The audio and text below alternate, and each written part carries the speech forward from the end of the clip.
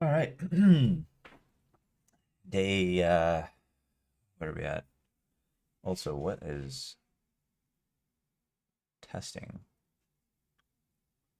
What is this? Oh, hold on, sorry. Just realized that there is some random thing. Okay, we're good. Day, what is it? 56? 56. Day 56. Welcome, welcome. Yesterday, funny enough, ended the stream, or last like what, hour, maybe two of the stream was completely muted. Classic, done that before. Anyways,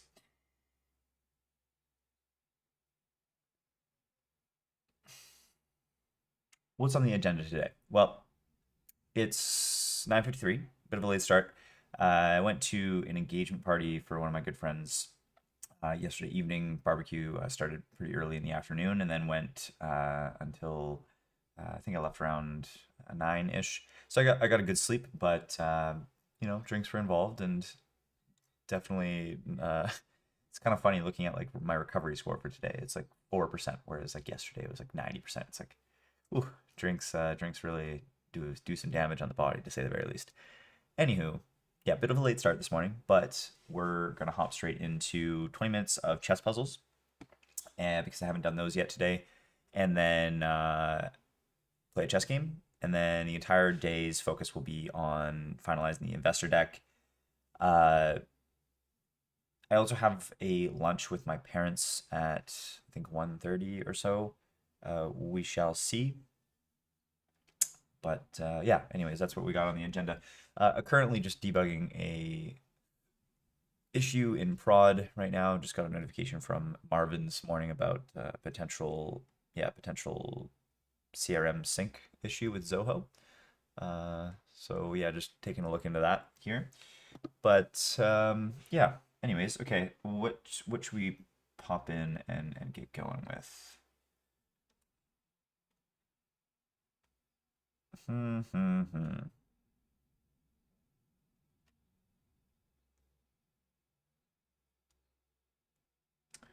I had something on my mind that I wanted to do, but I'm now forgetting what that was, unfortunately.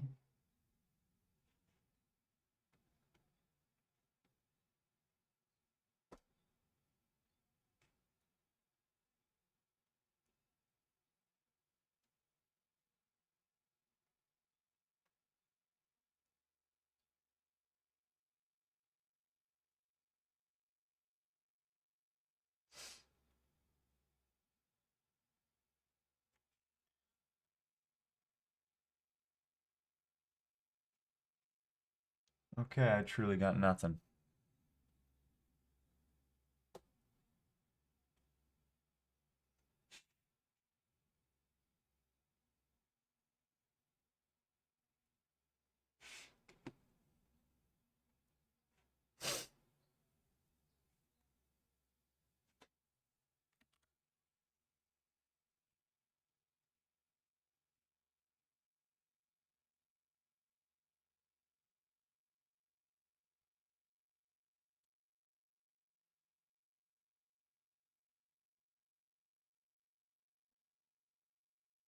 Yeah, all right. Well, I can't remember what I was gonna do. I had something in my mind, but that's okay. Let's pop in and play a chess game. Why am I getting a call? Ugh. Um, yeah, personal call. Just give me a sec.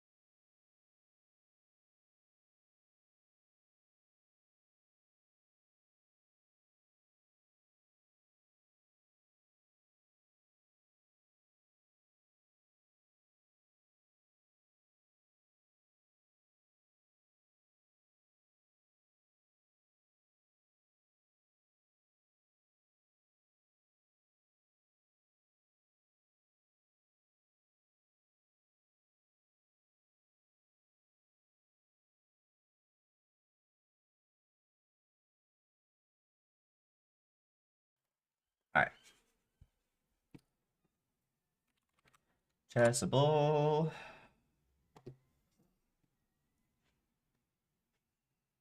Whoa, that's a very small board. Let us increase the size. Okay. Cool. 20 minutes. Hey, Google, set a timer for 20 minutes. 20-minute timer set. Cool.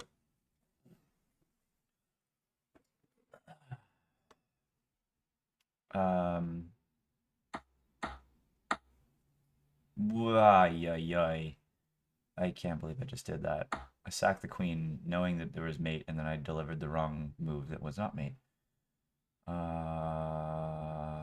This one looks like I just went a pawn. Yep.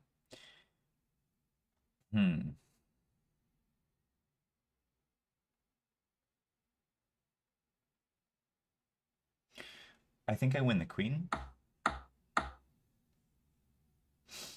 This is mate, so I gotta protect that. Though, hold on. What about this? Haha. White to play. I'm in, I think, yeah, makes sense. White to play. This seems fine. Black to play.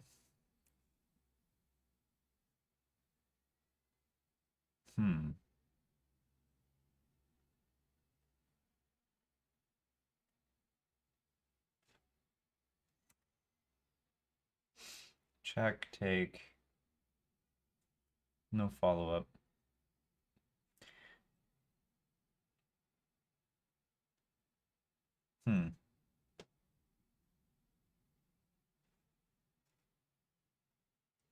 Queen's under attack. Maybe I just move the queen and that's all. That's it. Okay.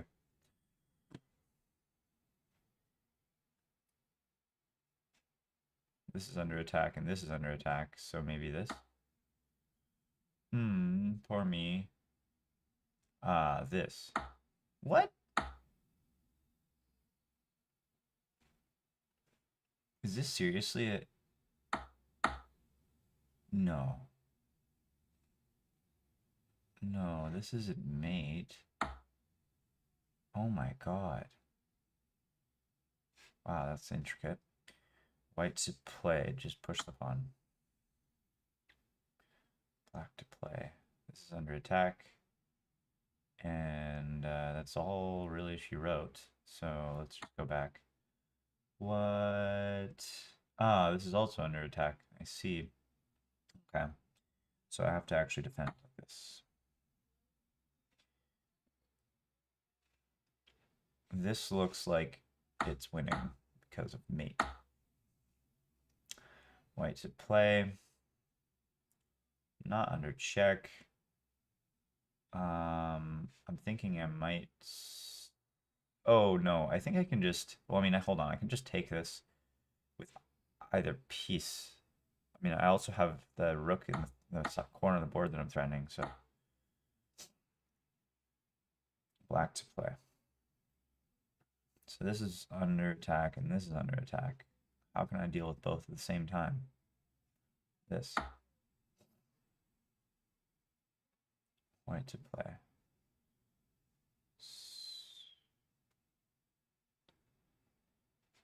Oh, I didn't make it in time.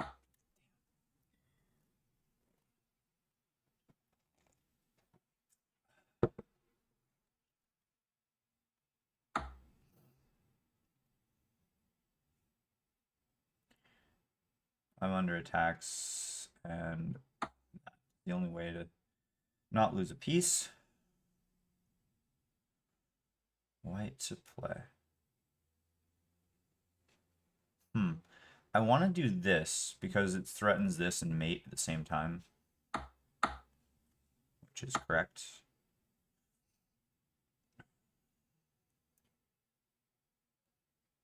Black, if I go here and sacrifice the rook, can I not go here with mate? Pretty sure that's the case. Black to play. Well, this is kind of unfair.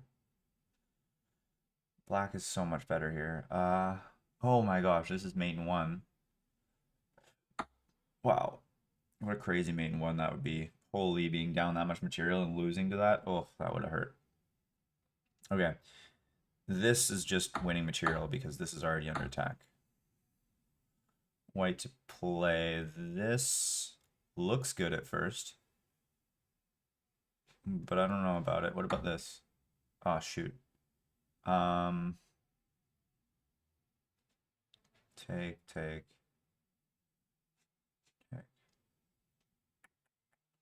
What about take?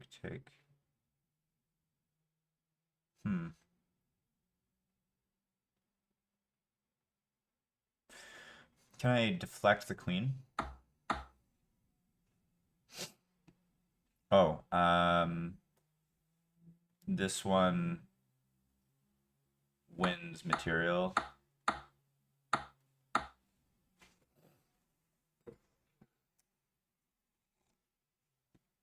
Black to play.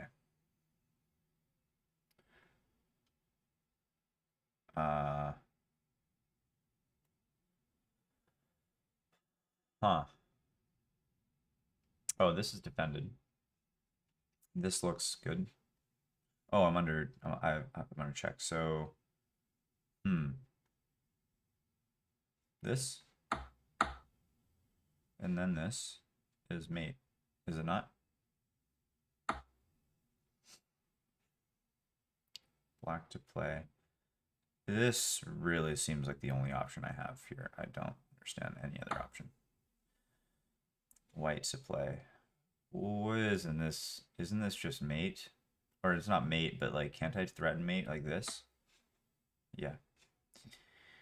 Okay, black to play. I can go here for an unavoidable checkmate, I'm pretty sure. Oh, no. No, that doesn't work because he has mate here. He goes here with the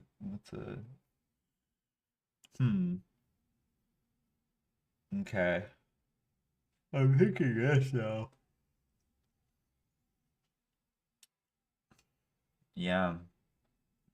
Yeah, actually, I don't really see any other option. I mean, I could go here maybe. But I have a feeling like that doesn't really... I feel like getting more... Okay, that's wrong too. Check. Take. Mate. Oh. Good. I was...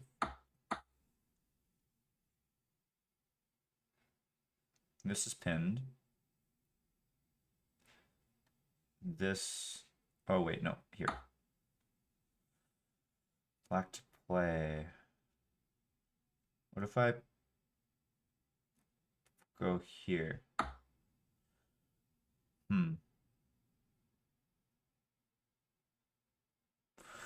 I could sack here, go here, check. No, doesn't work. What about just here? He doesn't have any mate threats right now, but I would if I did this. Aha. Now, I can take this. I think that's probably the move, yeah. This seems to win material, but is there a better move like this, for example? No, it's this. What?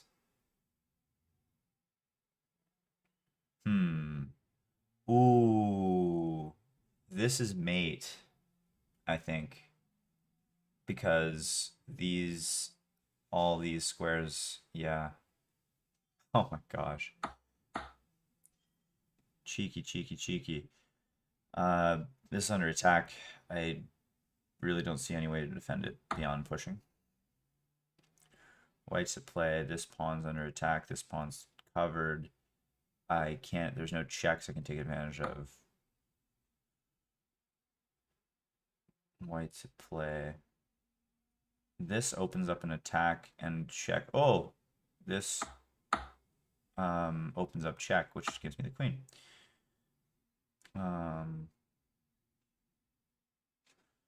Can't I just take the pawn? Oh, yeah, I think it's just taking the pawn.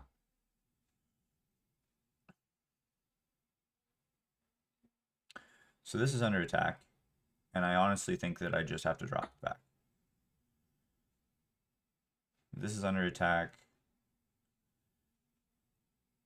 I think I just need to... Oh, wait, what? Oh, it's white to play. Damn it.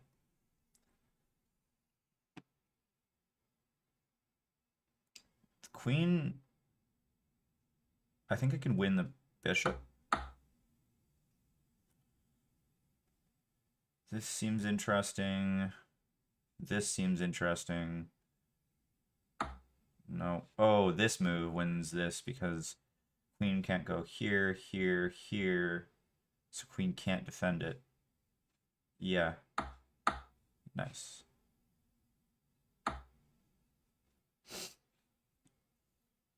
White to play.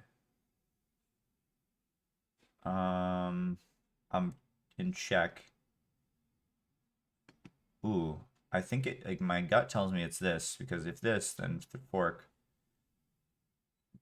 Wait, but then this ends up in a fork too. This is the move.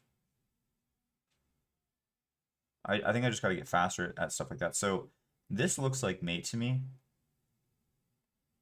I think it is. Wow, okay, it's not. Oh, this is mate. I think because I need the double check, because otherwise this defends.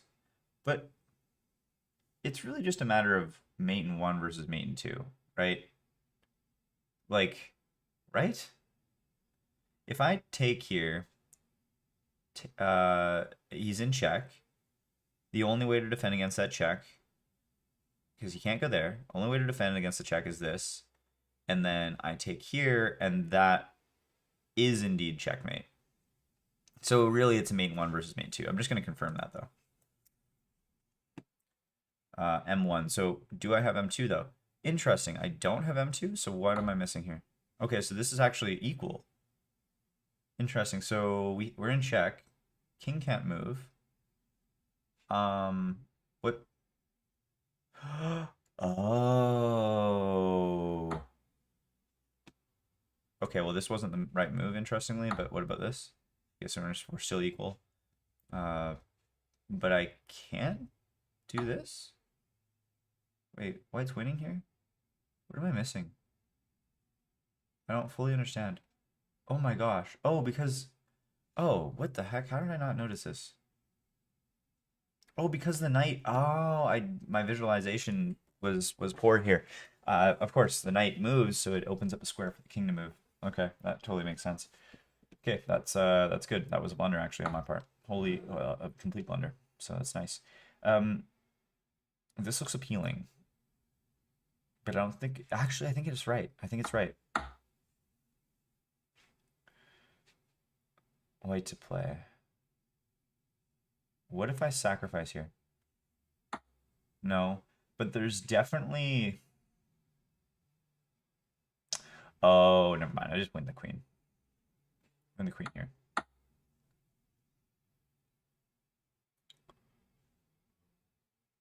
I think my only option really is bring it back, yeah. White to play. So we got these two squares covered. This square is also, or it's covered by this, but we also have this. I feel like there's probably a sacrifice here somewhere. Oh, but I'm in check. Pardon me. What if I sacrifice here? Isn't that checkmate? I think it is. Wow, nice. Black to play. This wins 2 points of material. White to play it. No, I'm pretty sure this is the only move. This is under attack. I think I just have to drop it back. I don't see any other move. Yeah. Okay, so this looks like it's mate. Wow. Cheeky, cheeky. Okay, this square is defended.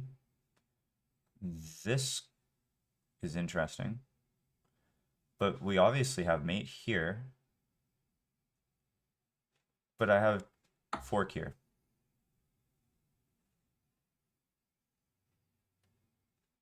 Pushing it.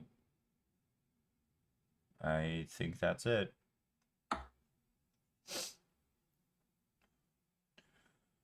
Okay, so he has mate in 1, and it's really hard. Oh, I can't think of it in time.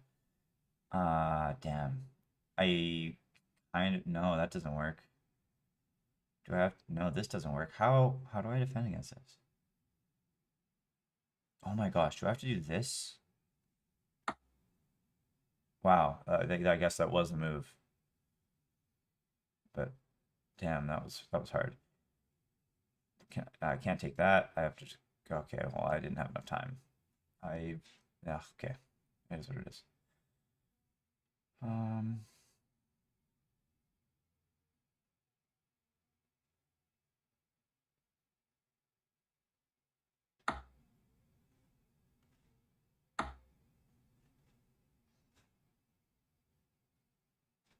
this pawn is hanging. My queen is also hanging. What if I just drop it back?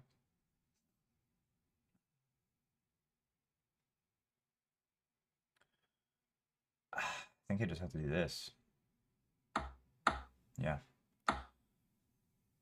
Black to play. Huh. What if I... there's something here. Something here for sure. Hmm.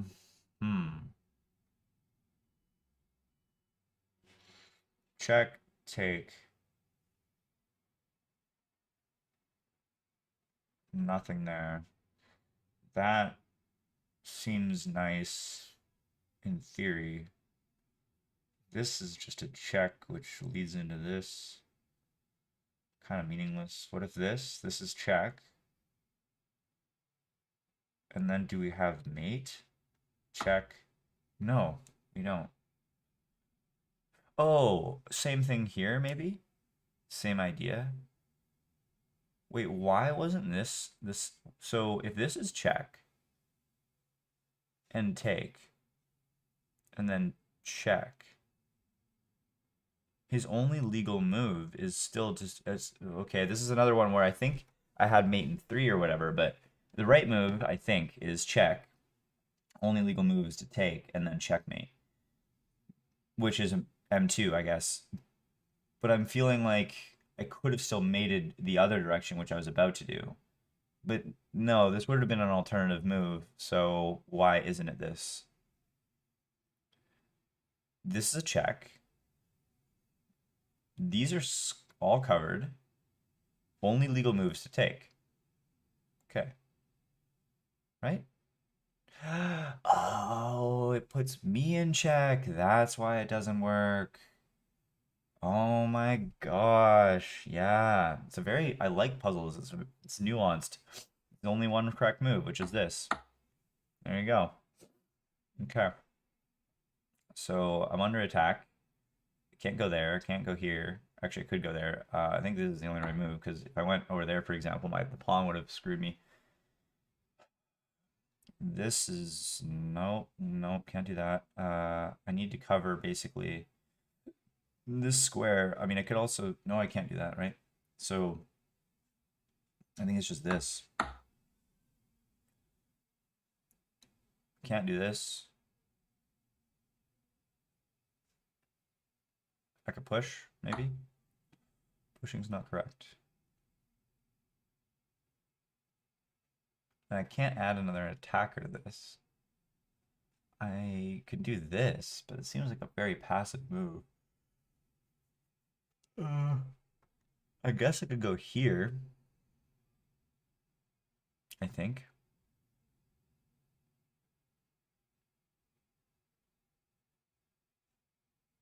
Hmm.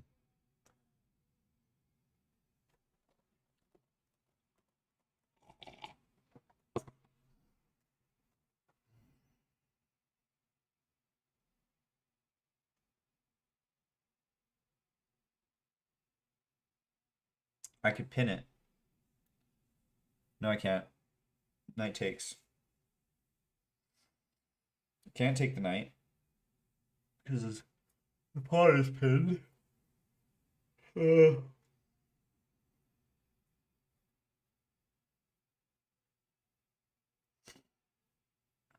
feel like the bishop on g2 is the only one that I can think of moving that saves the pawn without pushing the pawn.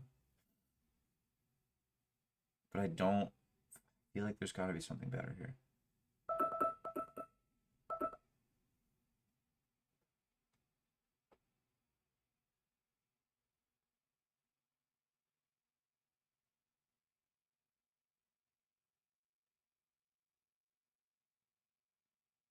I really can't think of it.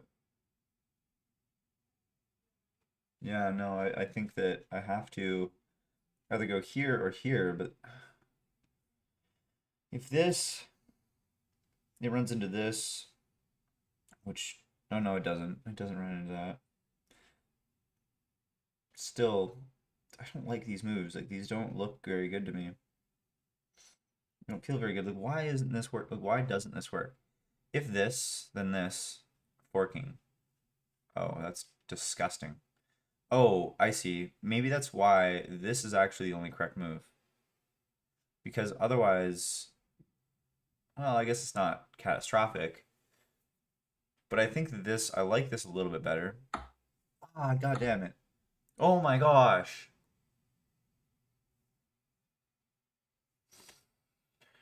Oh my god.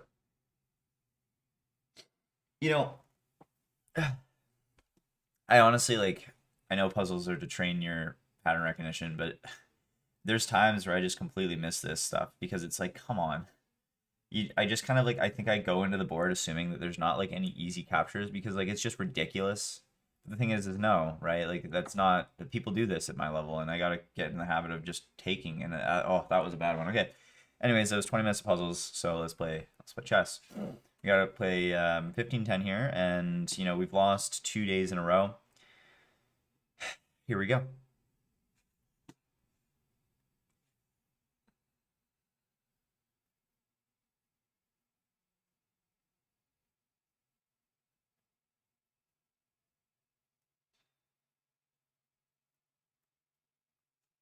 Okay, so we did just debug an issue here.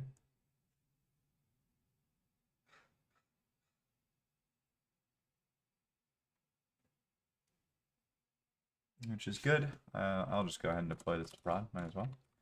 Run, deploy, prod. Don't need to migrate. Okay. Sick. Let's play.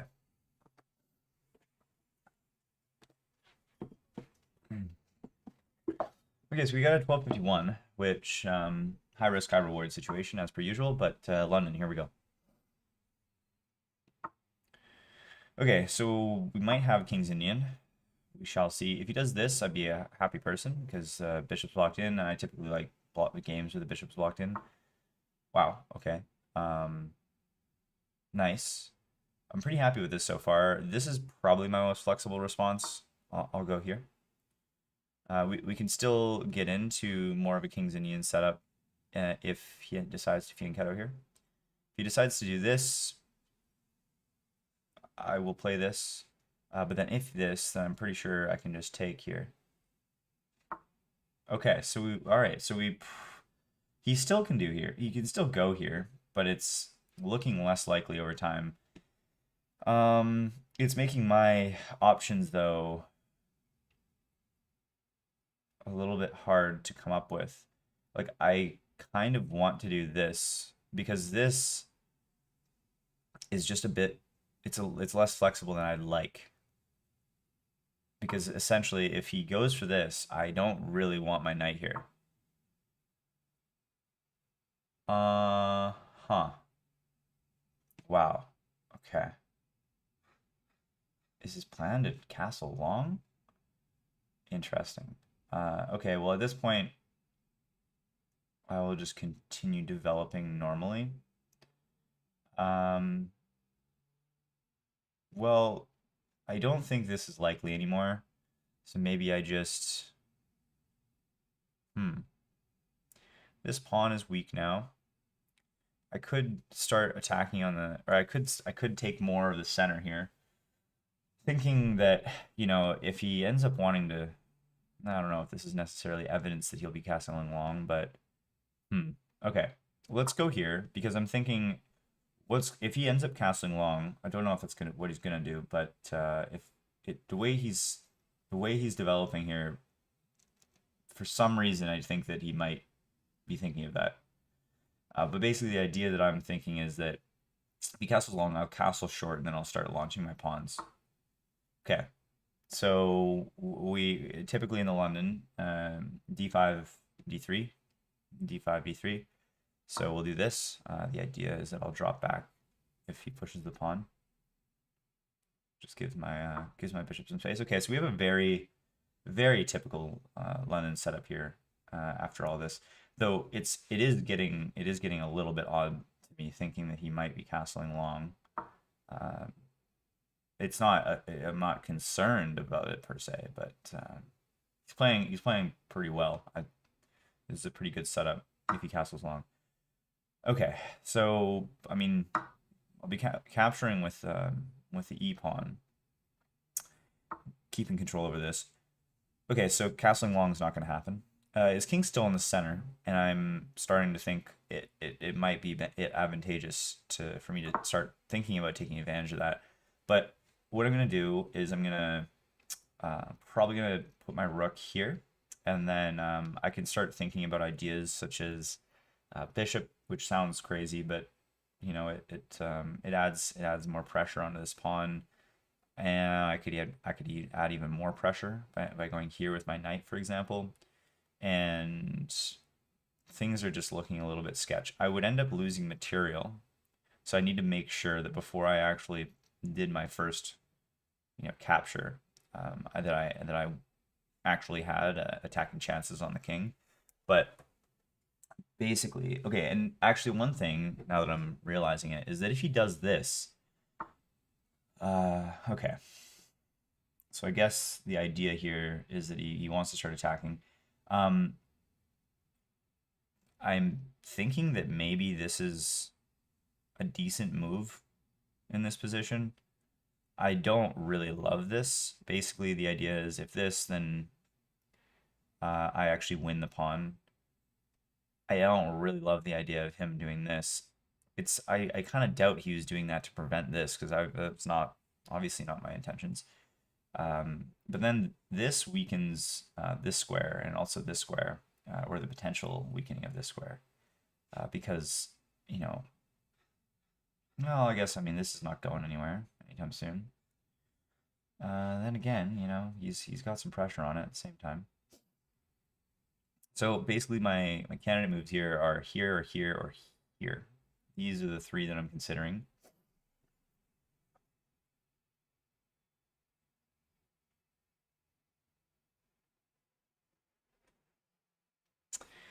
Well, this disallows this immediately. So what's his response? Let's say this. He does this. I go here. He takes with the knight. I take with the pawn, pushing the knight back. Ooh, awkwardly, actually, very awkwardly. He would have to go back here. Can't go there. Yeah, actually, that could be pretty decent. So if he does that, which it would actually be a mistake. It also, if I captured here, for example, queen's under attack. Queen's under attack, meaning you would have to take, and I can actually take the bishop, because this square isn't protected by the queen. Interesting. Okay, let's go here, and then I think I'm gonna follow with these moves. Okay, he's playing very solidly. Okay, so basically, I mean, I got two natural moves here. It's either I do this, or I think this seems like a decent idea in this position, because then if he takes, really his only option, quite literally his only option, actually, is to completely not castle, which I'm not convinced is very good for his position overall. Now, in that, I got to keep in mind on time, but basically, my pawn is here, his knight is back here now. I need to figure out how to take advantage of that. Now, I bring this, king's still in the center. This pawn is can't move. I could maybe do this. Oh, actually no, this pawn can move because this is not a pin anymore. Okay, I think I actually kind of want him to castle, to be honest. I'm just gonna do this. It's a fine developing move. I didn't need to rush with this at all. Okay. Interesting. So we have an opening on this, and then we also have this, which, I mean, he can't go here, but he could in theory do this, followed by this maybe. Maybe he could take with here. I'm not entirely sure. It does open this up though, because then I actually protect this with one more piece, and I'm not too concerned about what he's got going on here anymore. Yeah, I think I'm okay here. This knight though, I'm not gonna be moving. I want this knight here now. And this does only have one attacker. Okay. Huh. So I could. So what is he doing? Why is he not castling? He really doesn't want to castle. I could take the bishop. I don't think he would trade back though. No, I don't really want to take the bishop, honestly. I kind of like the bishop where it is. I can't really develop this. He's king still in the middle. I don't really have an idea of how I can attack it though is a problem. I don't have any discovered situation here.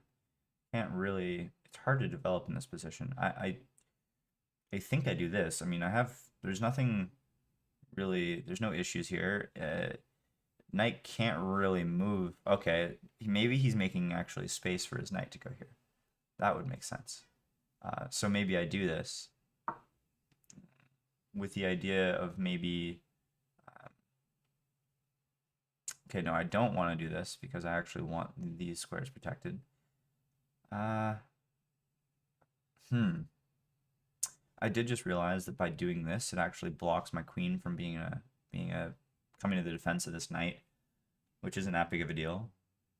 But yeah, if he does this, then take. Actually, wow, interesting. Should I just drop back?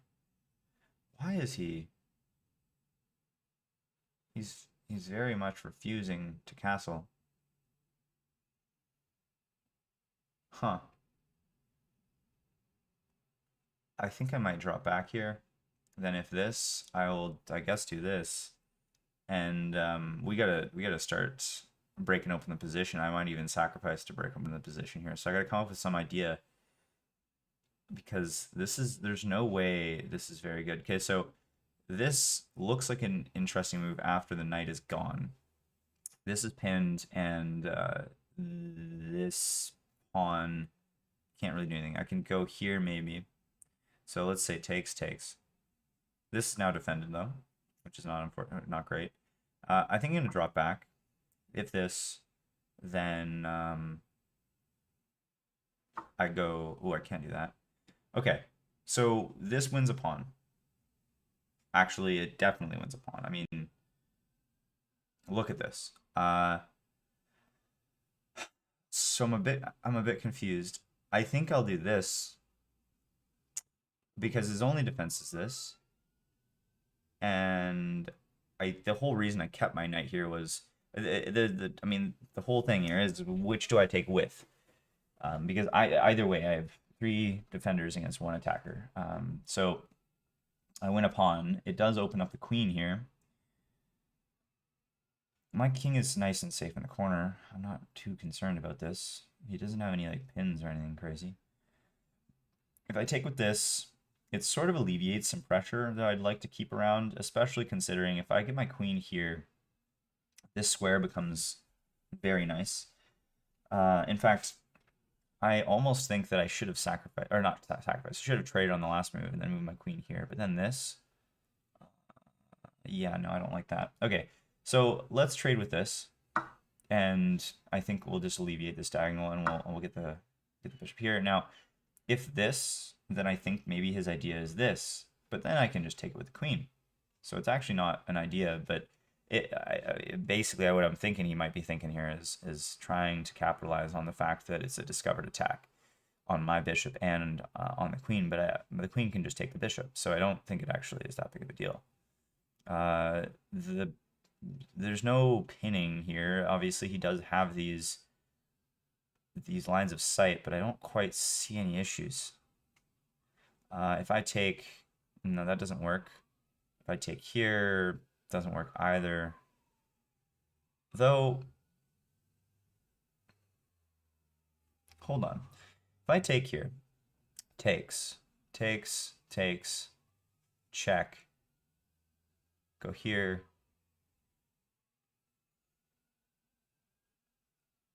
This still has not moved.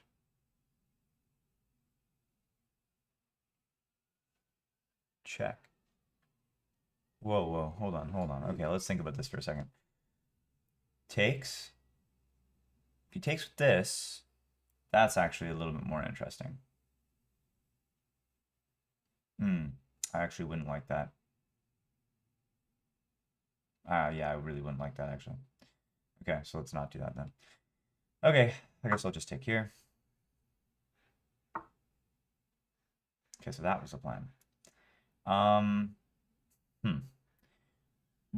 What if I just drop it back to its original position? Doesn't seem that bad. I mean, it's either this or I take and his queen comes here, or he probably wouldn't take back with the pawn. I don't think so. But this, he doesn't have much on this diagonal per se. I mean, if he does this, I take. No, never mind. Oh yes, I do. I take with the bishop because that's where my bishop would go. If he does this, he doesn't have check. I can just take. There's no in between move really that's going on here. He doesn't have any lines of sight with this. I kind of want my bishop on the board because at the end of the day, my bishop is very, very active, and yeah, it's a pretty good bishop, I think. It's dancing around right now. I'm very low on time, but yeah, I think this seems fine. I really got to take advantage of the fact that his king is not castled though. Like, I'm just not sure how to do that yet. I think maybe going here, starting to try and, okay, there it is. Finally. Okay. So yeah, okay. I see like this is a relatively annoying bishop now. I don't actually control this square. Oh, I do because of my rook. I might be able to do this, but it doesn't. It's not really necessary right now. I'm thinking I should start probably rotating my pieces. If I do this, I guess I kind of see this, but not really. If takes here, he'll probably take back with the bishop. And I don't have any follow-up per se. I think this rotation seems like it makes the most sense.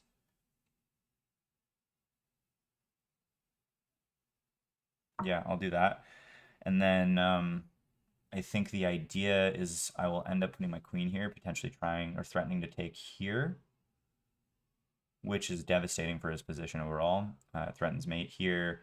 It threatens mate here simultaneously, which is, yeah, really bad. I don't see any immediate threats from him. So if he does this, for example, I actually might even just drop it back. Funny enough. Yeah, I probably will actually just drop it back. I kind of want my bishop. I do want my bishop, actually. I do. I do. Or I could just go forward. Nah, then you can take here. Okay, so that's interesting because this is a pretty locked down spot for quite some time here. I'm gonna do this. Though I'm now realizing I don't have control over the square anymore if I do that. So maybe I actually just lift my queen and prepare it. Because this is not under attack anymore. If it does become under attack, I can actually drop this back. But yeah, basically, if I lift the queen and go here, I still own this square. And I'm starting to I'm already developing my attack. Okay, so he drops back. I can take, check. Can't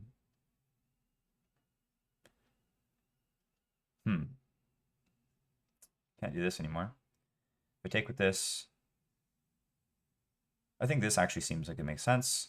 I don't need to defend this anymore. This sort of makes sense to me. It still allows me to do this. I can go here.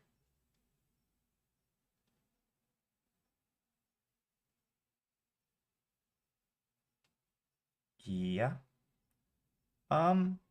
Yeah. Yeah, so now I'm directly threatening this immediately. Which is just good. I mean, if he misses that, then I'm home free. He probably won't miss that though. He's 1200. Oh, I am up a pawn. I didn't even realize that. When the heck did that even happen? Okay, no, don't care. Don't care. Just gotta play on. Just gotta play on. Okay. So he blocks that pin, which is definitely a little bit annoying. I can go here. If he does this, I own this square. I don't own this square anymore, so maybe this is the move before I push it out. He doesn't have any immediate attacking moves, so bringing this over seems like a good idea. It's on a dark square. Everything is solid. I'm still okay. We're good. I can kick it away, and then I actually re-invite this threat immediately. The only way he can really go back, okay, this is looking very nice for me now. I think I can push this away. The question is, do I push with this or this? This would actually defend this rook one more time, or pardon me, the knight one more time. Whereas this is sort of a liability in a way. Then again, though, I'd have a queen defending it. Okay, this is actually a really good question.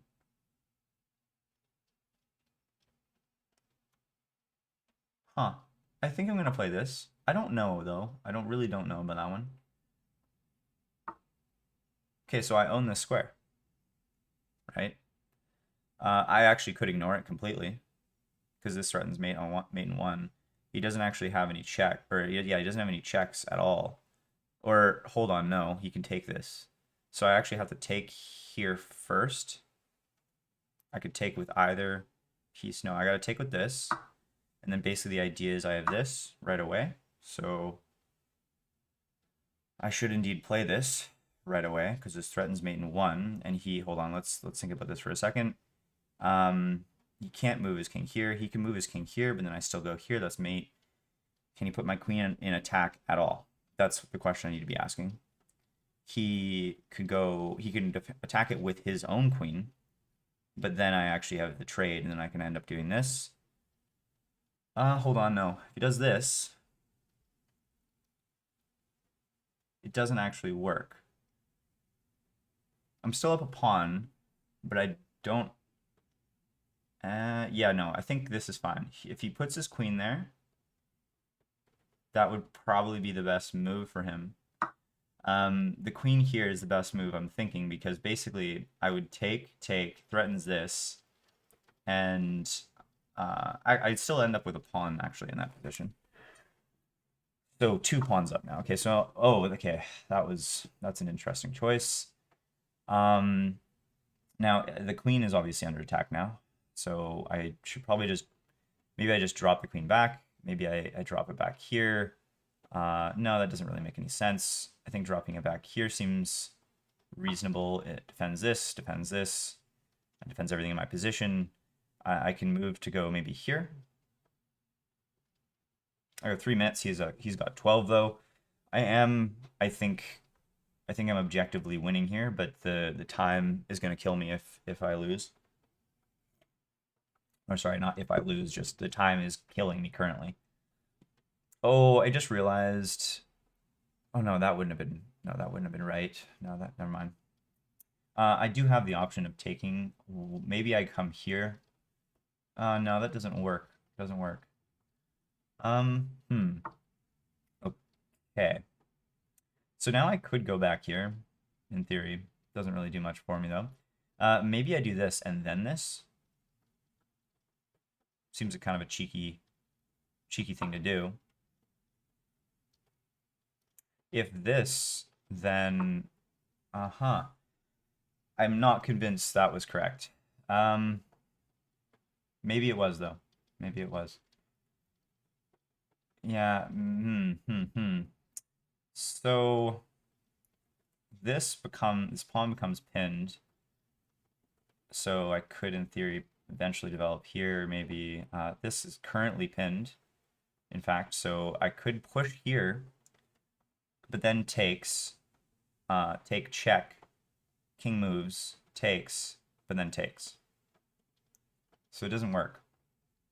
But it's darn close. Hold on. Wait. This would be pinned if the king moved in this direction. If the king moved in this direction, I have check, take. Hold on. Oh, darn it. Okay, let's think about this. So if I push here, he takes. King can't move here. Okay, so push, take. Worst case scenario, check.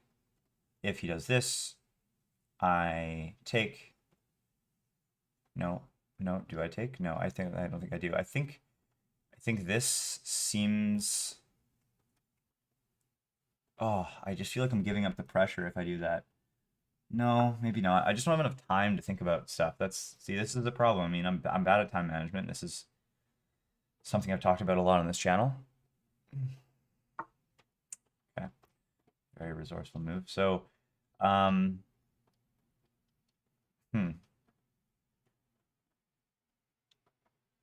thinking I just maybe develop here. I still defend this, so I'm okay. I could go here. I could do this, maybe. No, I can't do that.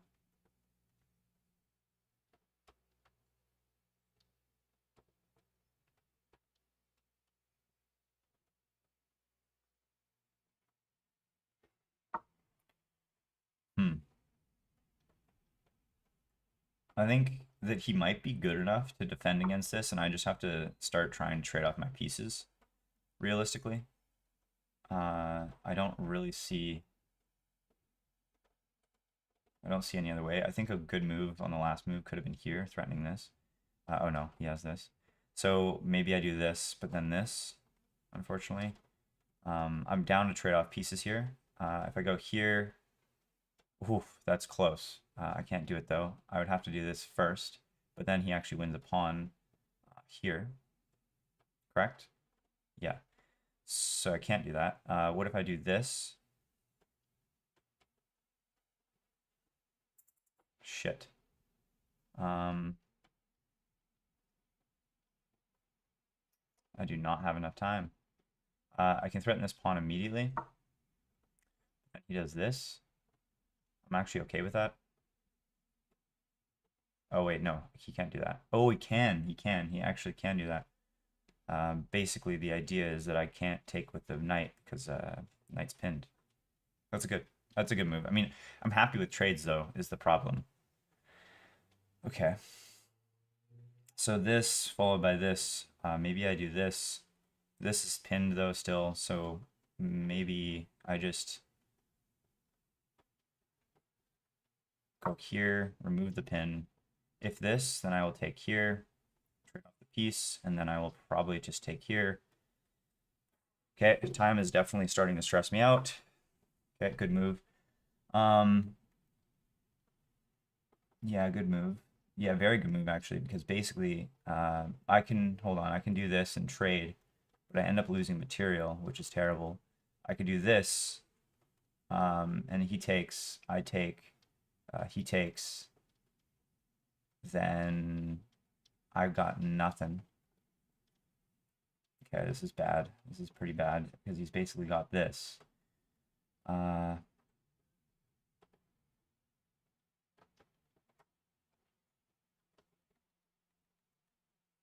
Shit, I got 16 seconds. Yeah, I don't know what to do, so I'll do this. And then this. It was probably the wrong move.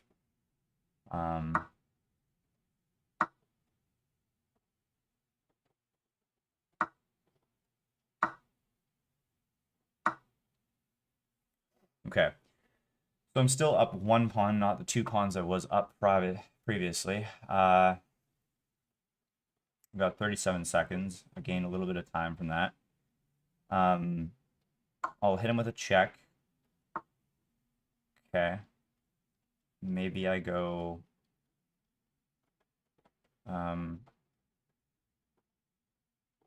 maybe I go here, expecting this. Shit. Shoot. Okay. Now I'm not down a pawn. I'm basically... Okay. So... I have to take. Interesting choice. Okay, I go here. He threatens this.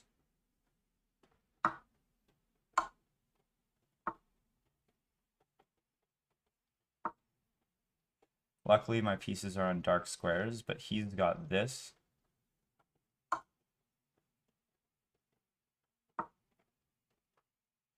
I think he's got this, and it's definitely because of my time management.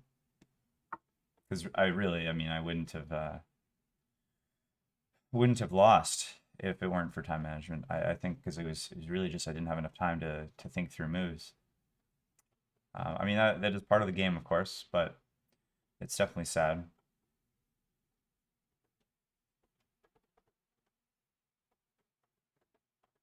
Not being able to think quick enough. So this runs into this, but then I can take, so I'm actually kind of okay with it. Yeah, I'm gonna do it.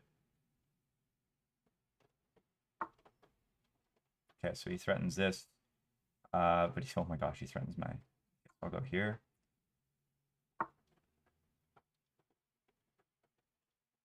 And then here. And then basically he's gonna, okay, here.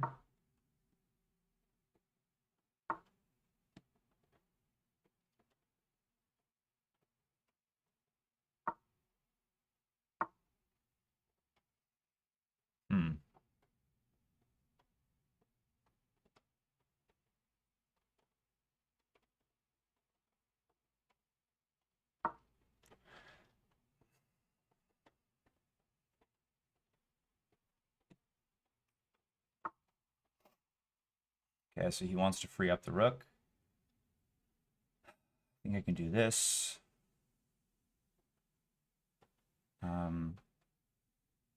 Which is what I'm going to do. He'll probably do this. Okay, so now we have this. Okay, now he wants this. So he's up a pawn now. Or no, he's not up a pawn, pardon. Okay, what is this? I think actually it's probably prudent for me to do this. Is it? I actually don't know for sure. This might be a draw. Okay, so I can go here. Wait, hold on. I have enough time to calculate. So if I go here, he moves down. I lose the pawn, strictly speaking. Do I have enough time? Probably not. I can't take this. I think that, oddly, this is my best move. He can do this. I will do this. Now, this pawn is undefended. So, and it does come with an extra move because there's check. So, whew, that's good. The fact that my pawns are on dark squares is really good for my position.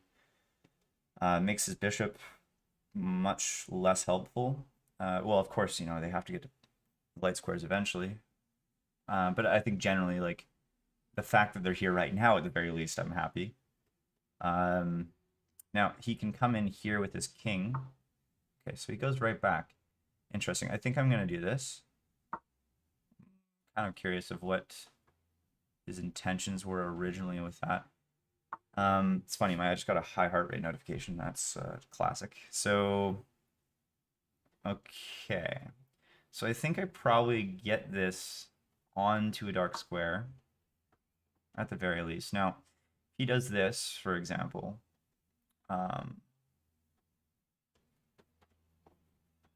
I don't know if I have a way of actually protecting against losing the pawn now that I'm thinking about it.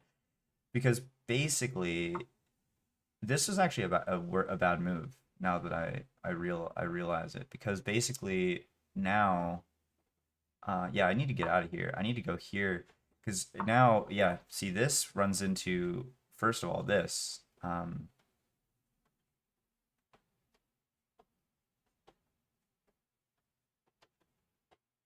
Oh my God. Oh shit. Hey,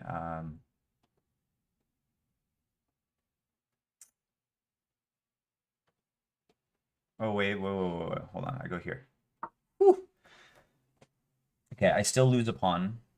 Basically, he has. Oh no, he doesn't have that. Oh wow, I'm actually playing decently right now. Okay, very stressful endgame. We're okay. We're okay with this move. It actually opens up this, which is what I want more than anything in the world. I want to trade off these rooks. I think, or do I? Who wins the pawn race? I do? Question mark. Okay, let's think about it for 30 seconds. Um, basically, like, I want to kind of go here. Wait, what if I do this and then do this? Because then I definitely win the pawn race. Okay, so there's a check here.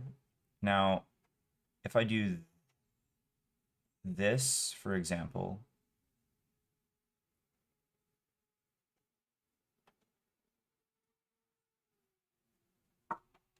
okay, I'm okay with this generally. He takes. Okay, so he takes the pawn. Now, I can't take his pawn. But what if I just do this?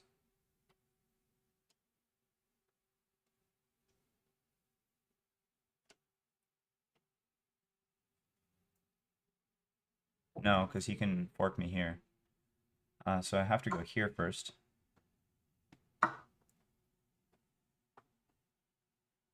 He still forks me though. I can take here. No, oh my gosh. He just freaking missed this. Oh my god. Okay, so now it's actually a question. So he'll do this probably. Yeah, there. Oh, there it is, and that's game over. Yeah. Okay. Well, that was a freaking wow. That was a game. That was quite the game for sure. Heart was beating. Now I'm down to 1173. It's kind of sad because obviously we got up to like what 190 or 189 or something like that. You know, really like teetering on that 1100 or on that 1200, and then we're now back down to 1173. Yeah. Okay. So we were destroying here. We were destroying here. So let's. I know. Let's just take a look at where I was time wise. So yeah. Okay. I did lose on time. Really. Like that's 100% why I lost is because in this position when I basically was up, I had a minute left and I simply couldn't. I didn't have time enough to think through my moves, and so time management was a huge one there, which reinforces an idea that I've said a million times on this channel is that I really got to start just making decent moves quicker rather than thinking of the best move in every single possible variation. But let's go analyze this and then get started on the investor deck. I'm like shaking from that. Ah, Iron. Damn. Damn.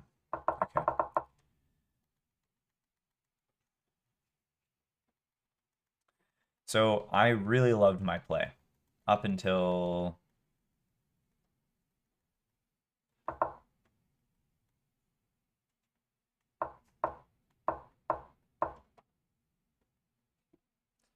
I think here, somewhere around here.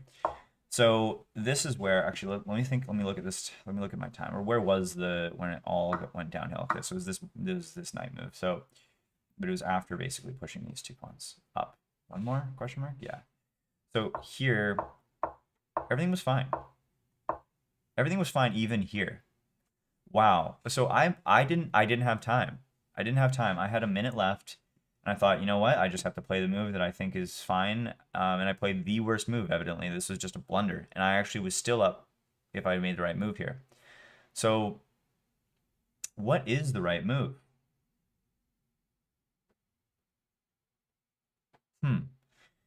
I couldn't think of it. I couldn't think of it in time. Now, if I did this, it runs into this. But what if check? Now, it doesn't, no, I don't see how that helps. No, it doesn't help at all. Okay. What if in this position, I dropped it back here? No, I don't like that. Okay, this is actually a really hard position to think about. Because I do not see, I still don't see. I mean, I know that this is a blunder, but I still don't see it. So let's really think about it. I mean, what else do I have? He's basically threatening, he's forking a fork and a piece. Fork squared once again. So is there any way for me to attack the queen without, or, I mean, if I do this, let's say I do this, hypothetically. This take, it's kind of end of story, right? I don't see how I'm up with anything in that position. Well, maybe I have this. No, that doesn't work.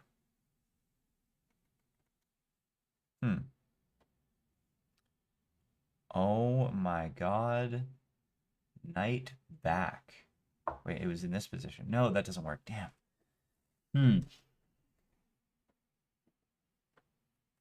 If I just push the queen forward. Oh. Maybe. Do I have this? If take, take. No, we're just trading. Wait. Oh. Hold on. What if I take with the knight? Attack the queen. Queen has to go. Queen has to go back here. Because this is mate in one.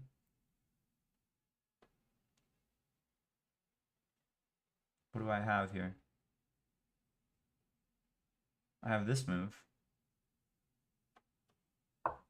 Take.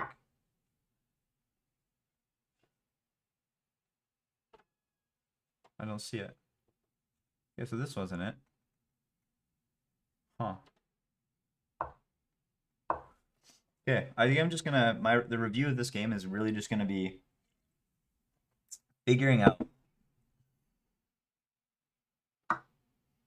the best move in this position. Because I was destroying in this position. I was still +4 here. I was +4 here and I can't see it.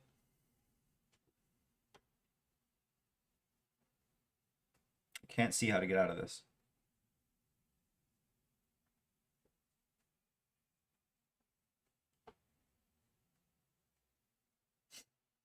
Yeah, wow.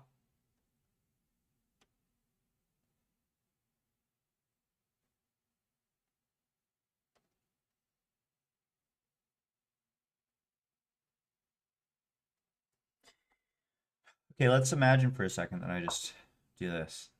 It's a forcing move. Queen takes or this. Now, he probably takes here. Now this threat still exists.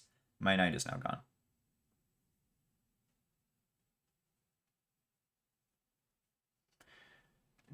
Both of these threats still exist. And I don't see how that Capitalize. No. There's no way that's it. Say I take the pawn. Ooh. No, that was, sorry, yeah, again, it's too late. It's too late to take the pawn. My queen's already, oh, this is actually what I did. This is the blunder. Okay. What if I did this? No. I don't see that working. I took the pawn, maybe. Is there any way for me to... How on earth? What if I... This might be the move. No, it still doesn't work. It's the same thing. Same issue. I just end up losing material. How? How can I win material in this position? Wait, what if... Can I go here? No, check. He still wins the queen. I don't see it. What if this... This...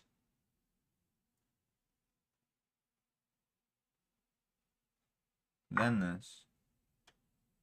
Then take. No, he wouldn't take. He'd move the queen first. Say he takes here.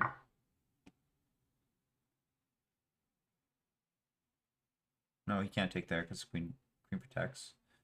You can't take this. He would need to do something. Can't go here. Could go here in theory. Let's just say he does this.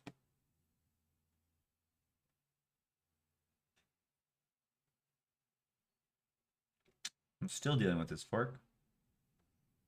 I can't, I could do this, deflecting this, but it doesn't do me anything. Let's say I did this. Take. Take. Okay. That's an interesting thought, actually. Okay, let's go back. So we're right here. This was a blunder. So we know that's a blunder. So this doesn't work. But if I drop back and he does this, now what if I do this? The queen is under attack. Okay, let's say the queen goes back, which solved an issue that he had prior. Okay. I still can't take this. But this is a good insight, though. I think this is a good insight. The queen, if in this position, what if the queen went here? Push. Take here. Queen has to go back. There's no other move. Well, you could do this. Okay, that actually works. That works fine. I could go here, this, but still doesn't, I don't love it. It's still not, I mean, no, I'm still down here.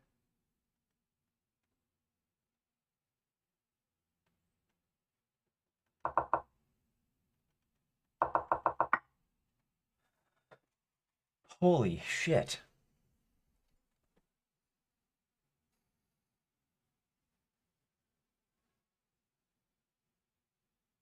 This is a really, really hard puzzle. Is there anything I can capitalize on by just letting him take the queen?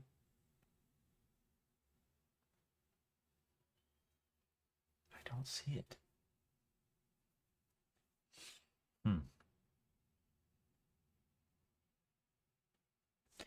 So far, I like this the most. Then this. Then this. This.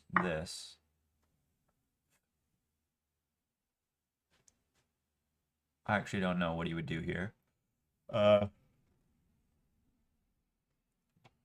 Equal trades so far. This is under, no, it's not under attack. Pardon. Accordingly, in theory, I could take with the queen here.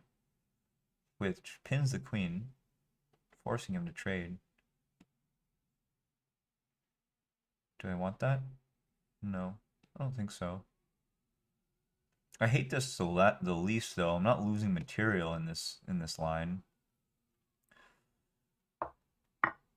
Yeah, okay. I'm not losing material in this line exactly. In fact, could I do the same thing in another way? I don't think I can, but I was thinking maybe I could do this. But I don't think that works because this pawn is still there. So let's say I take here. Okay. So this still loses a pawn. I mean, of course, after this. So let's say he takes.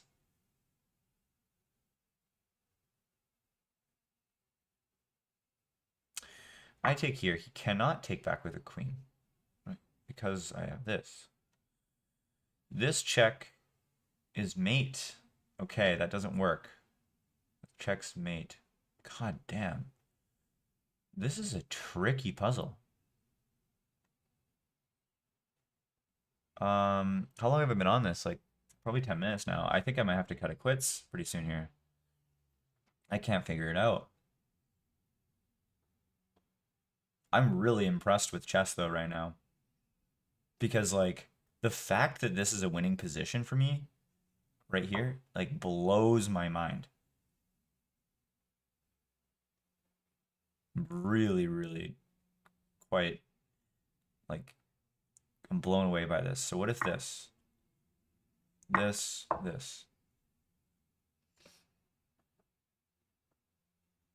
Oh shit. No, that's not what I meant to do.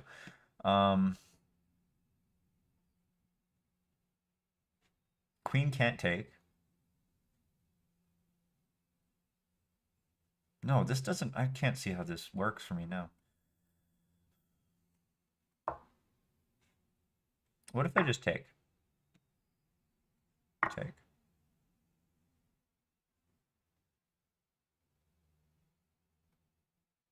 Take. I don't have this fork at all.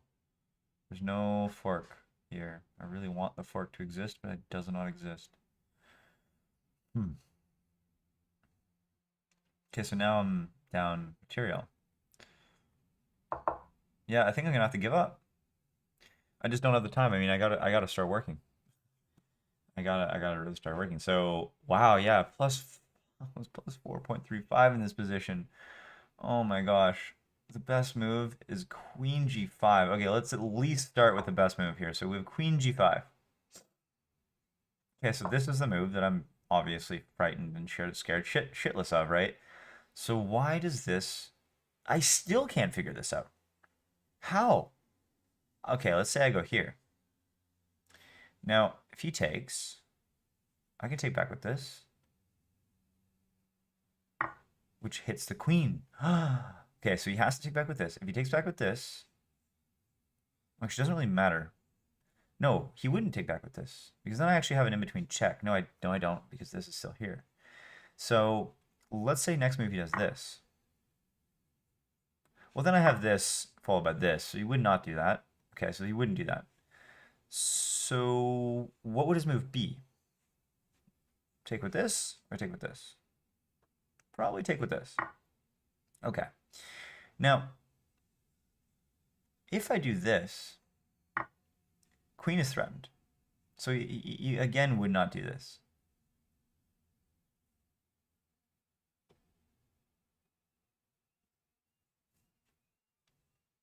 Wouldn't make any sense. But oh, yeah, queen is threatened actually, and it also protects, which is really nice. So he wouldn't do this, so he'd move the queen. Where would he move the queen to? Here trades. Here loses the queen. Here loses the queen. Here loses the queen. Here is fine. Passive move, but it's fine. Here's also fine. So let's say he goes here. Now I don't have this. I don't have this. I could do this, but it makes some of the... I feel like it's just maybe this. Wait, no, he can't do that because of this. Oh, okay, I think I might be onto something here. Okay, so basically, if I move the queen here, or if I move I use the knight as a threat because I have mate, and he has to stick around for that mate.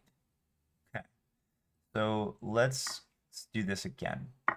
So I take, now the queen is under attack. Let's say the queen goes here, protecting against me. So then I can just move this up. And in fact, I still have my pawn majority. I'm in fact 3 pawns up right now. And I can't do this, of course, but I could do this. This is pinned, which is annoying, but it's still like I could do this, for example. Actually, no, I can't do that. That doesn't make any sense. But I mean, I think I just do this, and then, or maybe not that, actually. I'm not sure if I love that. Maybe this, because the other ways, otherwise this. But then this threatens this. And yeah, I think everything's good. Everything seems fine here. I'm up 3 pawns, and yeah, okay, let's see if this is a continuation. So we have this move, now followed by, I think I proposed this move. Or no, sorry, we're gonna assume this, because this is an inaccuracy, believe it or not. But this is by far, oh wow, best move is actually just to come back with the knight. Oh my gosh, I was thinking this. This loses material though. This is a blunder. Because he takes back with this. Now why is that? Let's go back here. Say he takes back with this. Oh, that's of course a blunder. Wait, no, it's not of course a blunder. Why does it, why? Wait, yeah, why is this not fine? I'm -2 here. I don't fully understand, I don't think. So takes here, followed by taking here.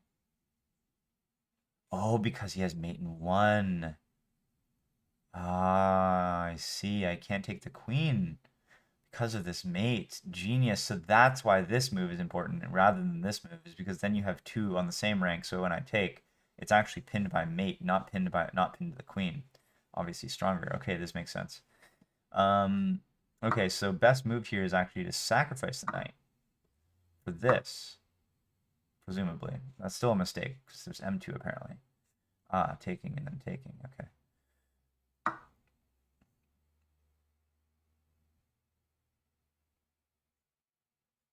Yeah, wow. So let's presume I did this, and then what's best response? Best response is A5, threatening the pawn. This is, I mean, I'm +7 at this point. This is like, oh man, I executed a London so well, only to throw it all away because of time pressure. I mean, then again, actually, I don't even know if that was time pressure, because we just witnessed that I couldn't even think of this. I couldn't figure that out. Because I was so obsessed with not losing pieces, and I don't think I would have thought of sacking the knight here. But the sacking the knight it totally makes sense because of this check and then mate.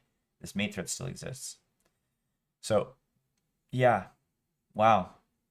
And he has to move the queen back, either here or here, which loses the queen either way. But because of the check, and there's no other way to avoid check. Oh my gosh, I was in such an advantageous position here. Threw it all away because, you know, I mean, that's just, I guess, a simple chess skills thing, right? But I couldn't convert. This was too complicated for me. I mean, he was attacking my queen. He was threatening to push with fork. I just did not see this. I mean, this is, yeah, this is too much for my puny little brain to see. I'm happy that I see it now. I don't know if, I think this is more just like I gotta continue calculating, continue reviewing, and continue improving. Good game. Brutal loss, of course. Like, you know, seeing this, it definitely hurts. In fact, oh, I actually blundered here. What was this blunder? Why was this a blunder? This, maybe? Wait, no, what was the blunder here?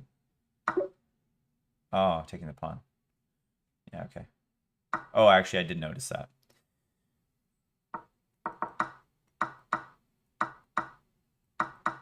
This is even 0. Interesting. Even this stuff was 0. We're actually 0-0 here. And I took and gave him mate.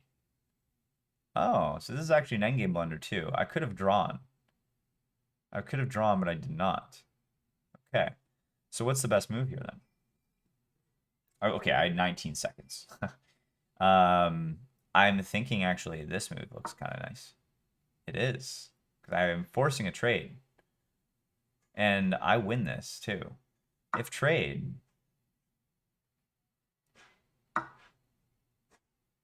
Do I not win? No, because of this. And then it's just equal game. I think this is equal, yeah. So black is slightly better, I guess, but what's the best move here for black? Best move is to threaten the pawn. Okay. Now, I presume this is the best move, or I can just take here. Wait, no, best move is not to threaten the pawn. Oh, okay, this is like one of those things that the engine doesn't even know what it's doing, because clearly I just clicked on the best move and it said it was an accuracy, so that makes no sense at all.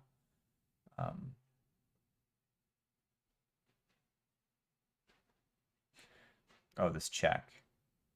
Followed by probably this. Yeah. Still, it is an equal game, but I took and threw it all away. Instead of trading off, realizing that he only has one pawn. My king is on the right, on the left side of on the board. I can block his king. Ultimately, if anything, I could have gotten this. He does have a bishop, but a bishop and a pawn. I think I win this race, or just this.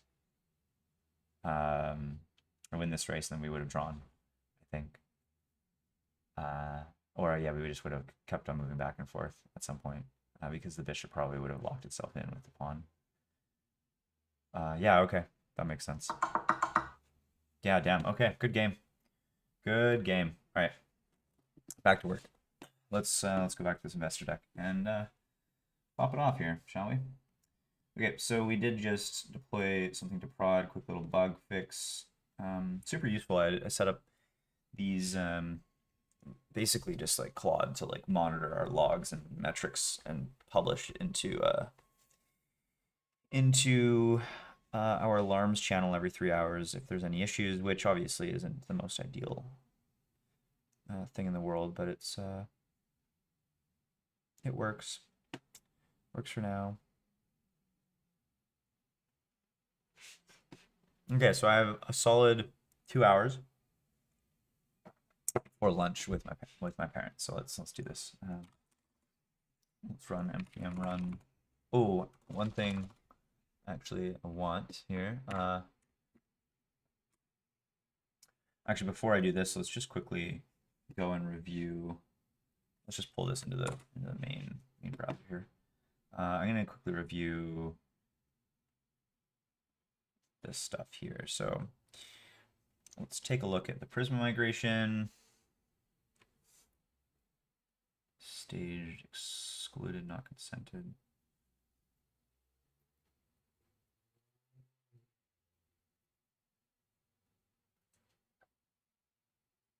Archived.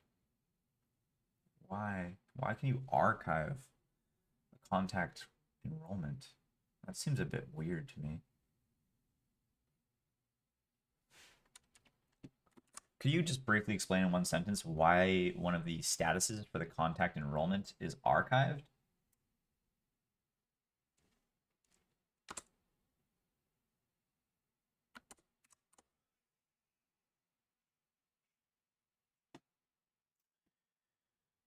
Okay, this all fine.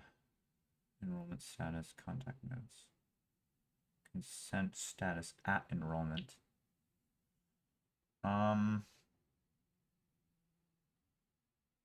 Legacy assignment ID. I'm going to assume this is due to the cutover, which is going to be removed. Sure hope. Workflow call admission lease. Okay, yeah, this is for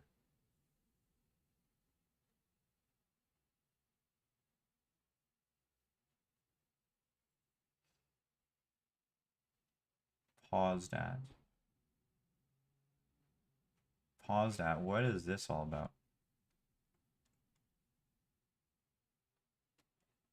Why do we have a paused at field? Where is this? Outbound campaign, workflow ID, paused at. Interesting. Okay, so we're keeping all of these. Okay, this is during the cutover. Makes sense. Archived at. Interesting. Okay, this is all fine. Generally speaking. As long as there's no Prisma in any of these. Okay, there's no Prisma here. No Prisma here. And then this is the destructive stuff. What the hell? I'm really hoping that this gets dropped. I'm getting a bit afraid here. I'm praying that we're dropping all this stuff.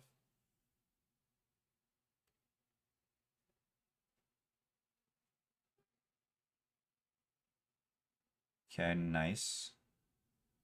That's a good drop. Workflow into migration map. Okay, here we go. Whew. That was stressful for a second there. Okay. Generally speaking, I like the overall shapes here. Archive means the campaign itself is archived, so each unfinished contact enrollment gets frozen as a non-callable without mislabeling it as a contact being individually removed. Interesting. I don't think that's even a valid state of the system. Like, okay, I guess that's fine. Okay, fair enough, I guess. So we can pause mid-campaign then.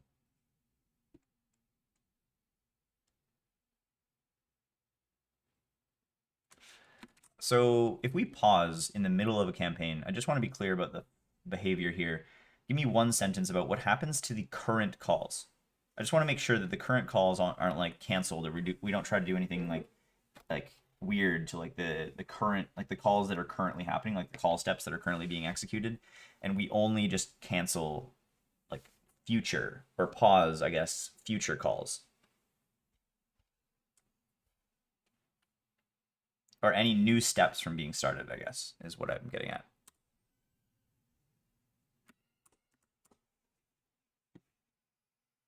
Okay, generally speaking, I like the way this is shaped. Let me go take a look at some of these. And I might just deploy this and test it if everything looks decent, which it does. Yeah, like this is generally looking pretty good so far.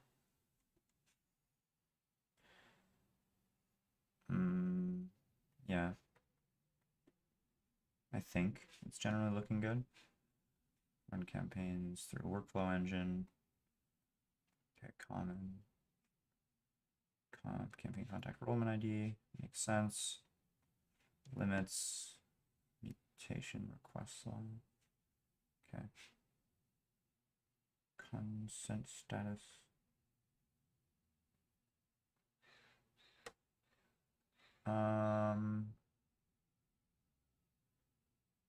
I'm a bit confused about this. Why was that removed?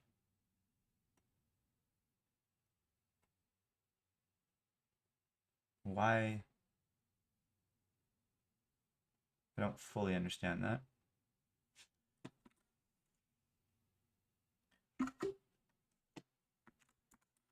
Could you explain why we removed the consent status here? Bit confused about this one.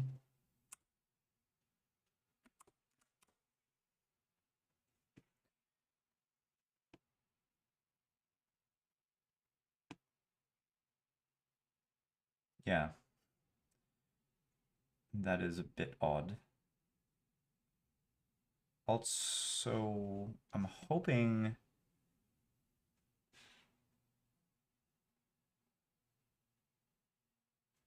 that these are removed later on. I don't fully understand why we're keeping this around.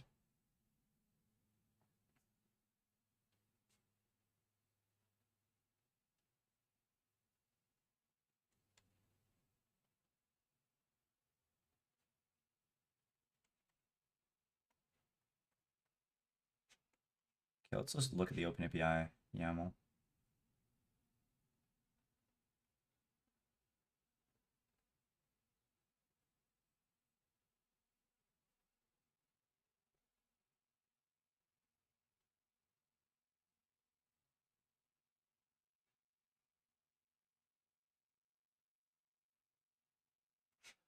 Add contact, adding staging on it must not what?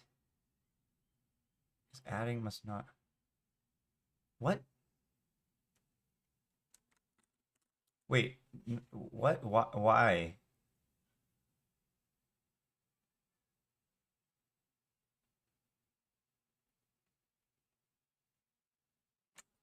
Oh, okay.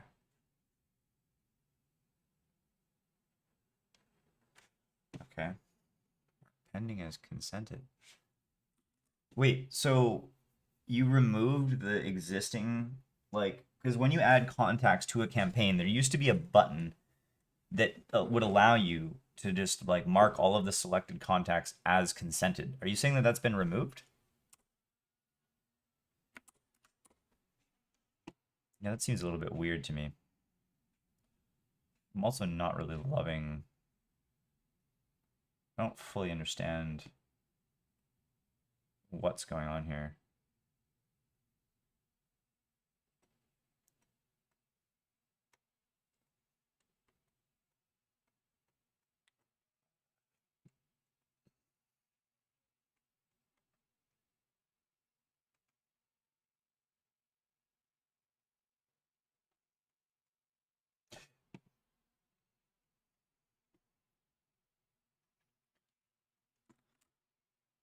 Okay.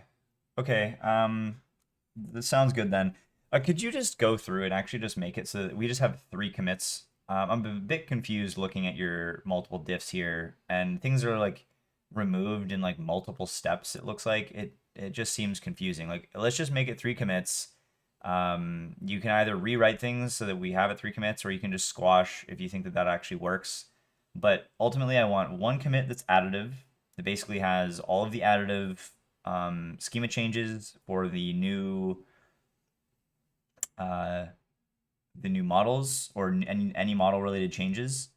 And then that commit is also going to include any backfill script that's necessary to basically bring over the old models to be represented with the new models, uh, and old campaigns to be represented with the new campaign approach, like the workflow approach, which is just really a workflow with obviously just one call step, and then sort of following the same sort of general mentality that we did for automations. You can look through the automation stuff, but yeah, you should already know this. And then the next commit is just going to basically replace all of the logic everywhere with like from the old, and we're going to basically use the new campaigns approach as if the old campaigns approach never existed in the first place, and there's no backwards compatibility shims or anything like that. And then the next commit, it just removes all of the old fields or columns in the Prisma schema, and then any like remaining stuff that's in the enum switch statements and stuff like that.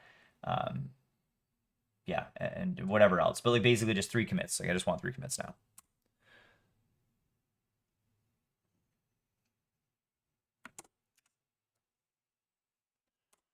Okay. I'm gonna quickly go to the bathroom. I'll be right back.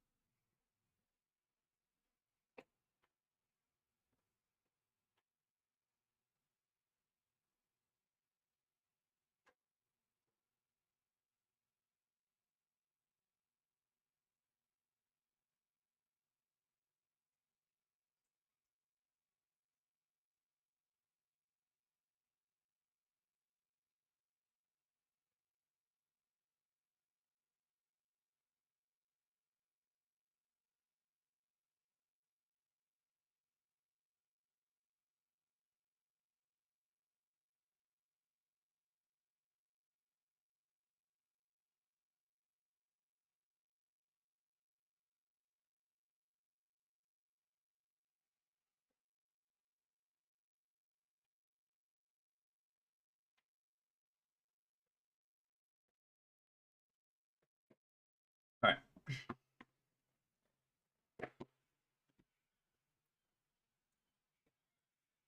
Okay, we've reviewed that. Let's just basically put that to the side for now then, and let's go into the investor work implementation here and keep going on the investor stuff.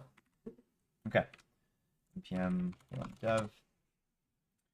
So we're finalizing localhost 3000 investor final. Okay. First slide's fine.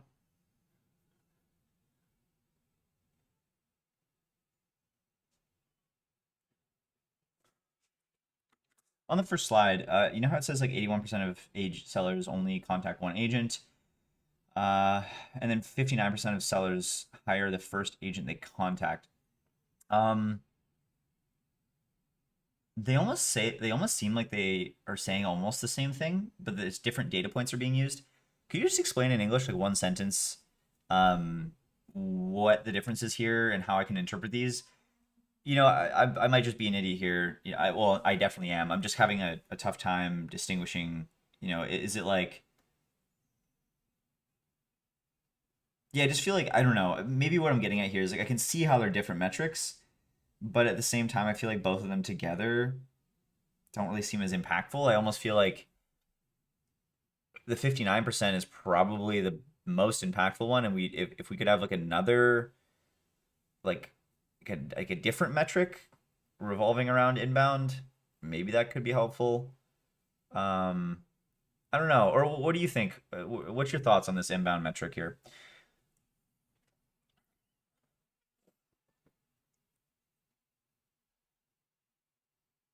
And then the outbound, are those specific to real estate or no? Those outbound metrics?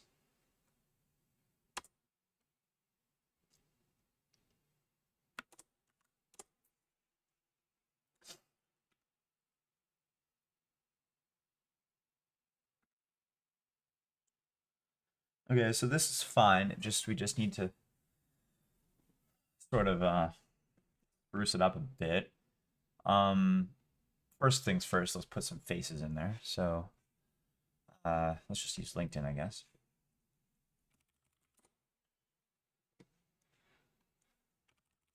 Oh my gosh. Okay, so my photo. Can you just maybe open image in new tab? Oh, it's a full image too. Nice. Okay.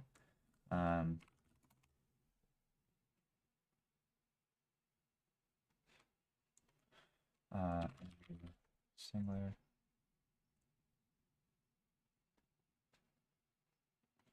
And then again, Shivani.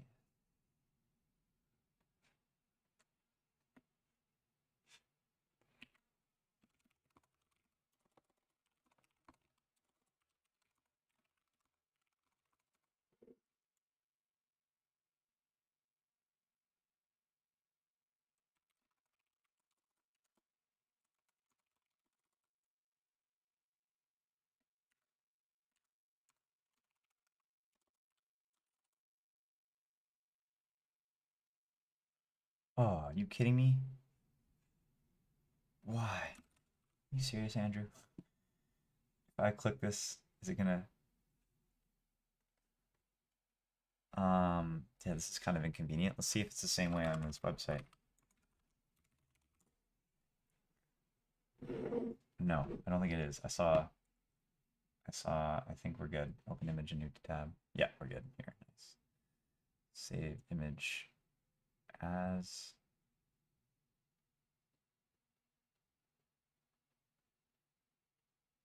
Actually, I can just do this. First wins dollars at stake. Buyers plus sellers, then dollars.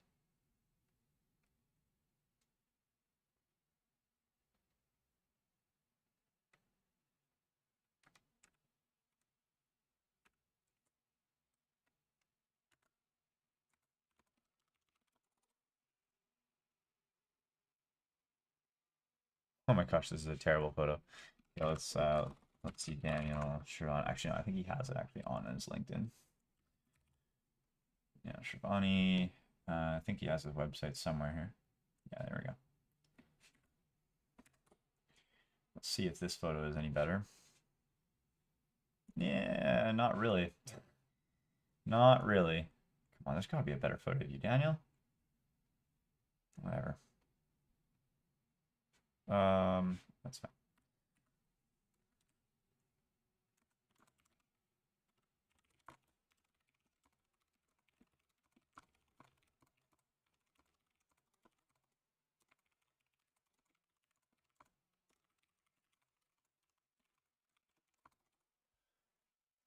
All right.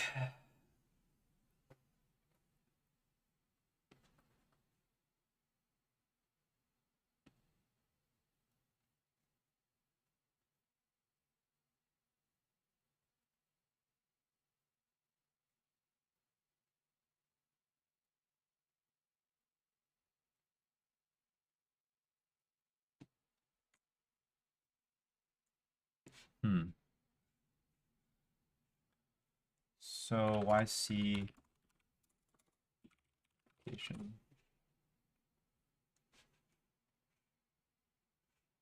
previous.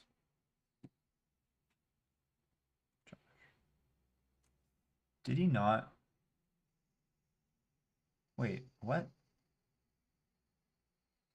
Oh, Microsoft. Yeah, I feel like this should probably also be included. No? I feel like we probably should. Like this is part of his job history at the end of the day. Can we expand all four at the same time? Yeah, we can.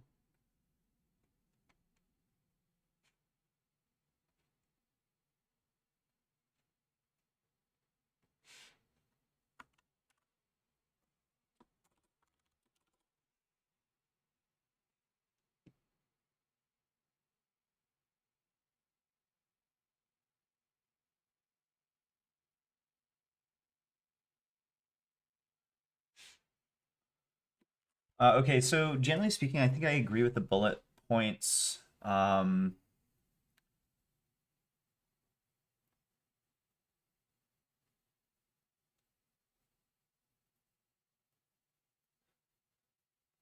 In the co-founder profiles, but I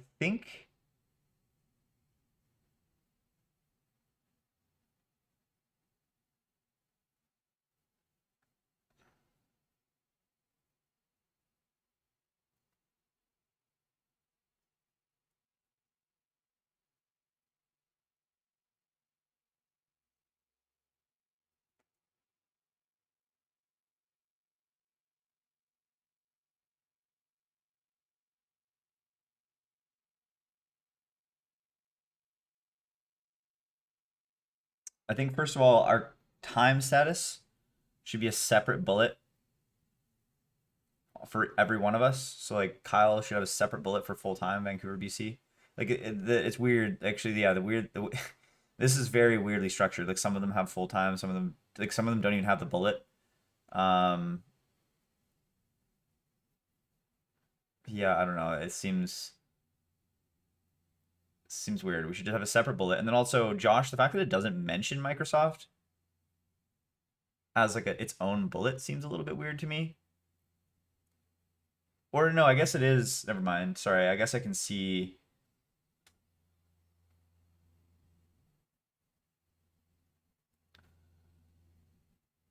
that it is there.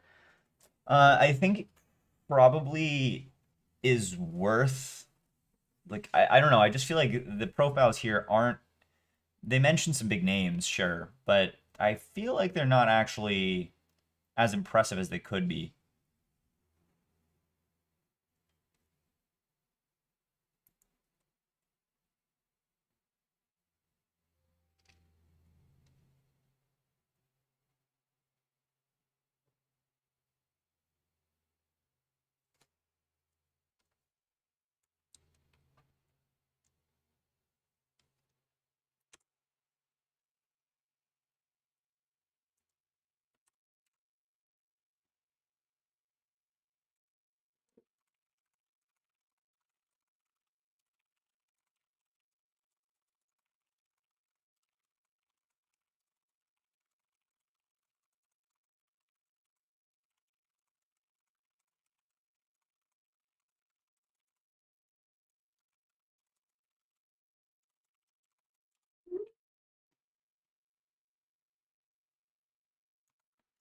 Another thing is, I think it's probably worth like noting down that uh Daniel is in his like last year of medical school at UBC potentially, and then also could you put a separate bullet, something along the lines of like uh currently working in a cardiology lab at Stanford.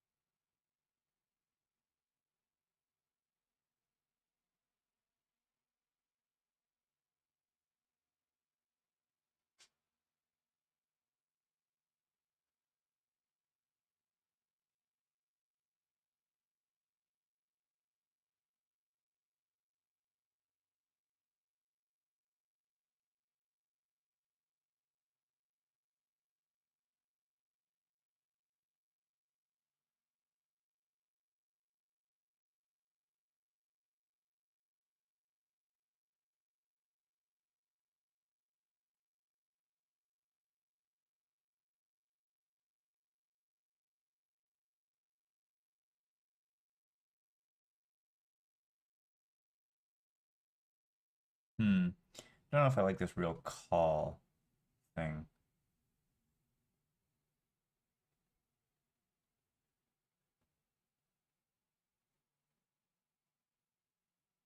Product. Okay. Hmm. Inbound, outbound automations.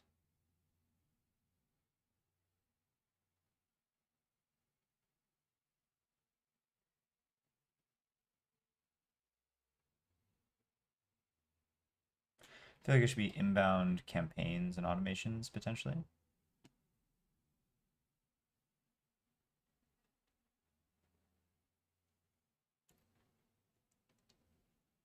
Then real call. I like this. I like this. I think I like all of this. Yeah, I think I generally like everything here actually. The real call, hmm.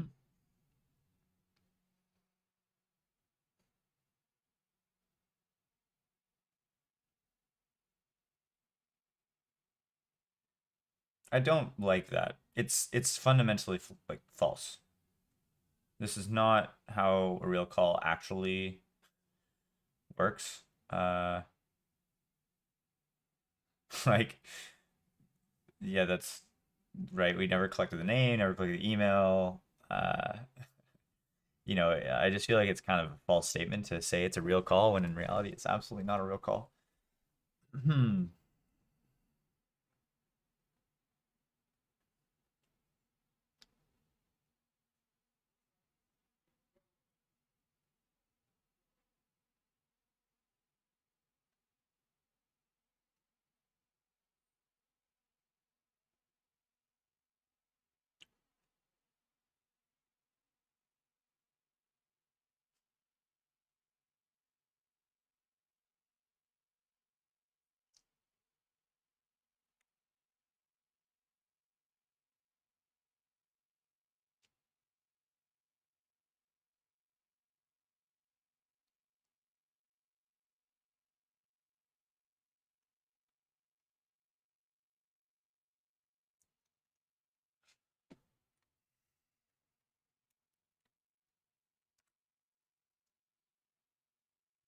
Okay, so on the product side,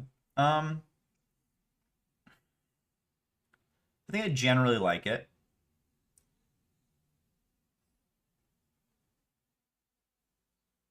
I think it should probably be inbound campaigns and automations instead of inbound, outbound, and then automations. Because like, if you look at outbound and automations, they're saying the same fucking thing. Uh, yeah, it's repetitive, and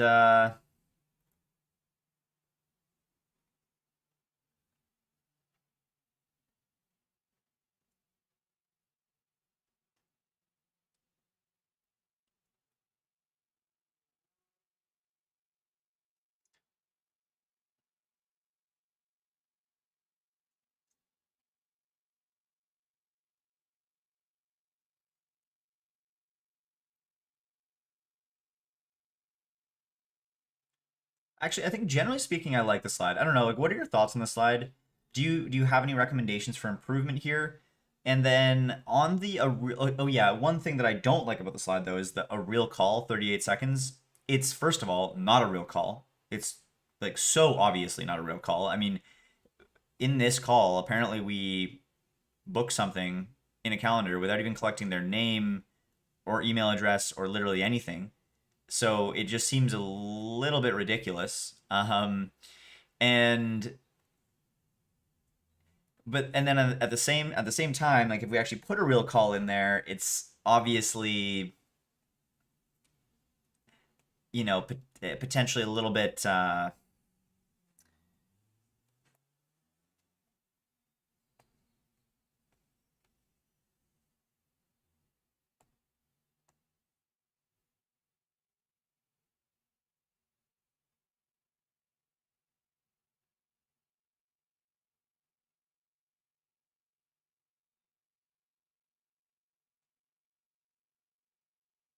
could potentially be a bit long. But I like the what happens behind the call section. And I kind of like the idea of having a real call, but at the same time, I don't like the idea of having a fake call and saying it's a real call. Um, Maybe we could have a call flow, or maybe we could just replace the real call section with something completely different. I don't know if I have a vision for it, which is making this challenging. What are your thoughts about this slide?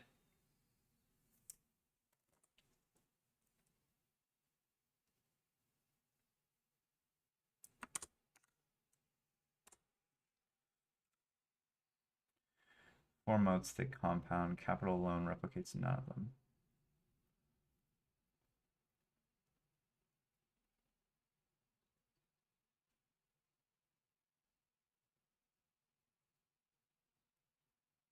What does MSA mean again? MSA meaning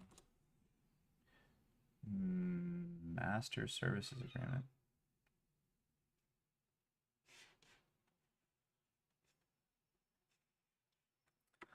Okay, so on the moat slide,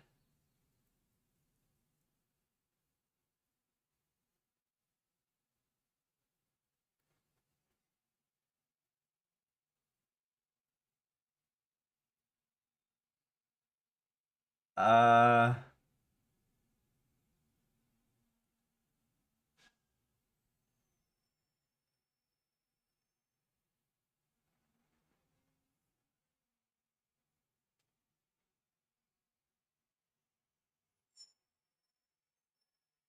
I'm a bit confused. It doesn't seem very logical. How do how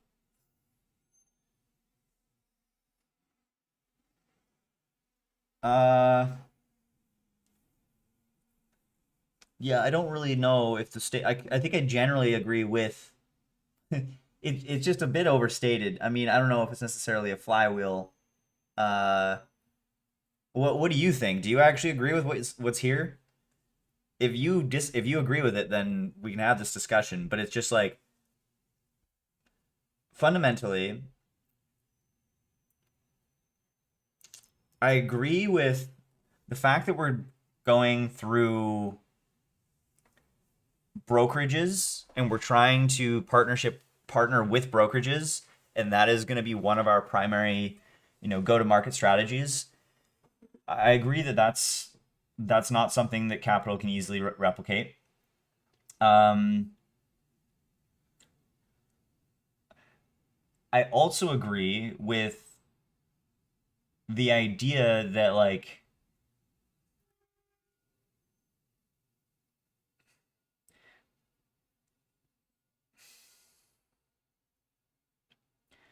or I guess I think maybe the integration depth and compiler and workflows should actually be switched. I think number 2 should be integration depth or integration and workflows depth. And then maybe 3 should be the compiler, and then 4 should be how, every single call is analyzed, and scored on various quality metrics. And we attempt to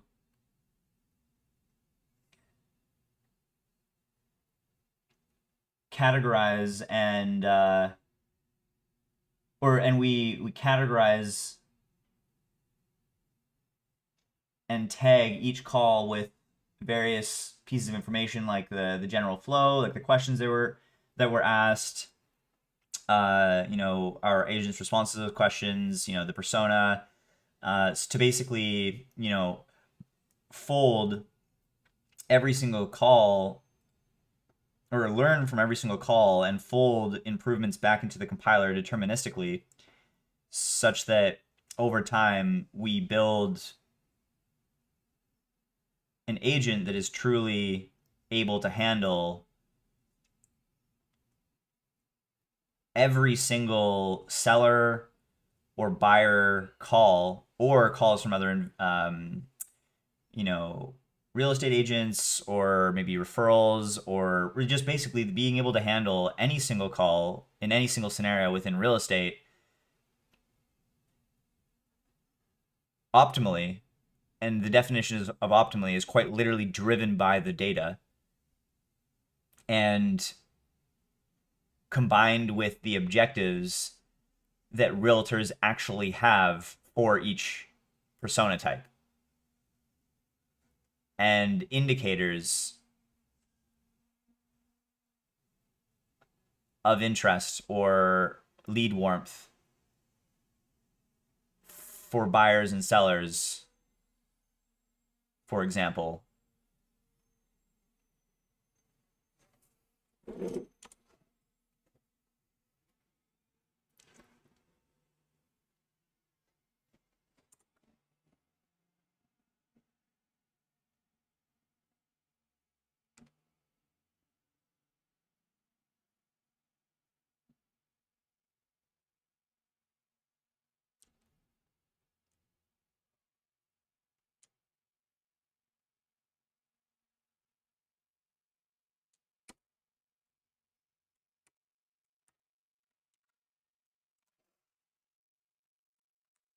Regardless of how this is done, I just feel like the compounding flywheel diagram here is not really. I don't think I think it just seems a bit fluffy to me. It seems a bit too visual, because these slides are meant to be. Ultimately, they're meant to be able to be read at the end of the day. Like without even presenting them. And I just feel like this takes up a lot of space, and it seems fluffy. It also doesn't even really make a lot of sense. Like brokerage delivers agents, calls feed to the compiler. Okay, I guess it kind of makes sense, but compiler unlocks integrations, data sharpens outbound, channels delivers more agents. I just think it's a little bit of a weak like flywheel. I get it, but I just don't know if we need to state it with this like graphical visualization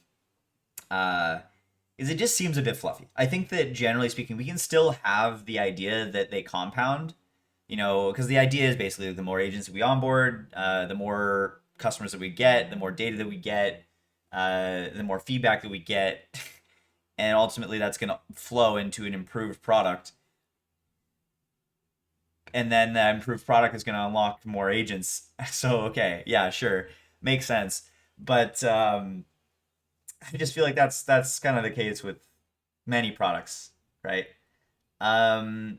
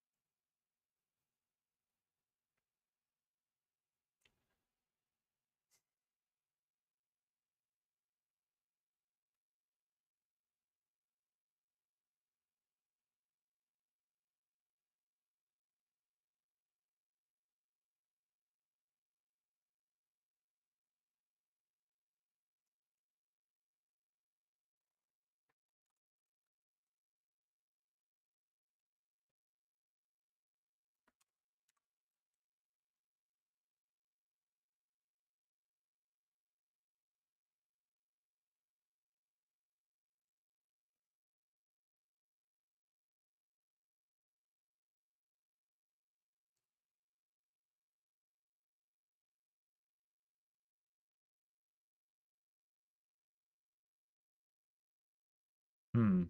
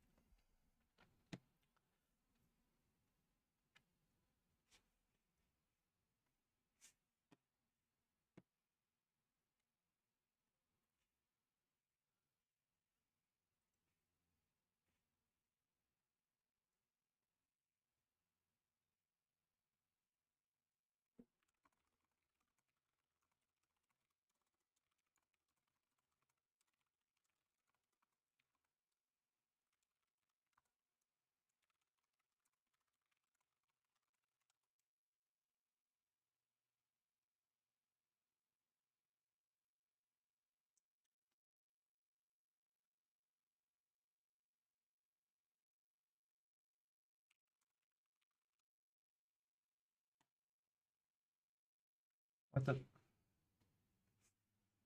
what the hell? Cloud UI is terrible. Okay.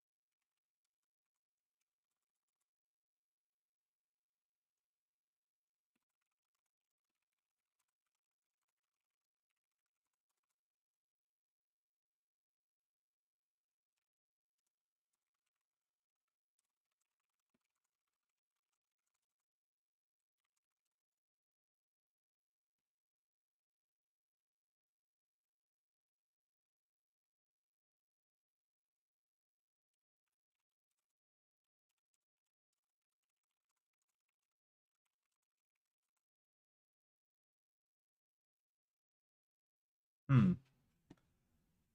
My face is stuck in a rather interesting position. You know, I love OBS. I really do. It's open source, does great things, yet kind of cooked sometimes. Um, oh, I just realized that I pasted a bunch of things and I didn't even send it.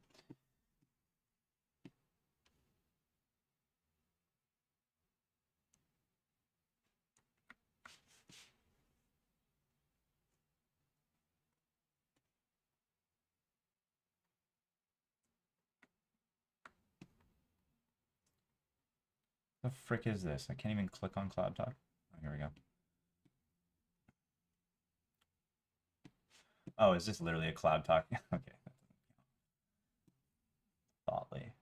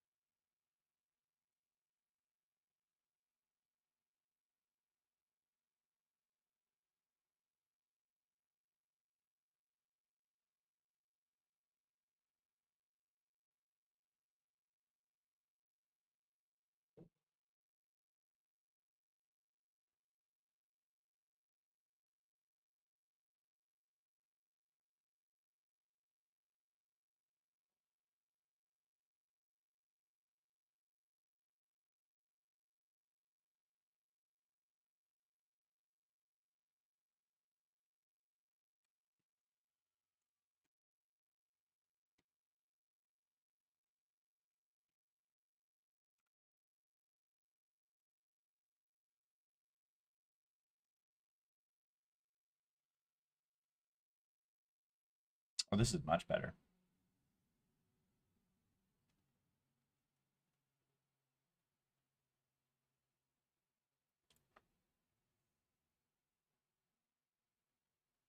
This is nice. Oh, I never actually, I just realized, I never saw what your response was. So I really like what you did for inbound here. The first to answer wins, and those data points are great. I just realized though, I never got your response or details on the outbound stuff. 7x more likely to qualify a lead contact within 1 hour, and then 0.01% of leads are engaged within 5 minutes. Is this specific to real estate, or is this generic data? If it is generic, is it possible for us to, like, could you spawn the swarm of subagents to see if we can actually find stronger data points that are more specific to real estate? Oh, hey, Prita, or Pritam. I'm not entirely sure how to pronounce your name, but thanks so much. I appreciate you saying that. Hope you're doing well today.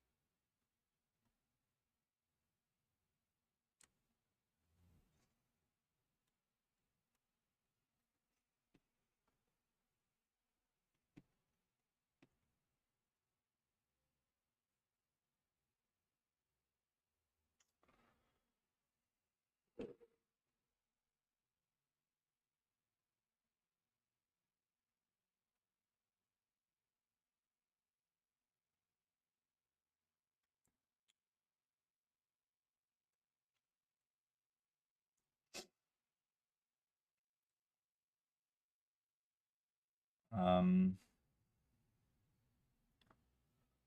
hmm. My dad just texted me is there any place specific that I want to go for lunch? Um, Not really.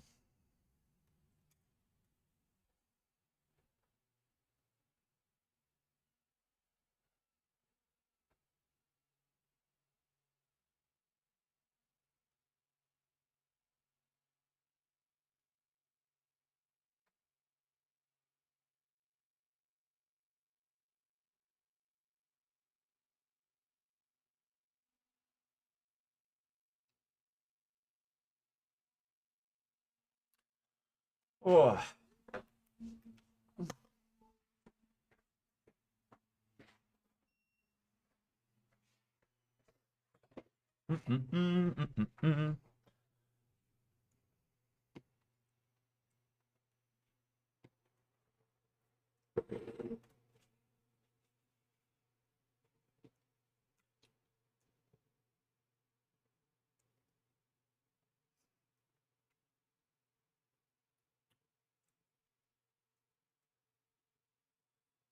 Nice. This is much better. Andrew's not centered though. Andrew's photo is slightly off center to the right, so I think you might have to crop or move his photo slightly to the left. Pardon me. Yeah, slightly to the left.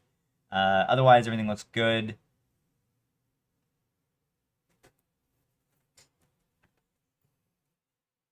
Yeah, everything looks good other than that.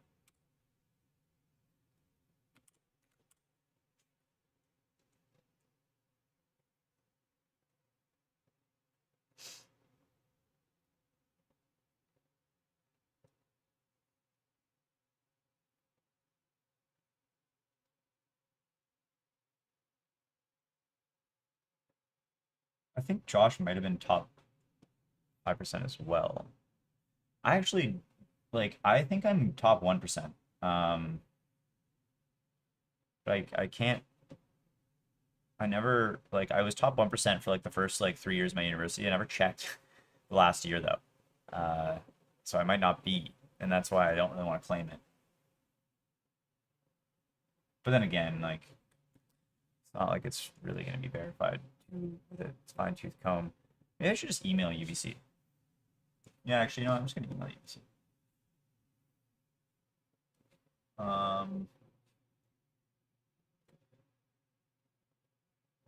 Could you find the relevant email address online that would be appropriate for this question?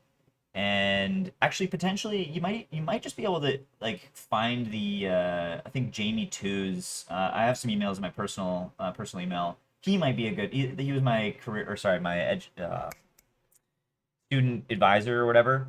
Um, or maybe it's not him. I actually don't know who would be most appropriate to find this information out. But is there any? Yeah, just find an email that it would be appropriate to send a quick email to, just asking what my like what what percentage I graduated in terms of like the top X percent, and then accordingly draft an email on my personal email to that person.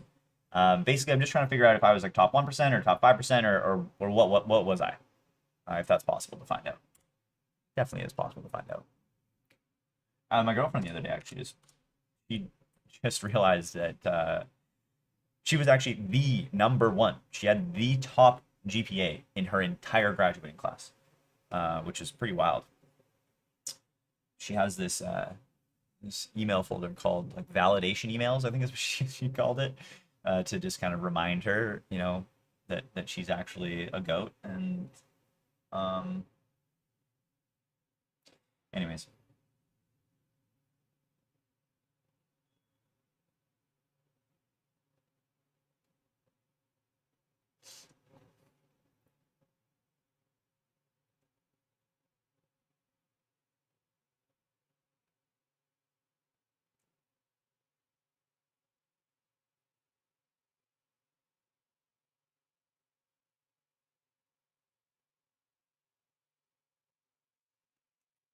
I think the full-time SDE at Amazon before graduating UBC, I think that's actually a sentence more appropriate for the first bullet point, and then this last bullet point can just be UBC computer science plus commerce. You can state like one scholarship or one scholarship that I got, uh,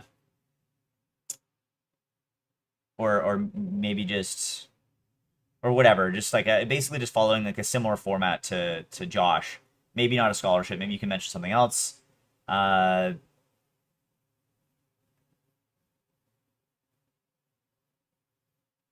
or not. Actually, maybe it's fine as it is. Whatever you think is best.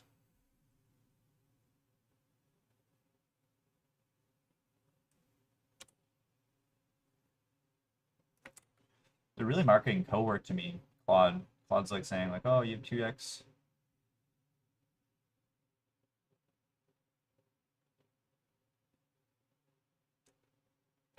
Um, why are you using M dashes? I'm a bit confused. Like,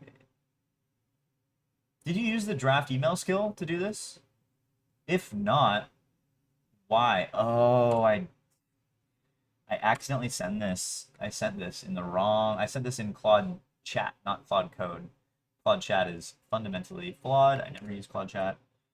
Anyways, okay, let's go back in there. Ba ba ba ba ba ba.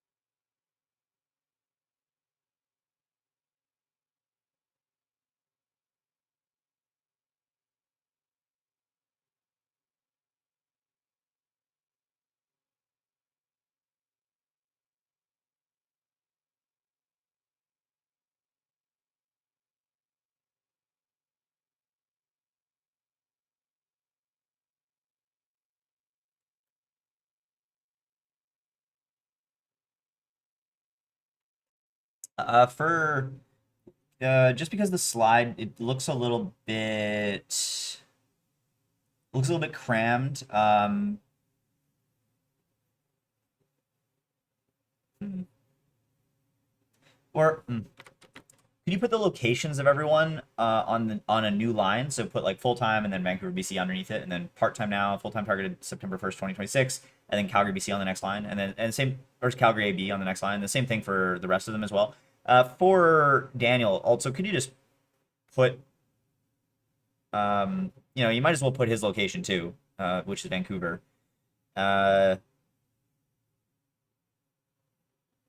or actually no, put Vancouver, BC, and then put like a slash or like yeah, put slash California or San Francisco, California. Or wait.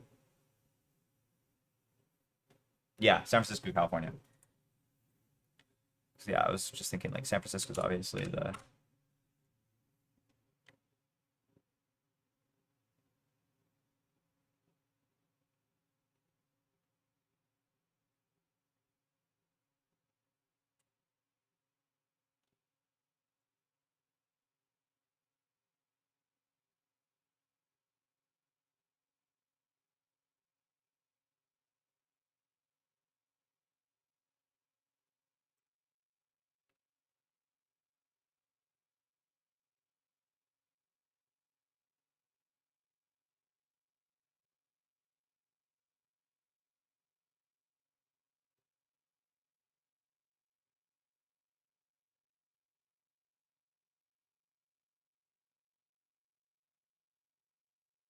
All right.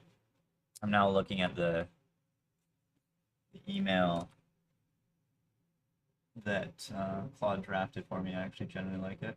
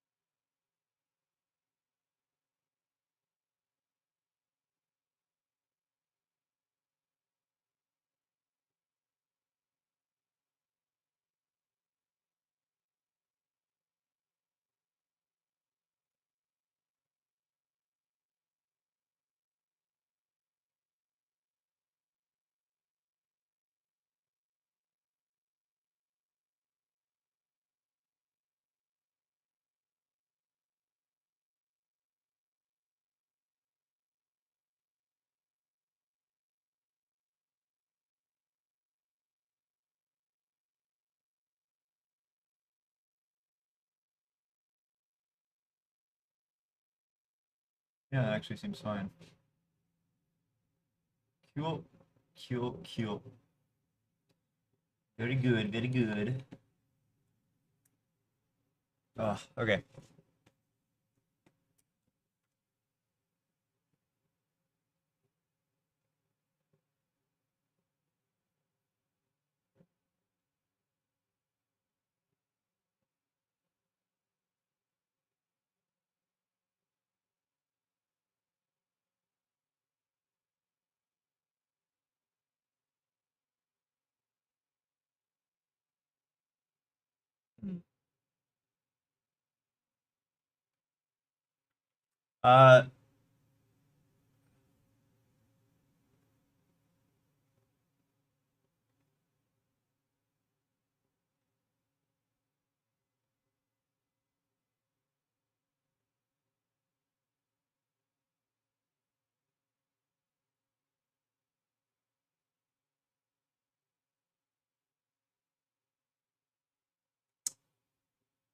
Uh, ask the right questions. Takes name.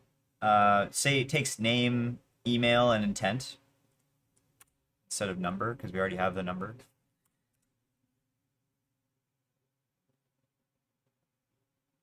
And then agent pinged, put in brackets email and or text.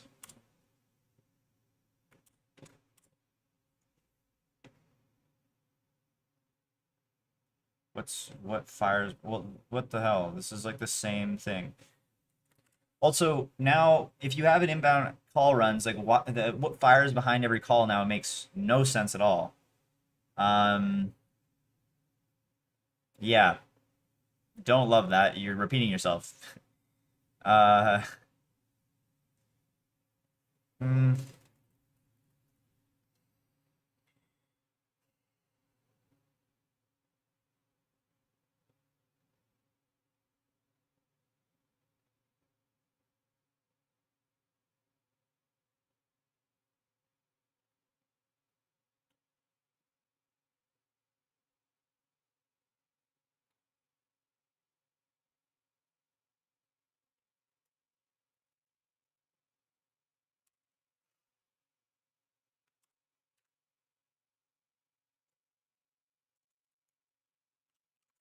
So yeah, either remove it or think of a completely new thing to put there.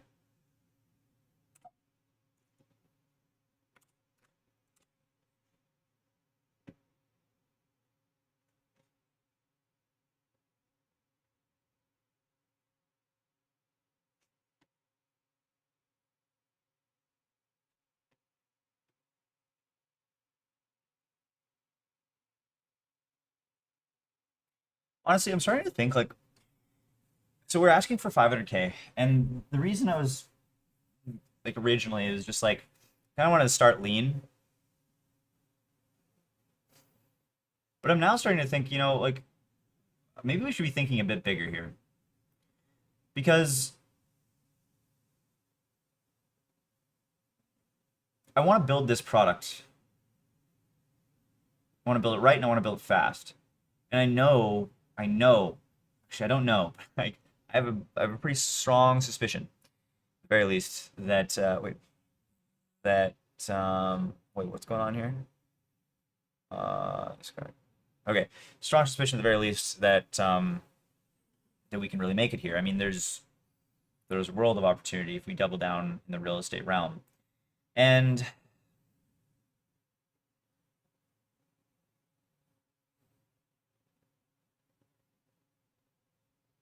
hmm,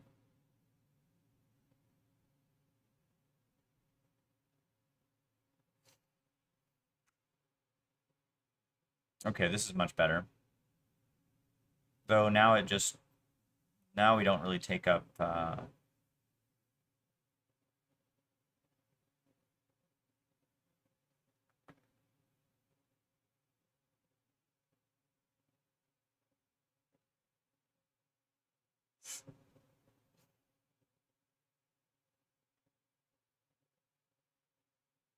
Okay, this is really good. I like this generally speaking.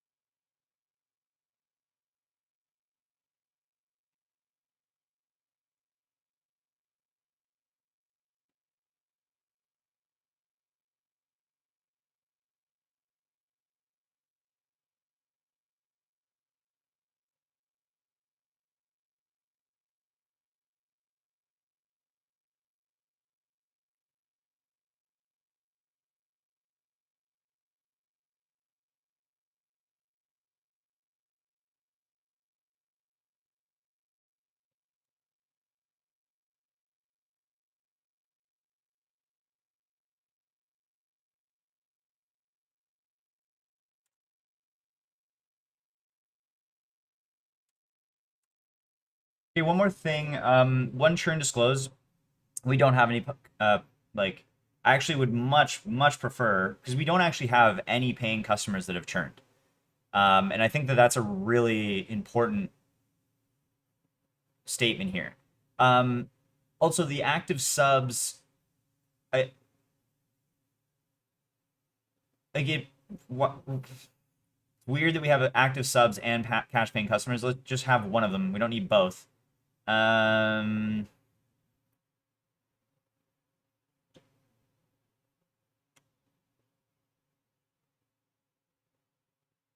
Hmm. I think what I want to see here is I want one churn disclosed to be replaced with a sentence about like 100% retention rate. No paying customers have canceled their subscription.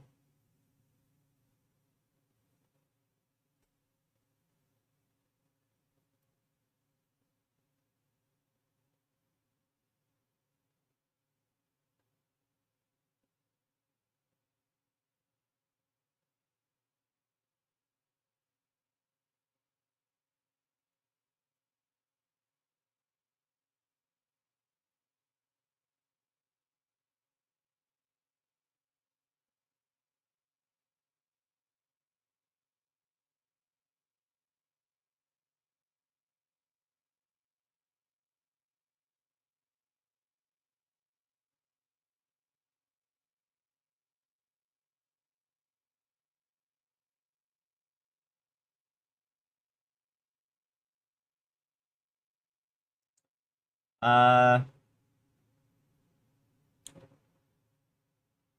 I actually think potentially.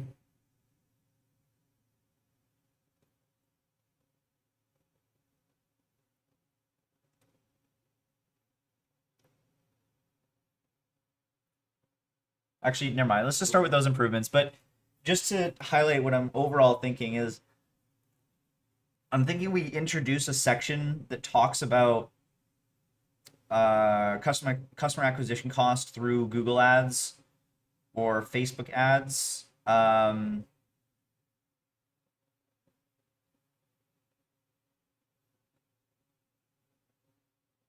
Google ads or meta ads, because we're going to do this most likely before we actually start investing.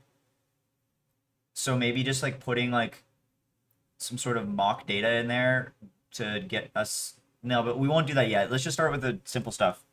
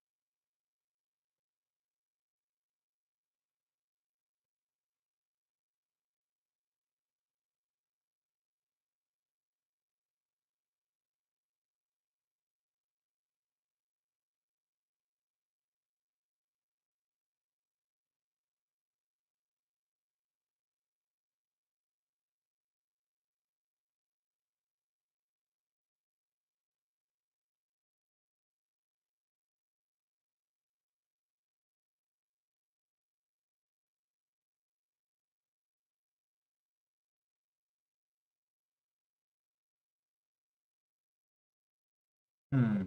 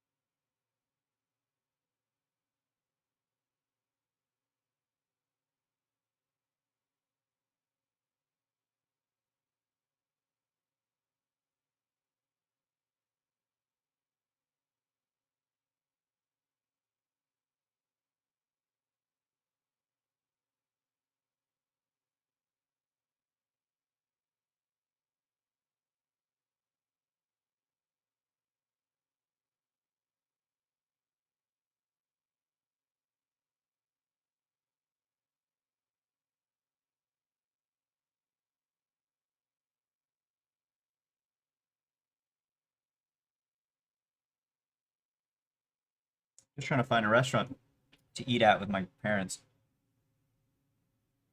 They're coming over from Vancouver Island, and don't really have anything in mind.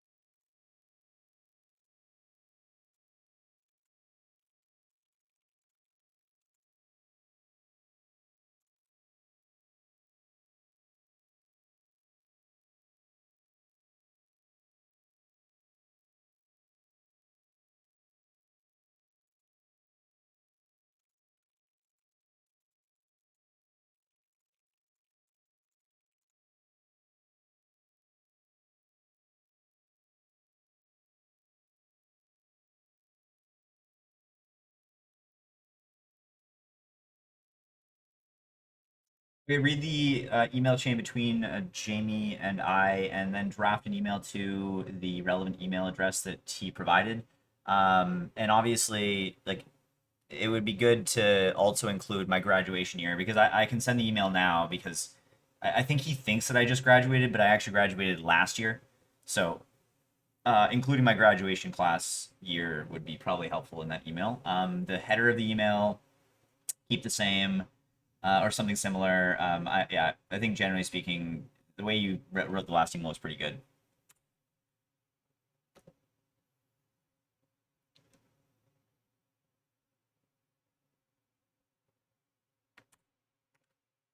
Well, it's not really a contradiction. Like zero churn. Well, hold on. Like, um, Yeah, zero cash paying subscription churn is more um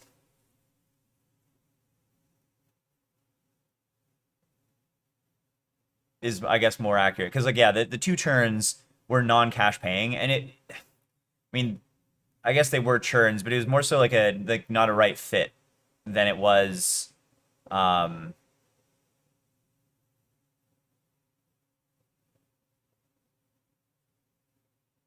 than it was anything else.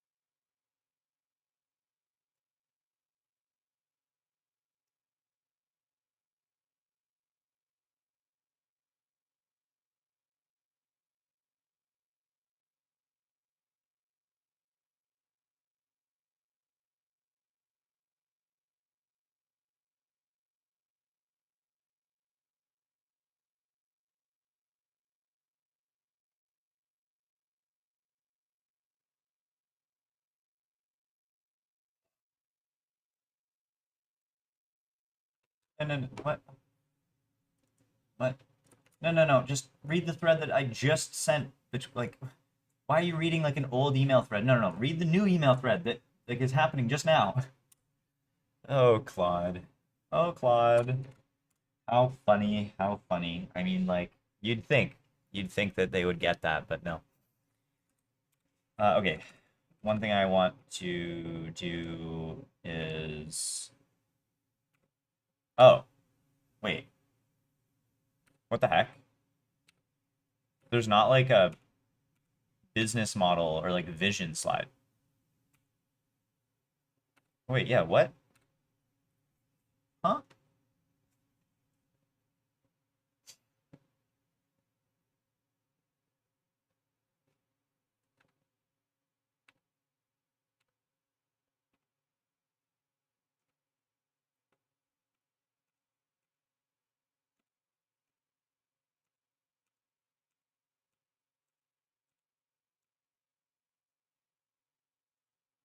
Oh, I also just realized there's no like vision slide or like business model or like yeah, vision slide for this. I think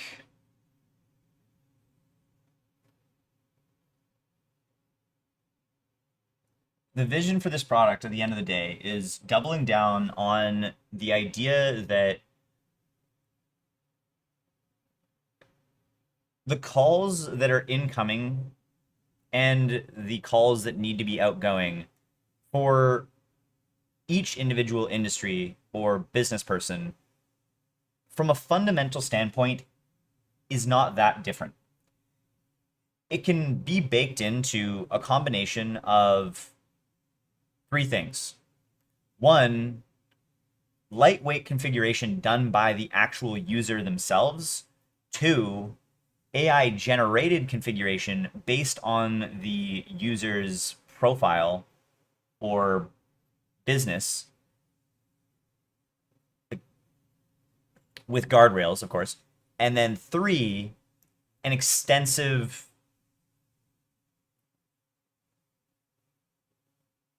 pre-configured baseline, which is fundamentally what our compiler provides.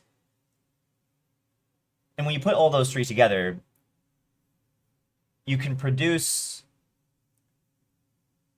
a voice agent within minutes of configuration that is perfect. And by perfect, it means proven by the data for that individual person's business right off the bat. And so fundamentally, if you take that, the idea is that we destroy real estate right off the bat. So we nail this product for realtors. We expand into potentially brokerages and being like a receptionist for brokerages themselves. And then we also, you know, tackle other real estate adjacent industries. And you can list out a few industries such as, you know, builders, property managers, et cetera, and all with that same fundamental concept. And then, but of course, like the idea, generally speaking, is expand the same sort of approach into other industries, and you know, potentially involving text as well. But that one's a maybe. I think it would be cool if you think it's relevant and you think it's a good idea, put it on the slide. But if you think that potentially it dilutes from the overall vision, then maybe not. Uh, but yeah, that's generally the thought there. And then yeah, whether it's real estate adjacent verticals or not, you know, it could potentially be medical, or you know, I mean, the verticals are endless, of course, but the core idea is the same. Is that that's sort of that's the principle that we're building this company off of. Um, is that, you know, generic voice agents simply, you know, you you can't just slap a generic prompt on there and everything's going to work out great. Um, because there's so many different edge cases and scenarios you need to deal with. So that's why we're baking this all into the system and starting with one, you know, customer type before expanding onto others. Uh yeah. You know, like we've also considered doubling down on actually like the end vision being like you know, doubling down on like being like a real estate like a realtor like personal assistant where like we are, you know, we're wired in all of their systems. We're dealing with text, we're dealing with voice, we're like calling people on their behalf automatically. They can like text Emily and like request information from their CRM, like just like everything. Sort of being like a poke, POKE, you know, built out of San Francisco, but for realtors specifically, with voice also capable.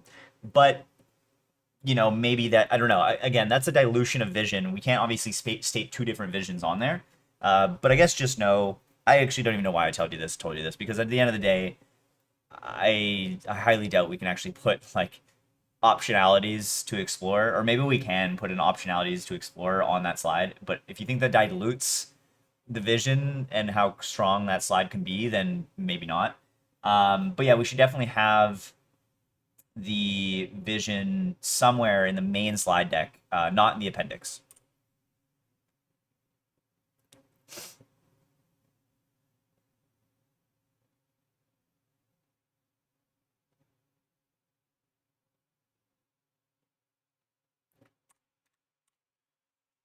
Okay, I gotta.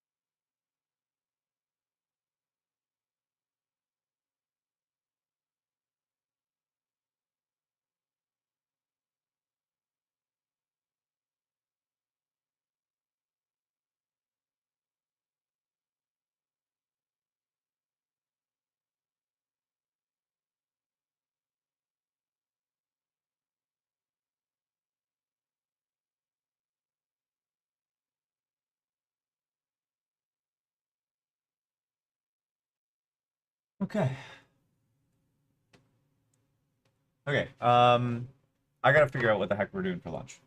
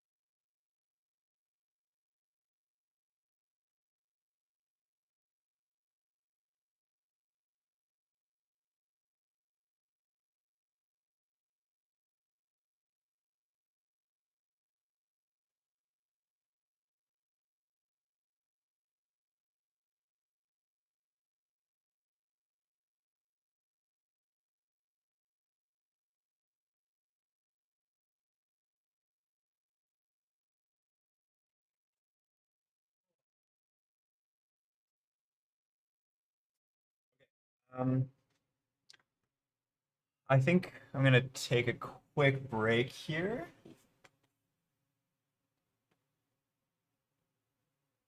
Yeah, I'm gonna take a quick break.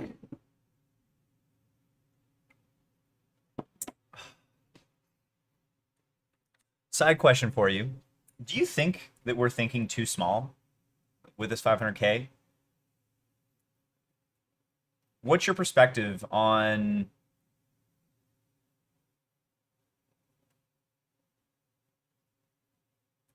our ask? Because like I don't know, man. I feel like I kind of want to go big or go home. I just feel like 500K.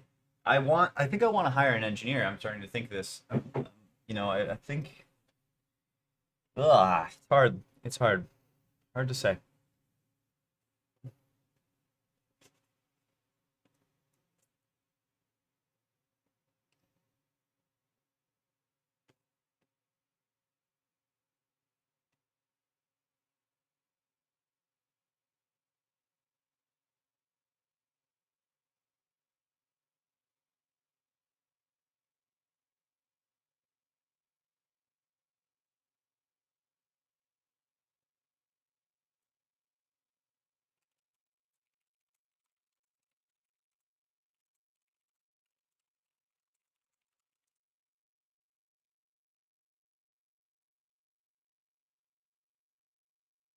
Yeah, all right. I'm gonna take a quick break here.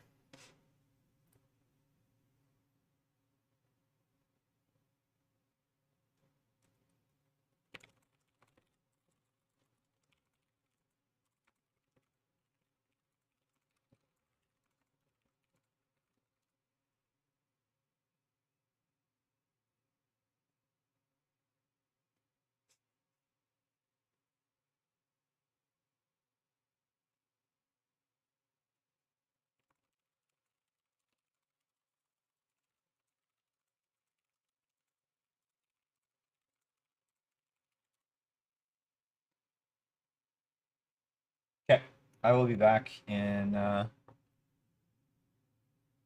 Well, I guess I don't really have to leave it here, but still, let's say I'm gonna be back in like 3 hours, 2 hours, 2.5 hours, 2.5 hours. Lunch. Errands. Yeah. All right. Uh,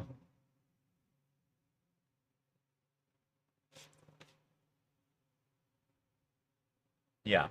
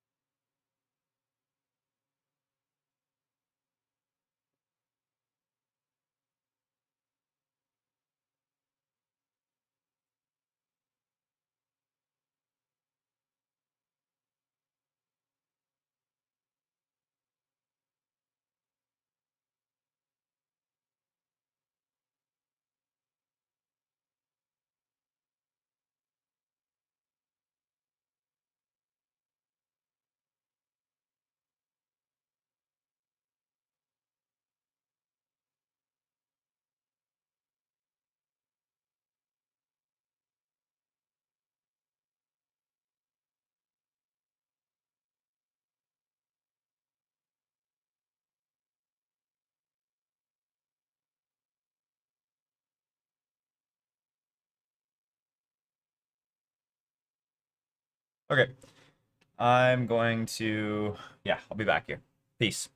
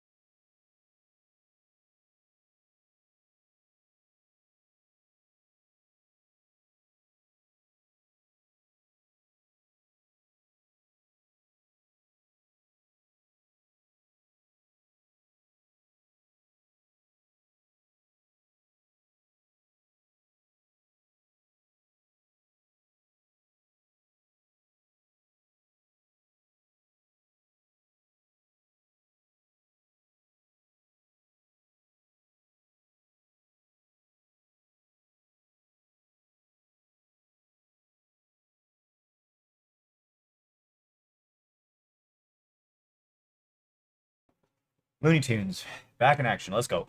Okay, so just had a wonderful dinner with my parents. Or when I say parents, I mean I have two sets of parents. So I guess my dad's set of parents, my dad, my stepmom. But yeah, it was really great catching up. Got to just learn about what they're up to, what my brothers are up to, ups and downs in all their lives, and yeah, it was really just nice to learn about all of that, and then also just kind of get them up to track and what's going on in my life, which is of course a little bit of a roller coaster to say the very least.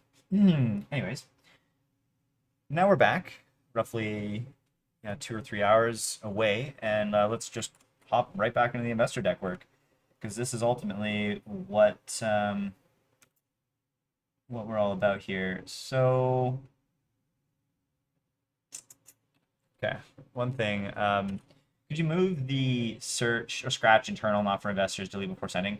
Could you move that just to the final, like a final appendix slide? Okay, that's fine.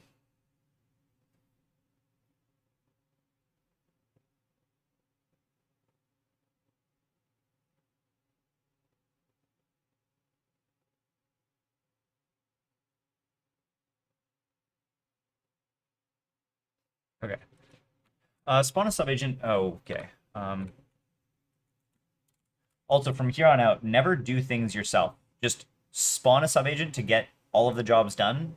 Of course, unless I actually actively tell you to spawn a swarm of subagents, or I'm wanting to do like some big task, then obviously this rule doesn't apply. But for any like small tasks, I want you to just spawn a subagent to just do it, so that this main like chat does not become blocked.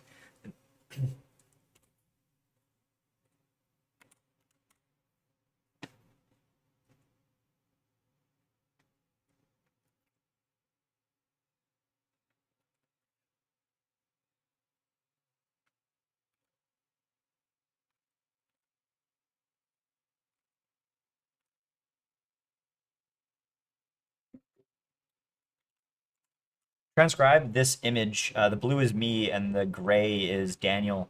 And then just update any of Daniel's bullet points according to the what he said in these messages.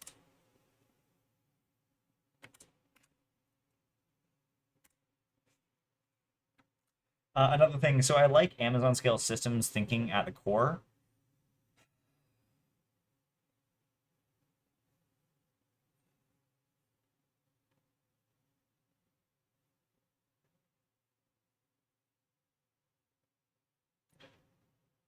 Enterprise integration cadence on the API side, that sentence I don't really like as much. I feel like it should be more like enterprise. I actually don't know. I like the word enterprise being there. I also kind of like the word cadence, but I'm not married to it. I think I like the word enterprise, but I don't really know if I agree with the framing. Um, Understand Josh's skills and experience a little bit more, and uh, try to reframe that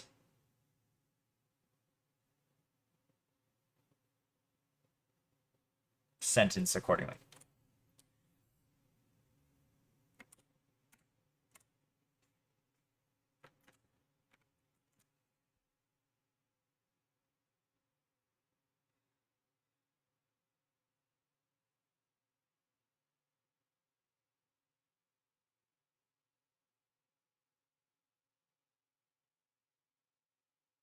For Andrew, part-time by design, maybe even just add a sentence to that, justifying it even further. Because I don't know, like, and it's also overstated, right? Like, it's not going to end the channel. Like, it's not going to collapse. It's like, it's not like it's complete catastrophic death, but it's just, I think that him being an active, like a real user of Emily, and an active realtor that believes in the product and is a realtor that can speak to realtors the way realtors do and understand the industry and continuously be up to date in the industry and live in the industry is something that we want for the foreseeable future. So yeah, I don't know. I just because yeah, I feel like that just it should be better communicated by the Andrews part-time by design part. And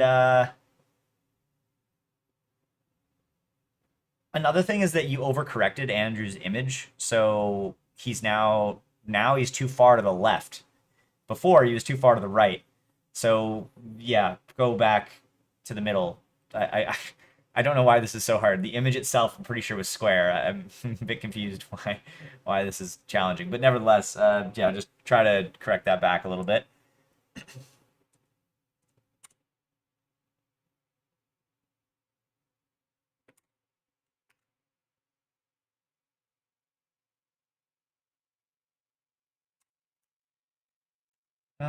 Okay, this is all good.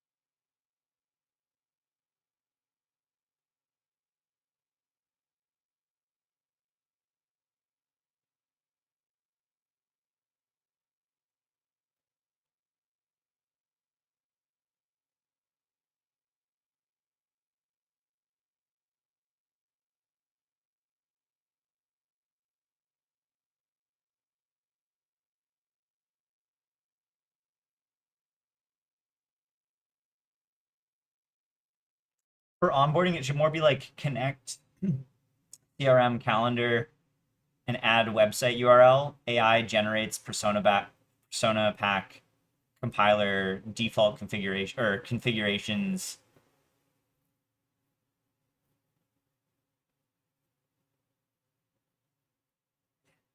and ultimately an AI voice agent that's useful right out of the box. But I get, the ultimately leads to an AI voice agent that's useful right out of the box. I think that might be too much for this. It might end up being a bit crammed, or it probably won't fit.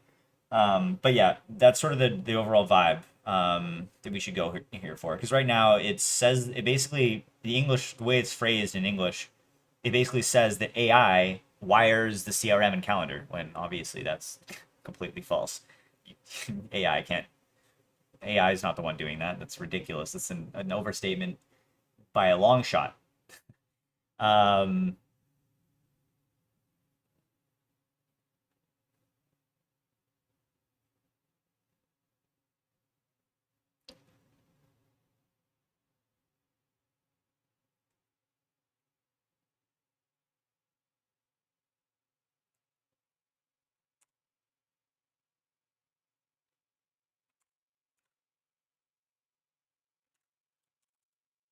okay.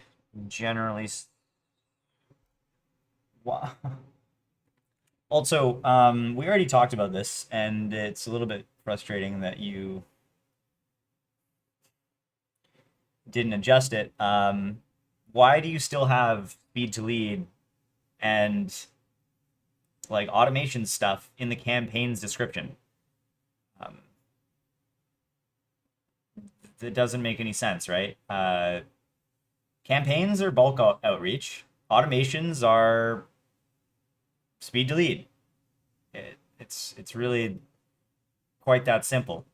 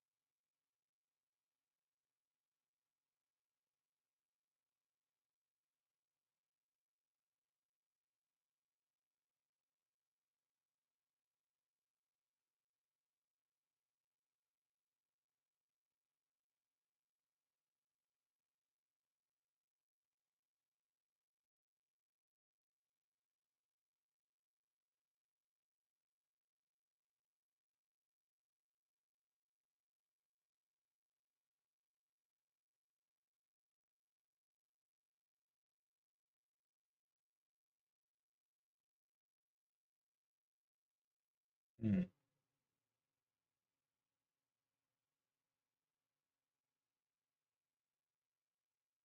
Hmm.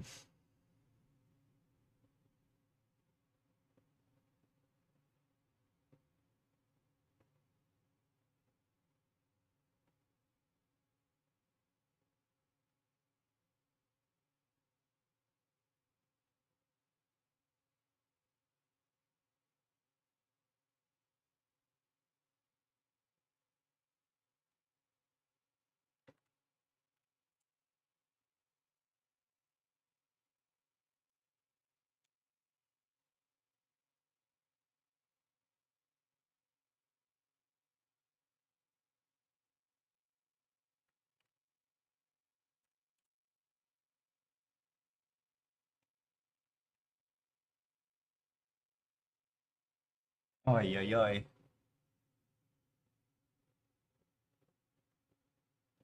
There we go.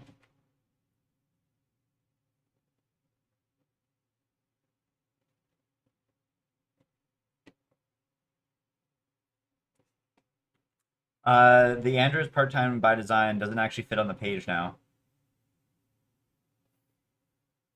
Accordingly, uh, this is sort of like a systemic design issue that I feel like I've battled with on a few of these pages at this point. So, I guess in this one case,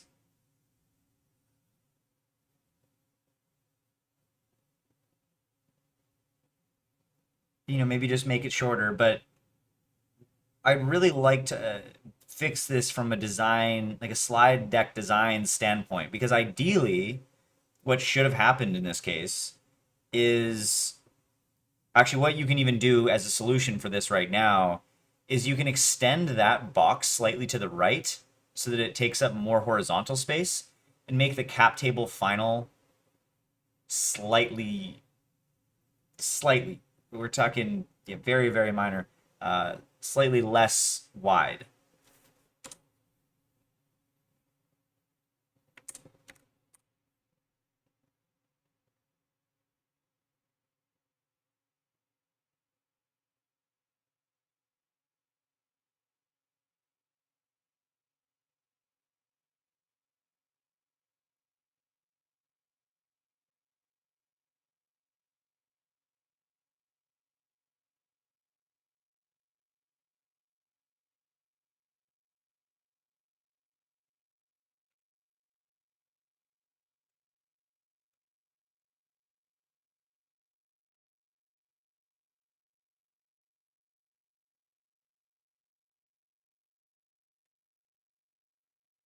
What?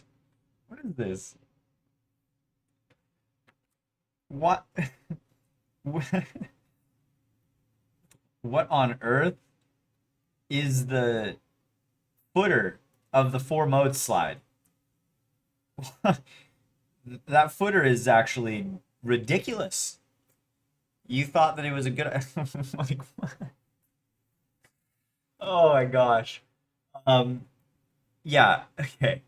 Remove the compiler folder path. Remove the integration catalog folder path. I and don't put folder paths in this presentation deck from this point onwards. Don't know why that was acceptable in the first place. But yeah, no, we will not have that. In fact, we can just probably remove the footer in general, if not from this deck, maybe or from this slide, potentially from other slides. And the channel March 16th and the agent solution or the agent center thing, we could just probably fold that in to the EXP Canada MSA signed and live like section itself. And then distribution capital cannot buy. Hold on. This section doesn't talk about our distribution like brokerage channel plan. Like we already have EXP Canada signed. Shouldn't we also talk about how we have an affiliate with uh,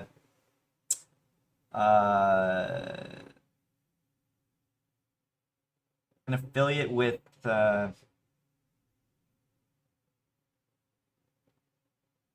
Century 21, Bravo, and then another, and then shouldn't like we talk about like how we're doing like lunch and learns and like um how we're going from like we're going from a top down and a bottom up approach.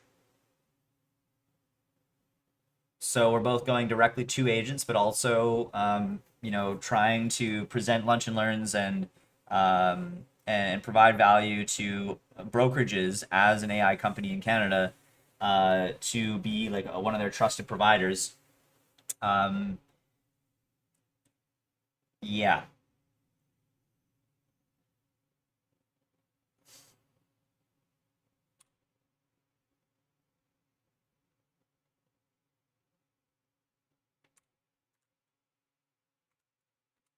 Stop asking me if I want to do things, and like don't if you have a recommendation, whenever I tell you anything in this conversation, just in this chat alone, do not save this to memory. But whenever I say something and you have a recommendation, just go ahead and do it. I don't want you to forget things and just leave them behind because I didn't like because I'm not reading all your messages. I'm just rambling on and I want you to fix things and improve things. That's what the whole conversation is about. Yeah, yeah, yeah, yeah, yeah. I know it's my own prompting, and I know that I persistently get frustrated with this, but it's just it blows my mind sometimes. Blows my mind. I don't know if I've ever been able to the phone.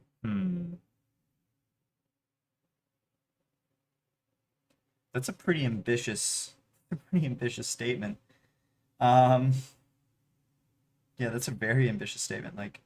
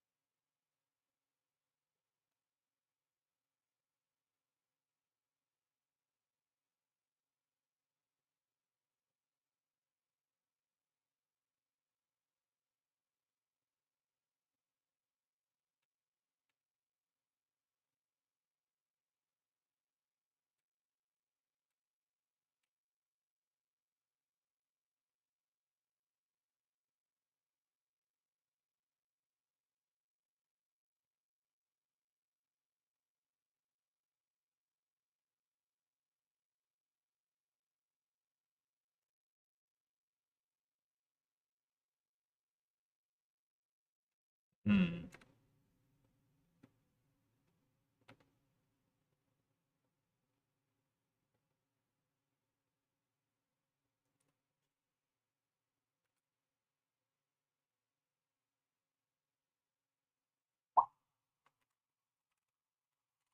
I'm not really sure where this is in the slide deck, but could you fold some of this sort of language and approach into the vision slide? Potentially even into the compiler section of the four modes slide as well.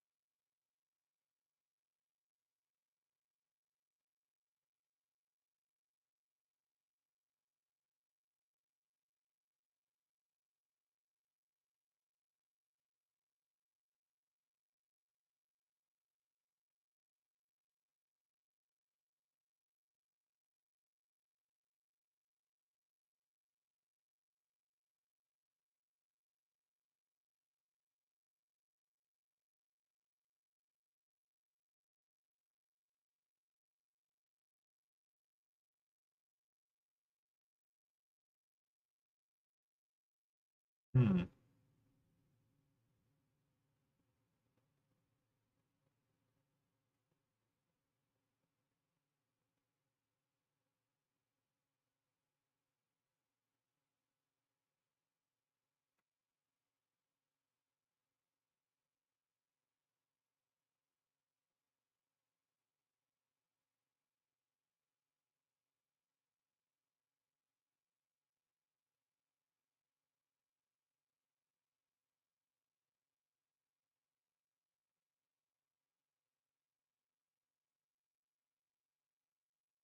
Hmm. Hmm. Hmm.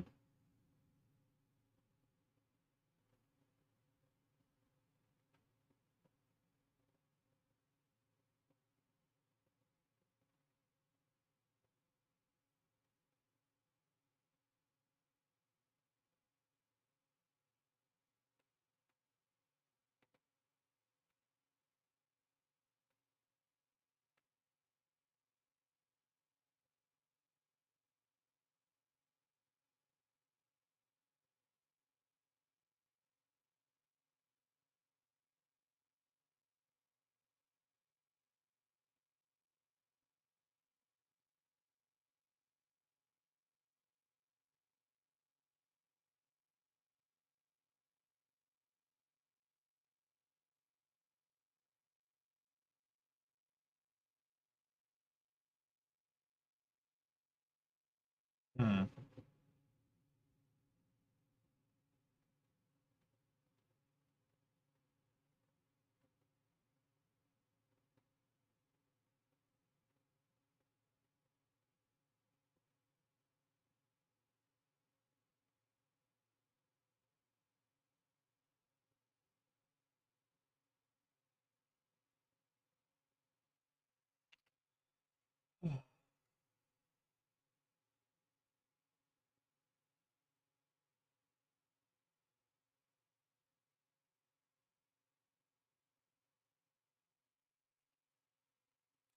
Um, Outbound is broken because the lead is forgotten by the time someone calls back.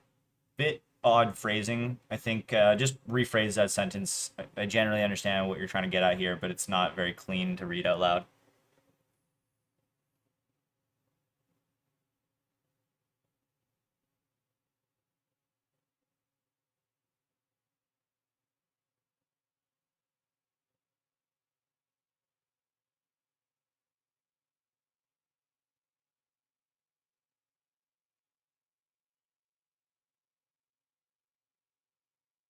Instead of saying at dinner, say with family.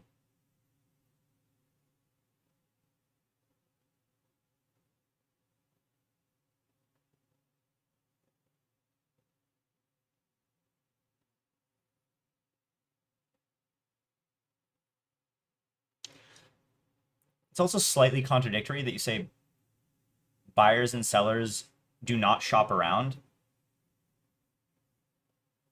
and then you then directly say they call the next agent.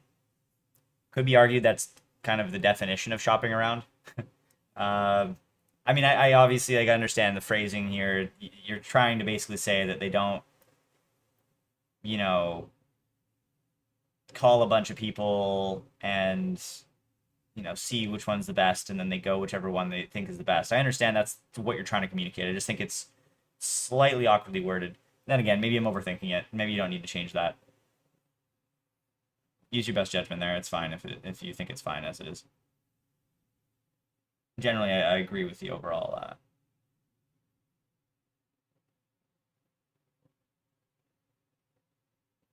sentiment here.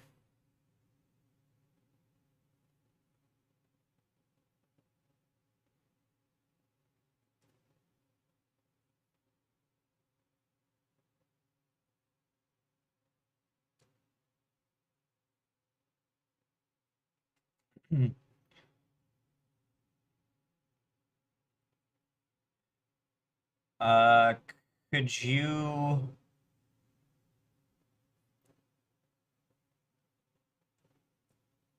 spawn a swarm of subagents to make sure that the 7x and the 48% are validated,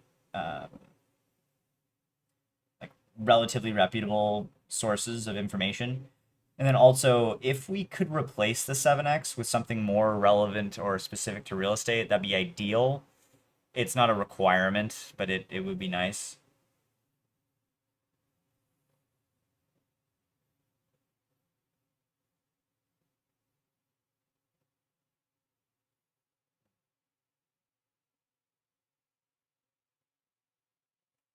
Okay. I actually like the slide, generally speaking. Not too bad. Not too bad.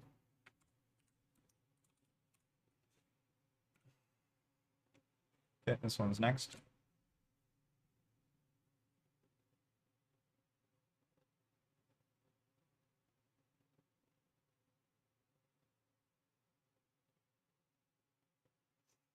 So, a Canadian regulatory advisor for CSA Castle, Pepita, and the doors that will matter in Series A. Um,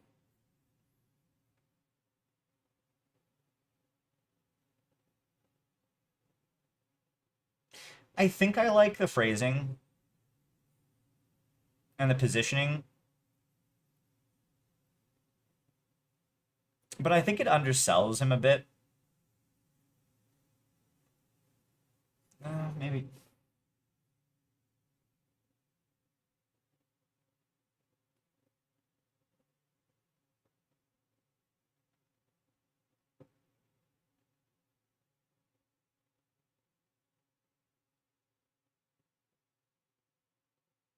Yeah, I don't know. You can use your best judgment on this one.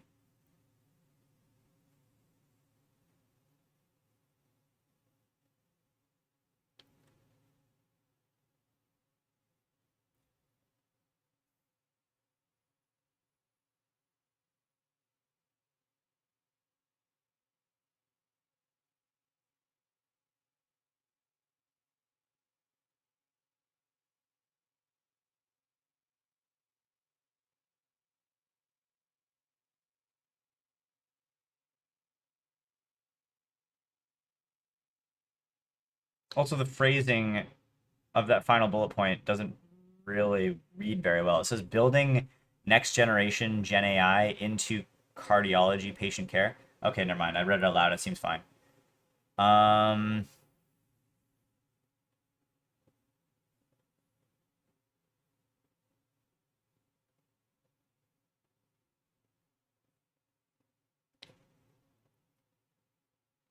for all four of the founder cards,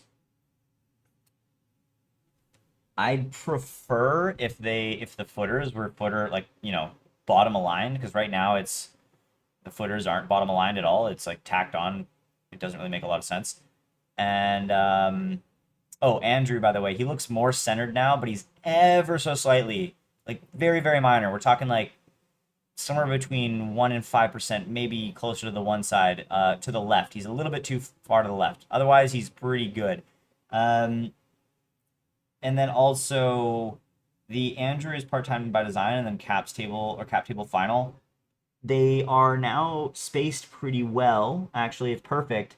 But the bottom border isn't even visible on the screen. It actually goes off of the screen or off of the slide. So just make the padding on the bottom maybe just slightly less, so it brings that in a bit. We're talking like maybe 2 pixels. Like it's barely anything, but it's still noticeably not polished.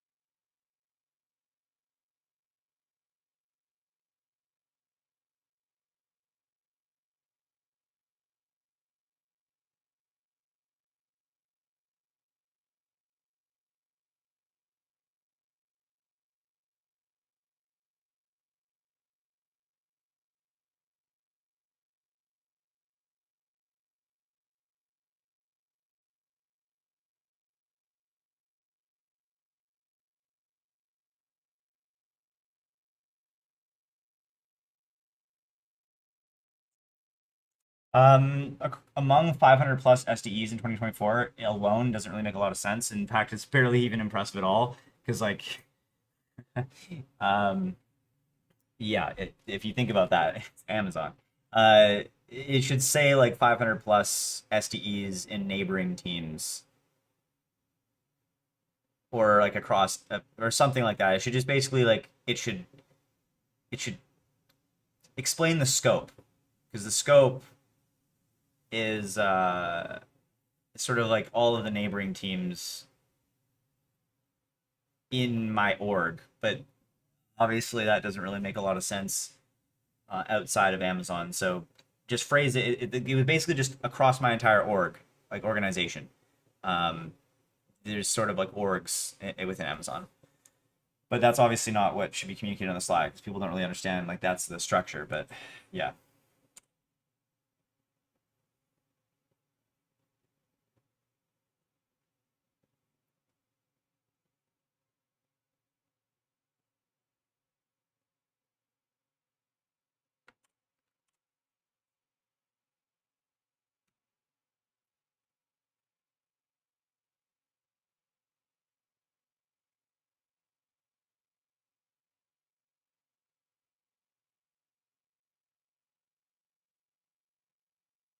Okay, so this slide, I mean, uh,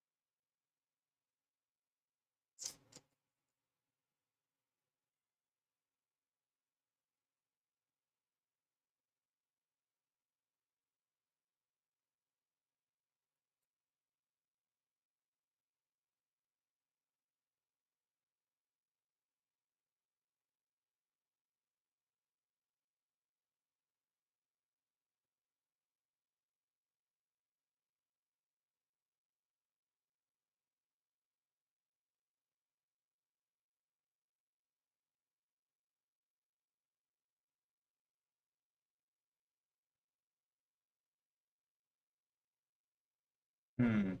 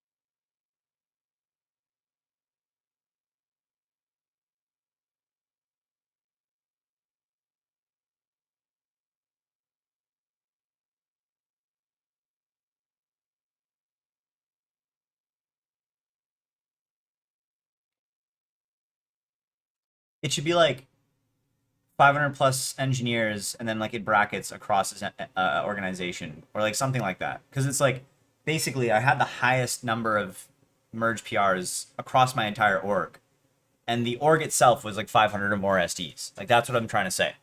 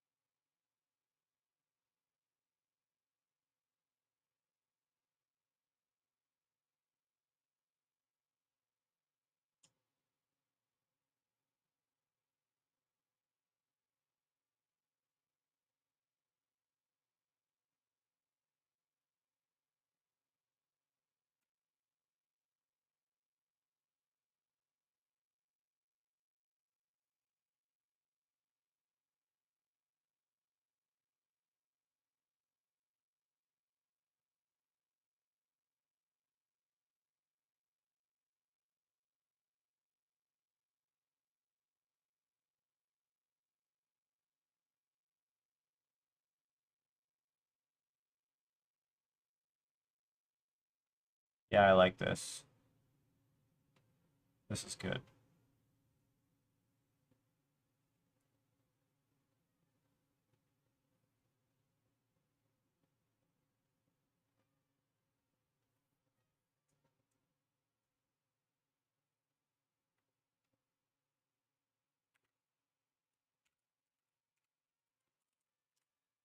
Every single claim that we make across this entire presentation, every single slide, should in brackets be like there should be a source directly in there in brackets with like a hyperlink.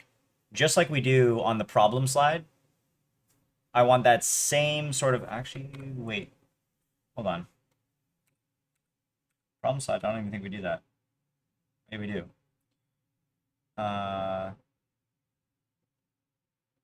hmm. So every single statement that we make that is verifiable, it should have in brackets the source, just like it is done on the problem slide. And then in the bottom of the slide, it should have sources with links directly to where that information came from.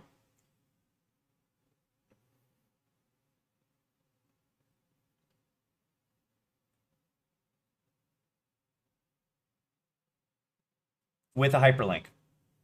So the problem slide is like a good example of what we want in every single slide across this presentation.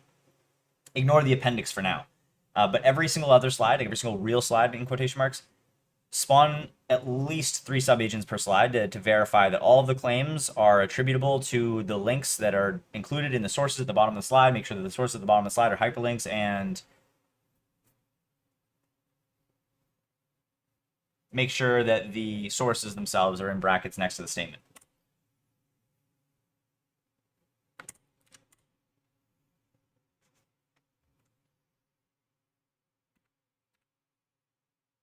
Ah, perfect.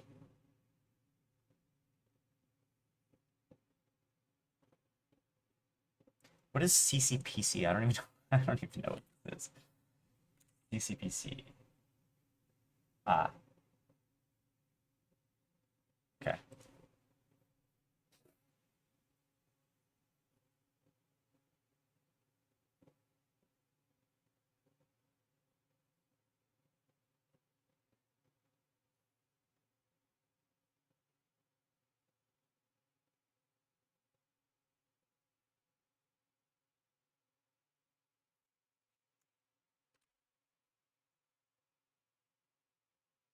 A medical AI founder and policy advisor opening regulated vertical doors that matter at Series A. I think it still undersells them.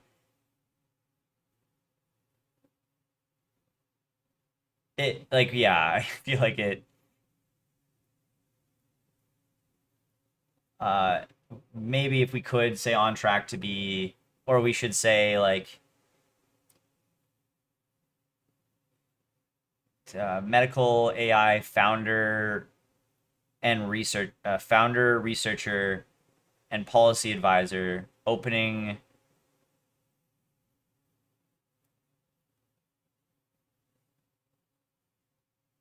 doors that matter from series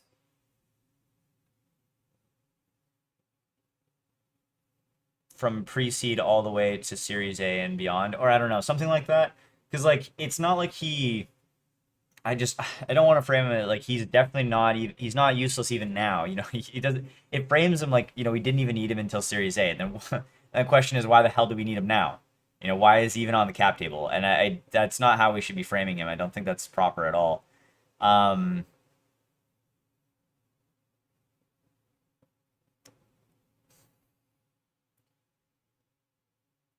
at the end of the day, he's well networked. He'll open doors to investors, potential customers, other founders, connecting us into the San Francisco ecosystem with his presence at Stanford. Uh,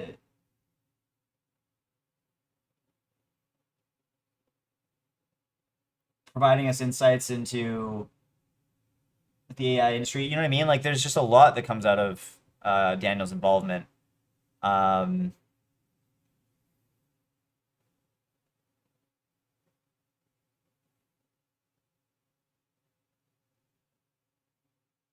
and like, there's a lot of ways you could tighten up the language as well. You could literally say Google HQ speaker or Google HQ event speaker 2x or something like that. You could also say, he's done TEDx talks, like TEDx, like 3 TEDx talks or whatever. Also, why? Yeah, the phrasing of him just opening regulated vertical doors at Series A. I just feel like that's way too narrow.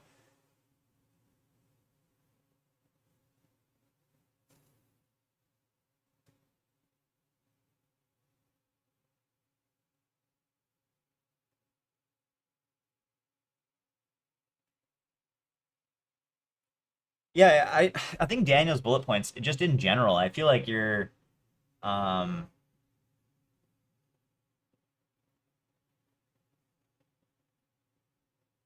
hmm.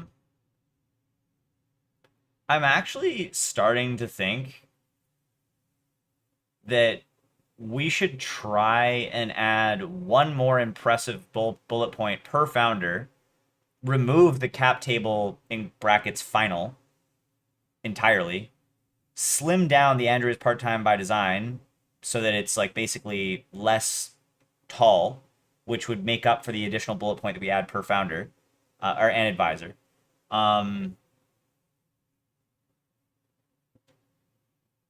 yeah, because I just feel like there's a lot of impressive things that make up these people that aren't really being said.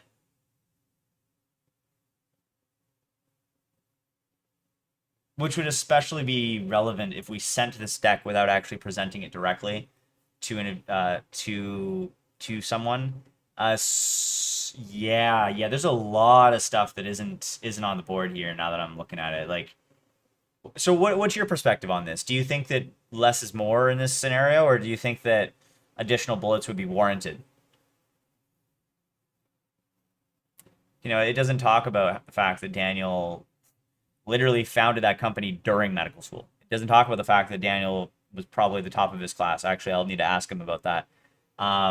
It doesn't talk about the fact that Daniel, you know, it doesn't talk about like any of like the Daniel's TEDx stuff. It doesn't talk about any of the competitions that myself and Josh won. Um, you know what I mean? Like it doesn't talk about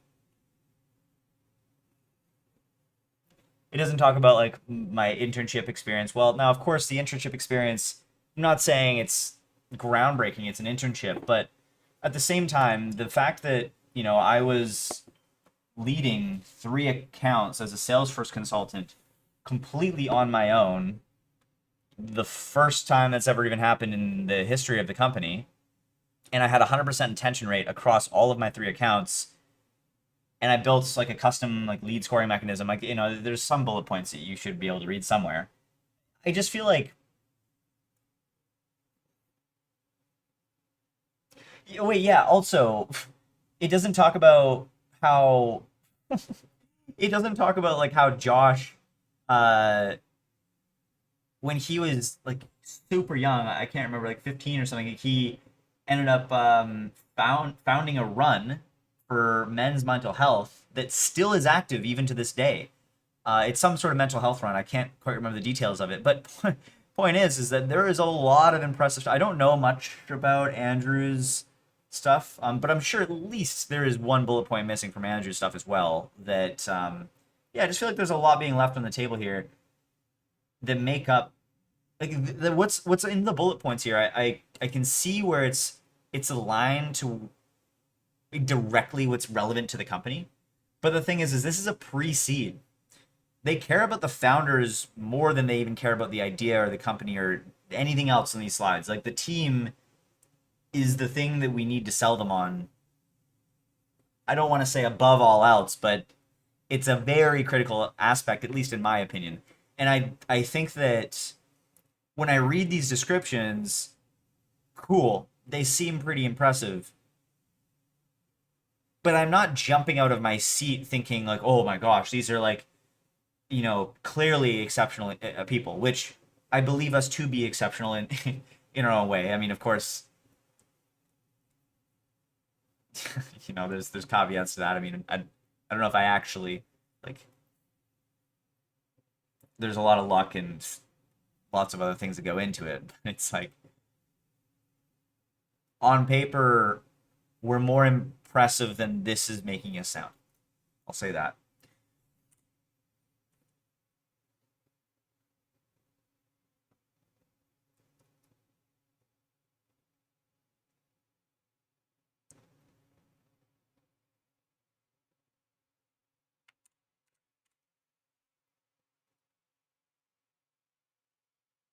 Uh, uh, uh, uh. Hmm.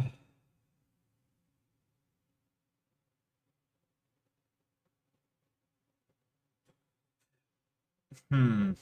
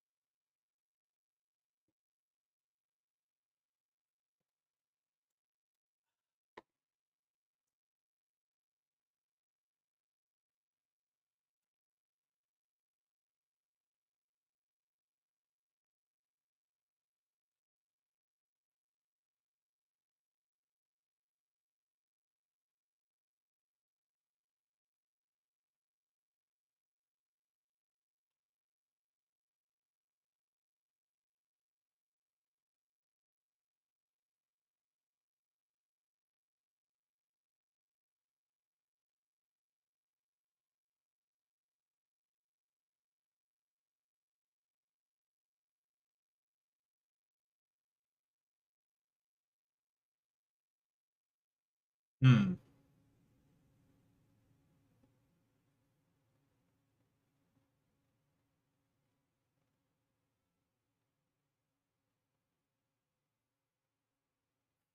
Hmm. Hmm.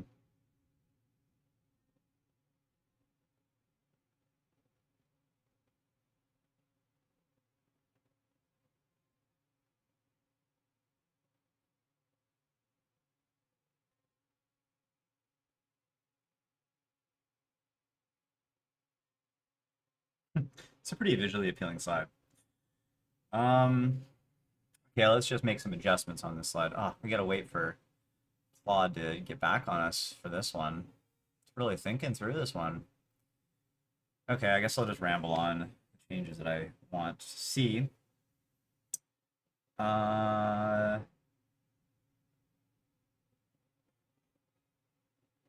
okay. Actually, I had a conversation earlier, which I think is relevant here.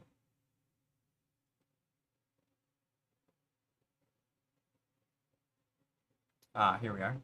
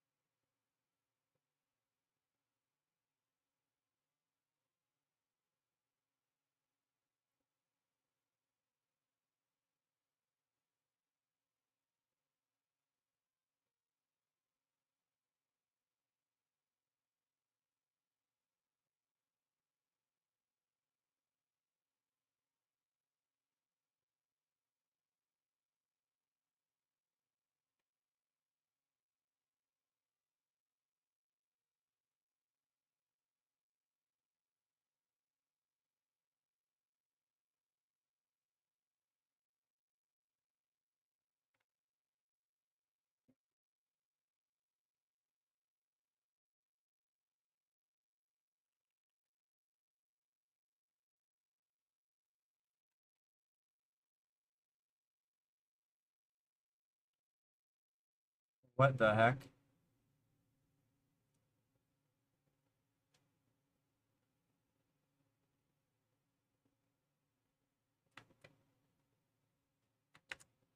Uh, well, hold on. Um, can't you like all of the stories and things that I said, don't you actually have the numbers and details on the Salesforce consultancy stuff? Uh, yeah. Why are you asking me to get these numbers? Like these are all of these things are things that you and your subagents should be able to verify based on the information in my vault, like the brain vault, or by scouring the information online that's available, etc. Um, those are just examples I riddle off the top of my head. I wasn't asking you to actually treat those as the verbatim things that you put in there. I was merely saying that those are examples that came to mind of things that should probably be considered to be in there. But you should ultimately make the end decision after you've researched all of the founders and understood everything end to end.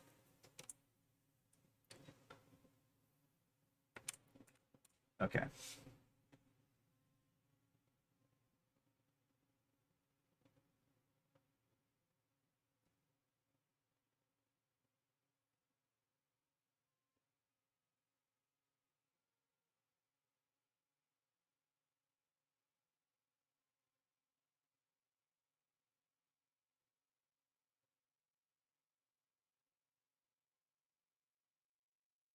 Hmm. Okay. Um. So.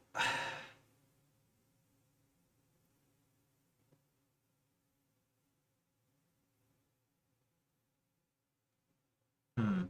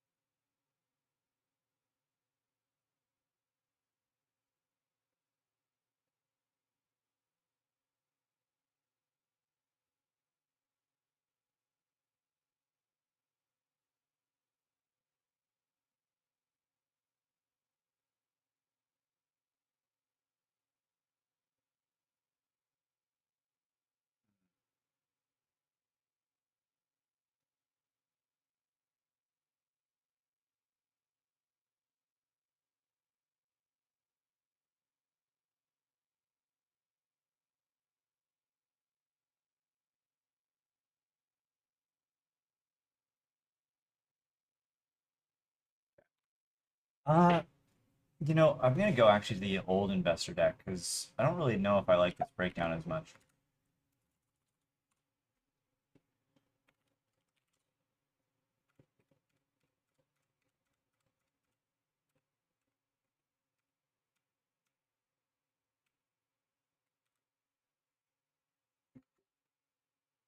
Paid acquisition. Okay, that's obviously cooked. Mm.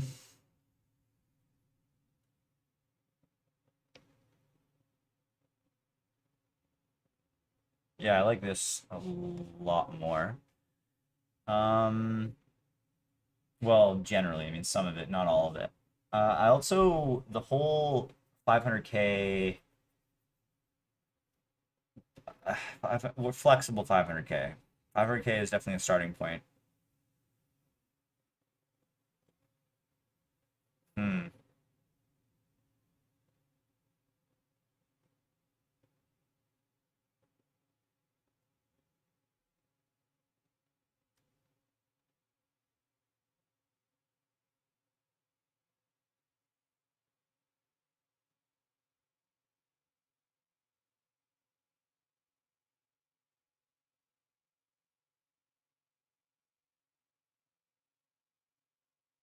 Hmm.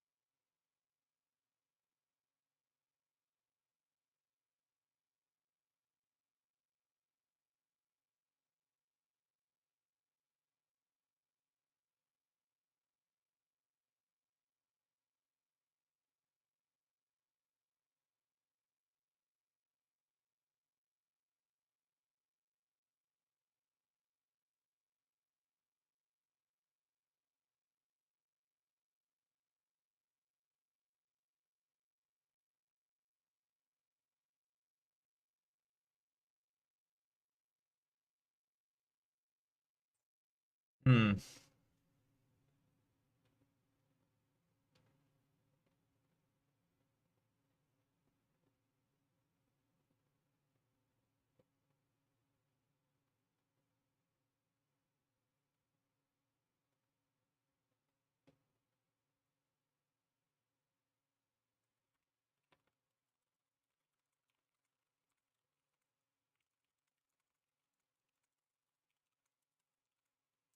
Okay, so on the actual ask slide, like the ask, so one thing is I'm not entirely sure, because of my lack of experience in this realm, I'm not entirely sure how strict and confident we should come in with this 500K ask, because at the end of the day, um, 500K is a flexible 500K. Like,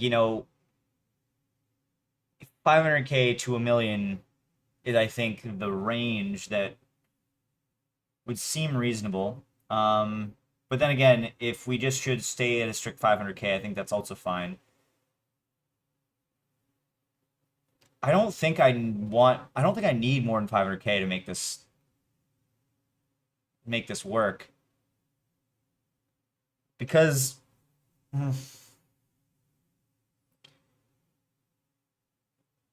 yeah, I really don't. I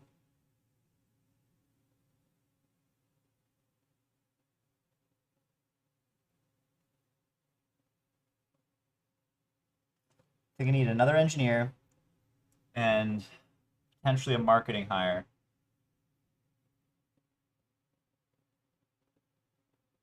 or marketing outsource. So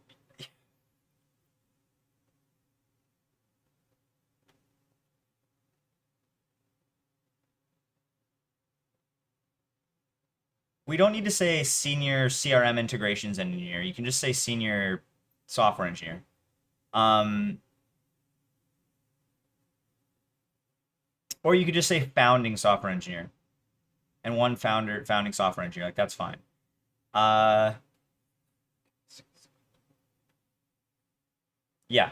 Okay. The people slide makes sense. Channel and GTM.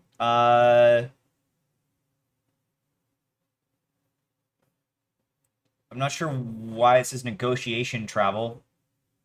Don't fully understand that. It actually just generally reads a little bit odd to me. It should be like EXPCon, brokerage conferences, in-person brokerage sessions, lunch and learns, across Canada, travel, all that jazz, conferences, events, that sort of stuff. Um, Product, I feel like it should be just channel. It should be like channel and top down GTM or something like that, or I don't know, like phrasing it in such a way where it's like it's more focused on like targeting the brokerages themselves. And then product depth makes no sense to me at all. Yeah, that doesn't. It also okay, product depth. For some reason that you're mentioning marketing, outsourced marketing capacity in the interim, in the product depth part. So that doesn't make any sense. We're going to switch over product depth to marketing and like an outsourced marketing and Google Ads and Meta Ads, and just yeah, you can come up with something there generally speaking, and I'll validate and we'll kind of go from there, and then legal and compliance seems fine. So generally speaking, the funds are going to be leveraged for people, brokerage, go to market, and then the bottom up marketing, like just targeting realtors specifically.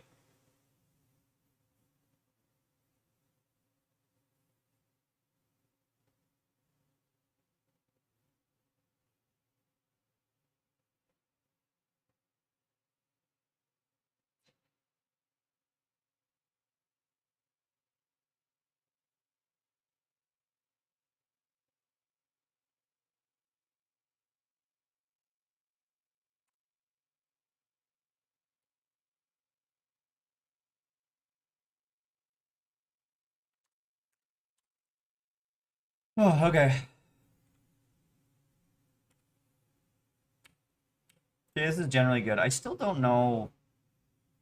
I don't know if I like. I mean, this seems just crazy to me. It seems way overstated.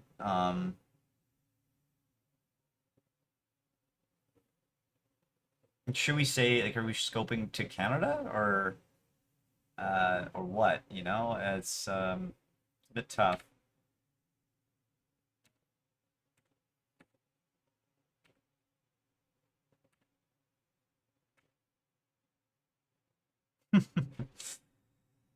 So the additional bullets in the reworked team slide. Now the Andrew's part time doesn't even. It's not even on the slide at all. And the cap table, oddly enough, is still there. So I'm a bit confused based on our discussions. I'd actually be comfortable across all slides.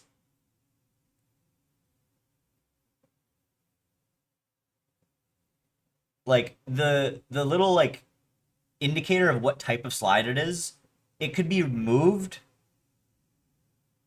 It could be moved somewhere else so it doesn't take up vertical space. It could be a sidebar on the left, or it could be a top bar that is like sort of separate from the slide itself, or it could be in the top right. I don't know. My point is that it shouldn't take up vertical space. I think that's a big issue here. Oh, all right. I gotta join my planning meeting with my co-founders here. So,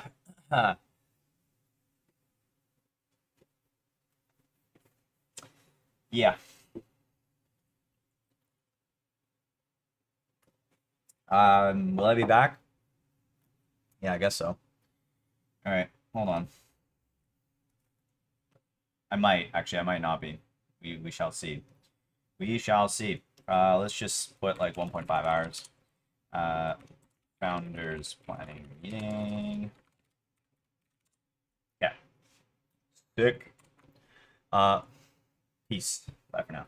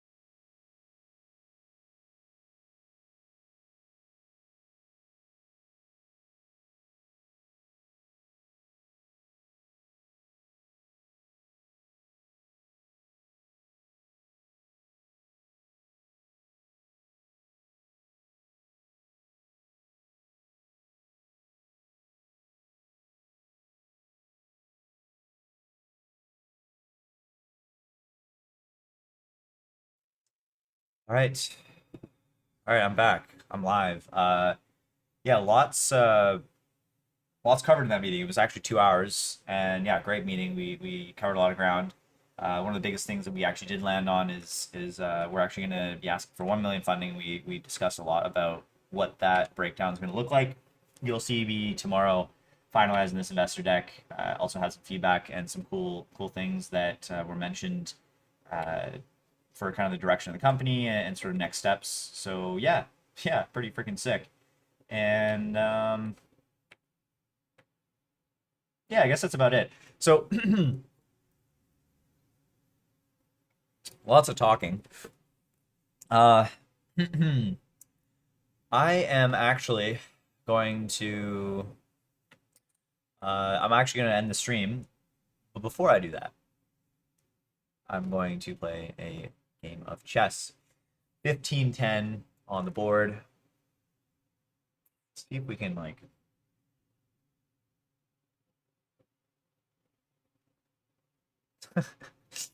Lighting is never going to be my friend.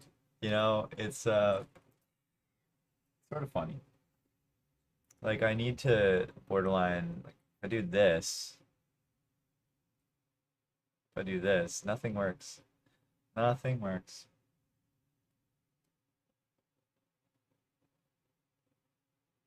All right, whatever. Not a big deal. Let's play some chess, shall we? One final 15-10, end off the day, round it out. Yeah, okay, so we've had 2 losses now in a row, which has brought us down from, I think, our highest ever rating of 1189, if I'm not mistaken. Let's just quickly check that. Quickly check that out. Why is it not going? Okay, let's go to stats. What's going on here? Let's go to rapid. So I think there was a highest rating. Oh my gosh, I was at 1193. So close. So close. One game away. And now I'm down to 1173. So now we're 20 points down from our highest rating. We gotta climb back up. We gotta climb back up. So let's see if we can get there. Oh, that's so sad to see. Okay, so last 3 games have been a loss, and that has led to our 20-point drop. And yeah, good games though.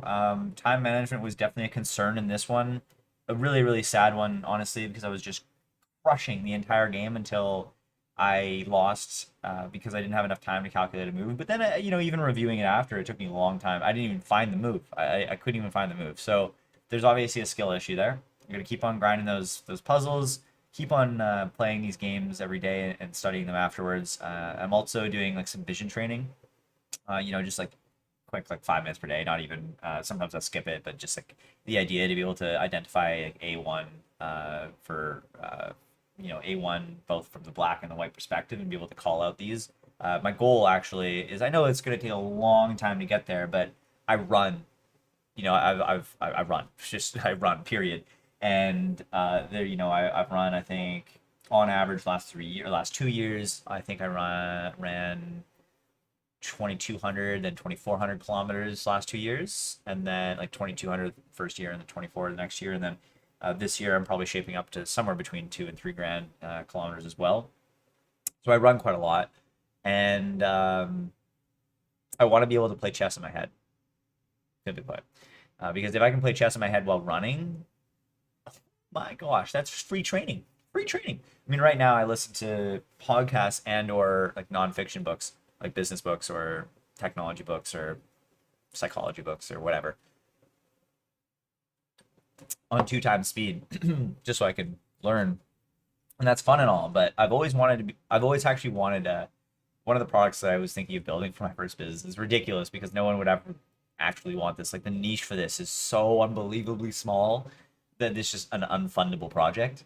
But I really wanted to build a set of glasses that basically the only purpose of the glasses was just an overlay of a chessboard, and you could play like chess games on chess.com using your voice, say like a2 like rook takes x ax3 or whatever, Or, okay, you get what I'm trying to say. You speak the moves out loud, and it translates to chess.com like games on the board, or on your oh my gosh, in your glasses. And I was hoping that I could do that while running, purely because like if I'm running a half kilometer, it's like an hour to two, depending on how fast I'm running, and it's like if I'm doing zone two training, for example, it's just you're just chilling, like it's mindless. You can listen to books, you can meditate. I'll sometimes do that, or not meditate, but sort of just focus on your breath and taking in your surroundings and all that. Or I was thinking maybe I could play chess, but of course the niche for that is just so unbelievably low.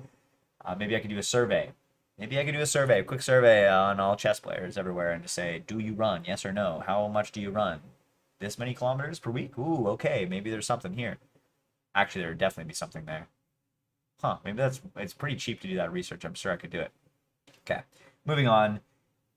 That all just stemmed from basically me saying I've been doing some vision training to see if I can improve my ability to visualize the board to potentially get to a point where I could start playing chess in my head. That would be the freaking goal. I would love to play chess in my head, even against myself, even in simple positions. That'd be so cool. I would love that. That's the end mission. So, what do we have? We have Nightlight Fight Might. Wow, that's a mouthful. Nightlight Fight Might. Nightlight Fight Might. Is it like night light fight might, or is it nightlight fight might, or like might fight? I almost kind of want it to be nightlight might fight. I don't like the nightlight fight might. I feel like it's almost inverted. It's almost like the word race car. Like what do you call it? What do you call those? Like, there's a specific name for them. It looks like our beloved 1268 is going to be aborting the game. Oh, we have a Caro-Kann on the board. Let's go. Well, of course, it's not the Caro-Kann until it really transitions into a Caro-Kann, but that's what I'm going for. He has wasted 52 seconds, which is great for me. Maybe he's doing that purposely because I'm so much lower than him. Then again, I'm not that much lower. Okay, we have a classical variation, I think is what it's called, and we're going to transition to a Target Cower. Generally. Okay, perfect. So there we go. I genuinely know what I'm doing here. Pardon, not genuinely, because I genuinely don't know a whole lot about chess. But nevertheless, we got a Caro-Kann on the board. Let's see how we do. See where we go. I kind of like Tarktower positions. They're pretty nice, I think. So basically, I know that the idea is to rotate this rook here. Now this coming here. I actually don't know where the best place to put this is. I feel like it's here or here. But with the bishop here, I don't know if I actually like this trade, to be honest. It's not that bad. Yeah, actually, I don't mind it. So basically, it's either... Yeah, I'll play this right now.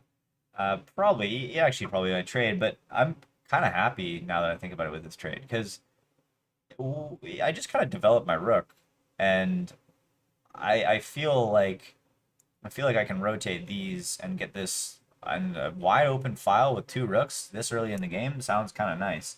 So I almost feel like maybe taking for him might not be the best idea here. I could be wrong. Oh, whoa, whoa, whoa. Okay. Huh. That's a good move, actually, because basically takes, threatens this. It's not a huge concern, of course, because I can go, like, here, for example. I could also just take... No, I can't do that. That doesn't work. And I don't really want to drop back now, do I? So he did just give up a center pawn, though, so I feel like this does make sense for me. Basically, now... I need to think actually a little bit more about this, because basically if I do this, the queen is sort of overloaded with these two pieces. He could do this, for example. No, I can take here. He doesn't have a knight. Knight's traded off. So, wait, hold on. I could just do this. The only problem with that move is it doesn't really kind of allow me to complete my mission of rotating it this way. But it does seem like a pretty natural move at this point. Then again, actually, I don't love it, because basically, if he trades here, I'm separating my pawns, which I don't really love the fact that I have a pawn here and a pawn here. Those seem pretty weak. He could attack, doing this, for example. I just need to defend this pawn all game. I don't love that. If I went here, can't do this. You can't really do this. I take. He can't put it under attack. He couldn't really do this. He can't attack me like this. Now he actually wait, hold on. This is a valid move. It's a valid move. And that puts another attacker on this, meaning that maybe this is a better move. I still feel a little bit overloaded because basically if this, then this. No, you can't do that because I can take. And you can't go here or here, so that he's actually kind of stuck. Okay. Okay. I still think this is actually decent though. No, no. No, I do like this more. Because it lines up this diagonal, meaning that this knight actually can't move. Not only can it not move here because I take this, but it also allows me to check here, which is a kind of a nice idea. It does leave this completely undefended, though. Does that matter? I mean, no. Not really, right? This also puts pressure on this pawn, making it hard for the queen to move without moving the pawn first. All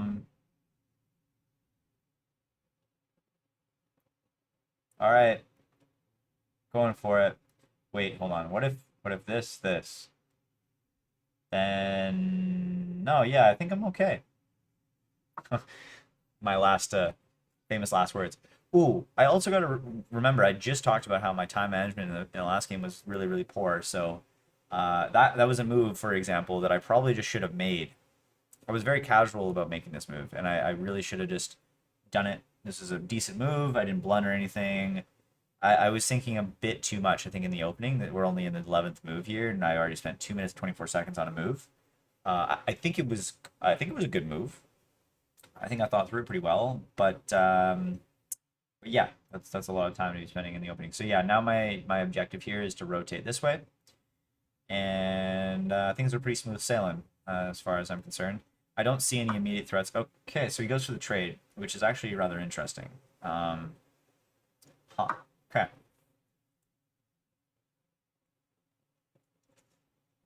Yeah, that is interesting, actually. I mean, huh. Yeah, I don't know. I don't know. I'm very, very eager to play this now. Okay, so he wants to, actually no, he wants to double up his rook here. I'm still actually well defended. You can end up going here though. And then I actually have, he has a mate, surprisingly. So if I do this and then this, though, I think I'm protected. So if this and then this, and then this, let's say. Now, he can't take, because I take back with this. Actually, in fact, this is pretty well protected, generally speaking, just because I have this.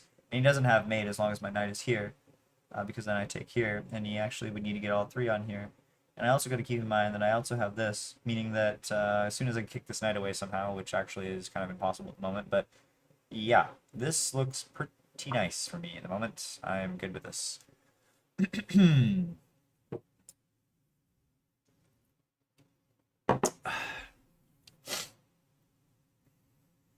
Okay, generally speaking, we're not doing too bad on time comparatively, compared to my opponent here. We're 11 or 13 minutes versus 13:44. We're 45 seconds down-ish. It's not too bad.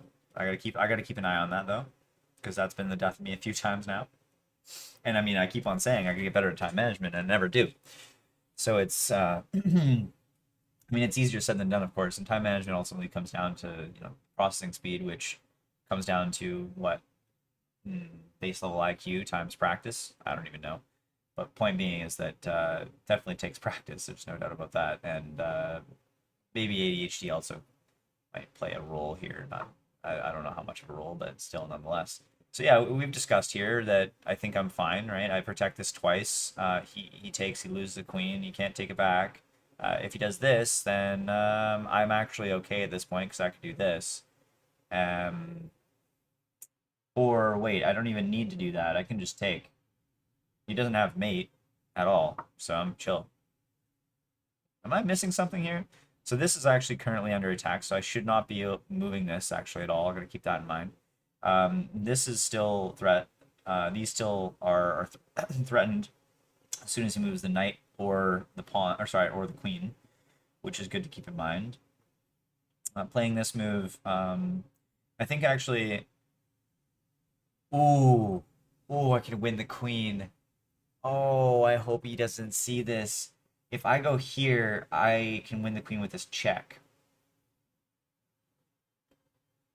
Oh, that would be wonderful. Oh, so wonderful. Okay, so now the idea is probably this, but I'm kind of okay with that, to be honest. I'm gonna do this. In fact, what's nice is that I think that no, he doesn't have this. Who am I kidding? No, there's no jokes about that. This is defended, which is also super nice. I am very, very eager to play this move. Oh my, if he doesn't see this move. Praying, praying, praying. I mean, it's a good move, regardless of if he sees the threat or not. But I would love if he just blissfully was, ignorant to the threat. Oh no, he was too greedy. He was too greedy. Okay, well, sorry, man. Yeah, now he thinks he can do this, but oh no, he can't. He just can't do that at all. All right, sorry. Sorry.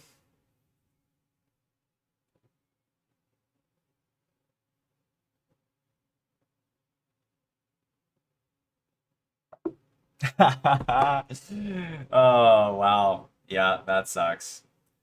Fair enough, though. Fair enough. Game review. Yeah, let's just do a quick game review. I think my moves there were all actually pretty solid, to be honest. Even that move of sacrificing the pawn is not. I wasn't actually sacrificing the pawn. Oh, I did miss. I missed a blunder earlier on though, and I didn't actually take advantage of it. I missed it. Huh. Okay, that's actually worth reviewing then. Let's see if we can find it. Okay, we got to go into what do we got to go into? We got to go into the Lichess analysis board. Yeah, let's see if we can find this blunder.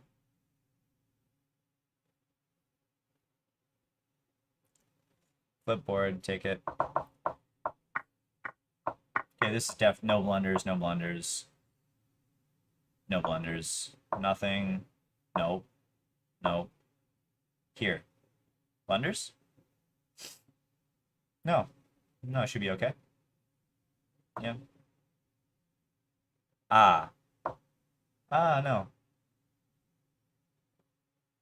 Huh.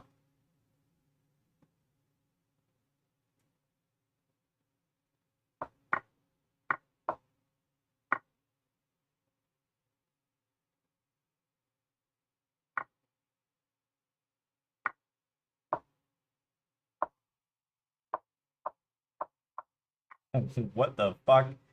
Where was his blunder? Must be some crazy combo that I'm missing here. Okay, like this is all sound so far. There's no way there's any blunders here. Yeah, what everything's protected. This is not, but I can't trap it. I I could go here maybe. No. I can't there's no like exposed stuff here. Okay, here.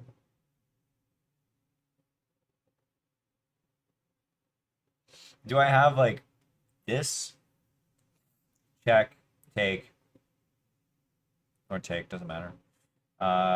Maybe this then? Because I've added a defender? Or this? No. There's no way that, no. Damn, alright, I don't think I can get this one. What? Alright, let's figure that out. Take, take. It says that he blundered a piece. Is it because, so we're equal material right now, right?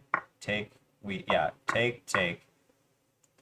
If I did this, hypothetically, I lose a piece.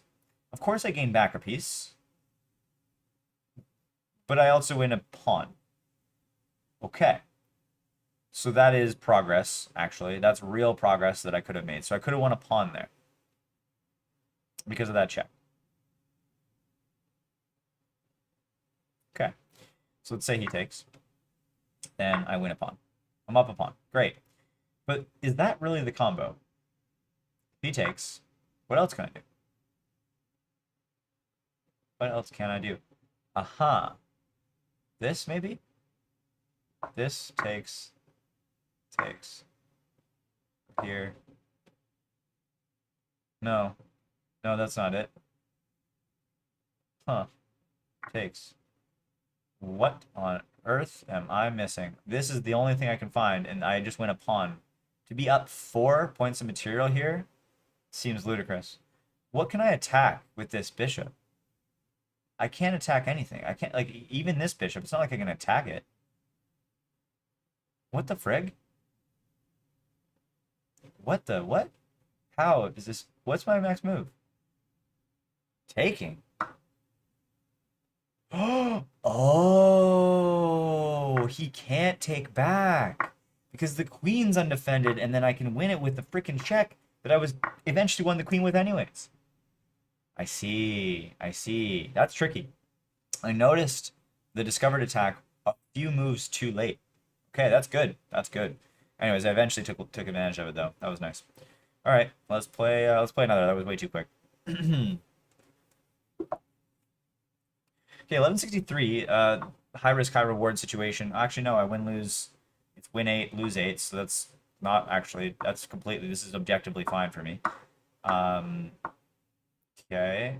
So I guess I'll just play the knight out. I'm not convinced that this is a great variation. I mean, the name of the Hillbilly attack. That can't be good, right? Can't be good.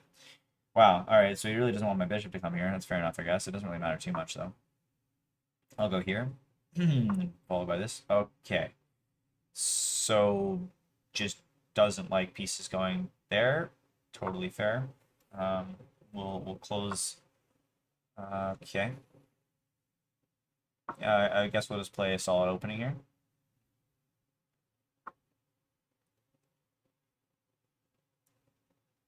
All right, so he's preparing a castle. He's weak in this square and this square and this square and this square slightly. I mean, I think just developing seems like rational right now. His queen is not going to be coming here, so he's not going to be putting... Oh, well, he's not going to be putting pressure here for multiple reasons at this point. He could do this, but then I take. There's no pin. There's not going to be a pin. Well, I guess there could be. Yeah, there totally could be. I'm just thinking, like, should I put my bishop here or here? Or, I mean, heck, I could even put it in the most forward square because this is not going to happen. That actually seems kind of reasonable, especially considering it does prevent his knight from ever going there. He can't do that right now, at least. I can take it with the knight, and I can come right back if he puts me in check. Ooh, wait, hold on. Can I take it with the knight, though? If he pushed, can I take it with the knight? Not really. Can I? Because then takes. Ooh, I can't, because the queen defends. Oh, okay. So that actually would be kind of disgusting for me. I wouldn't like that at all. So I think I'm just going to be a bit more moderate and go here. And yeah, see how it goes.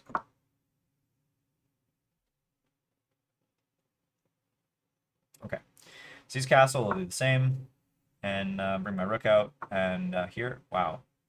Okay, knight is knight's going there. Huh. Okay.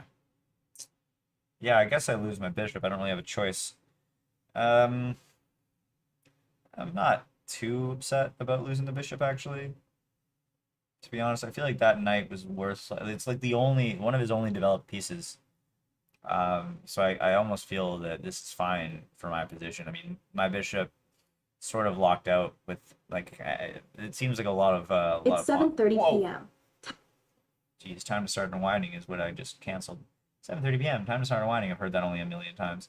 And I am unwinding. I'm unwinding by playing an absolutely heart. Wow, 16 minutes. He's been ripping through time. I still got to keep in mind my time, of course, is limited.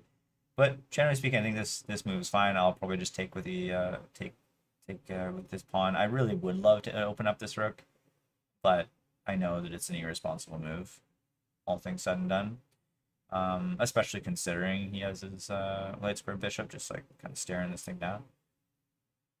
I could do this actually, which is an interesting move. It rotates my knight this way. He doesn't have any check here now. Huh, that's an interesting spot. Though if this, then I guess this. And then actually that's not too bad. Actually, that's really not too bad because basically, if this, then this, then this, then this is actually blocking, and I can take this, and then facing these two, which is rather interesting. And then if this, then for example, I take the knight, and then he moves the rook. It's actually not too bad. Maybe I do that. I mean, what else can he do? Let's say he does this. Well, then I just take. But then he takes here. Or I could defend it. No, then it ends up doubling my pawns regardless. The question is really, it doesn't seem like my doubling pawns is avoidable really at all. Though, maybe it could be. What if I did this and... Do I have anything else besides this? I guess, hold on. If this and this, for example, if this, his knight move here doesn't attack anything that is more valuable than his rook. So I actually am fine.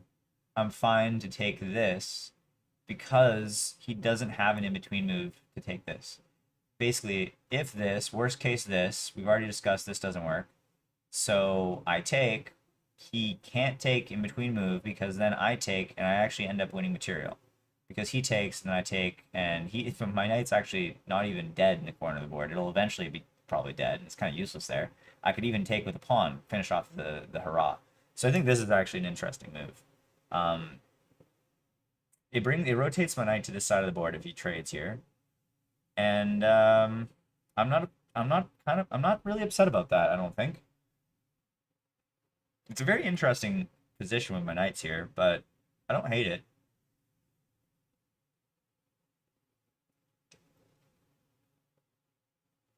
Yeah. Yeah, okay. Tony, I'm sorry that I was in a meeting while you jumped in. I don't know if you're ever gonna see this, but yeah. Whoever's actually viewing the stream right now, I hope you're doing well. Okay. So there we have it. He's moving back the bishop, meaning that this move is now actually a bigger threat than what's prior. I can go here. There's not really much else I can do. So I didn't consider that. That's definitely short-sighted. So yeah, now I'm almost thinking like maybe I should just drop this back and sort of call it a day, because I definitely don't want to trade. I don't like this. Not a fan of that. This pawn being here, it's not like I can, defend this square, get my knight there, and everything's great. It's just it seems like not a great thing for my position. I guess no, that doesn't work. No, yeah. I could try to pressure the knight to take right now. No, I can't. Can't do that. I can't. I can't attack the knight. Ooh, I can attack the knight by rotating this back. Awkwardly, I can. Forcing this. Oh wow, that's an interesting idea. Because basically at that point, if you did this, then I can take this, and I'm protecting the knight at the same damn time. Interesting. So it's either this or this. Wow. I'm gonna drop it back. Call me crazy. Call me crazy for that one. I feel like there's something coming here that I'm missing. There's something, because this is a weird response. I just feel like because of the oddity of my position right now, there has to be something I'm doing that is brutally wrong. You know, like this is such a weird spot. Such a weird spot. I mean, I like it. He might not even see it. I mean, I am playing 1163 and us 1100s, you know, we all suck at chess, so. Homies, stand up.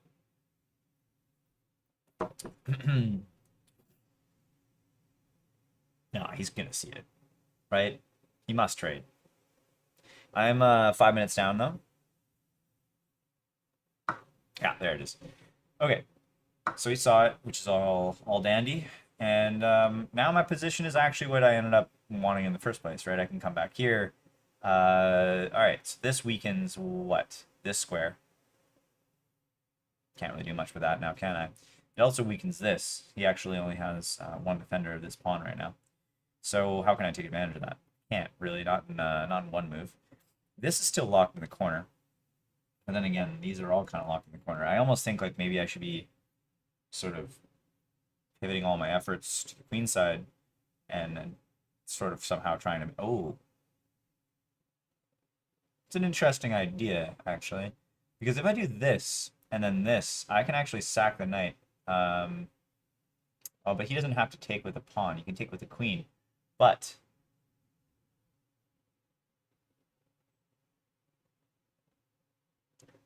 what if I put knight there? I'm going to do it.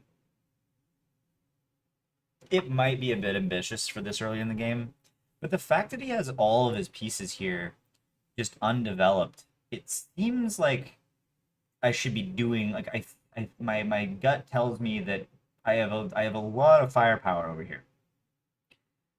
And he just doesn't really have anything. I mean, he has this and this. But everything else is sort of just not doing much. This bishop is sort of locked in here. What is this bishop going to do for the rest of the game? If I just don't move these, you can break through here. Okay, so now we have a queen move. Queen move has an objective of inviting this trade potentially. No, that doesn't actually work. He wouldn't do that or that, otherwise he would have moved there now. He can't do this, he can't do this, he can't do this. So it's just to develop the queen, I guess.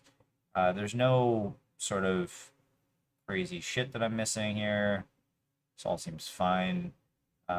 Maybe the idea is pushing, I'm thinking potentially is pushing this pawn. Yeah. Yeah, I think pushing this pawn. I think what I'm going to do is I am going to execute my plan here. Ooh, but he has this, but then I have to take here. I don't like that. Don't like that, actually. Not a huge fan of that one.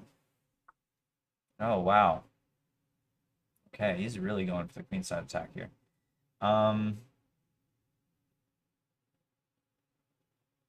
So he'll probably, considering I'm sacrificing a knight, he's probably gonna figure out that he can't take with the pawn. He probably is gonna take with the queen.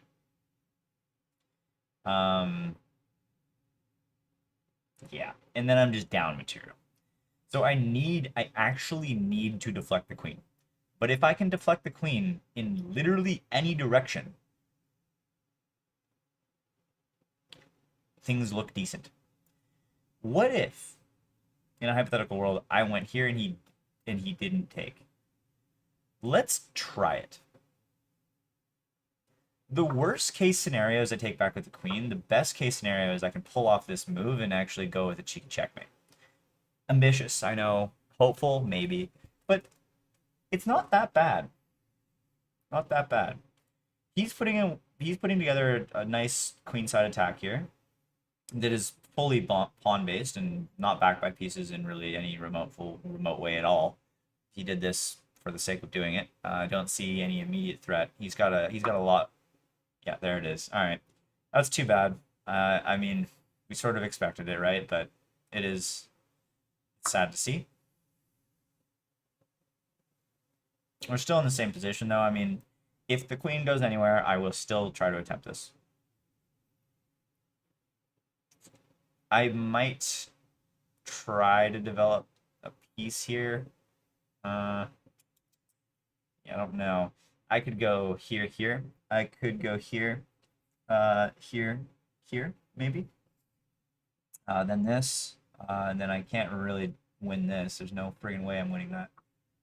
Wow. Okay, he's just sort of trucking along here. Um, hmm.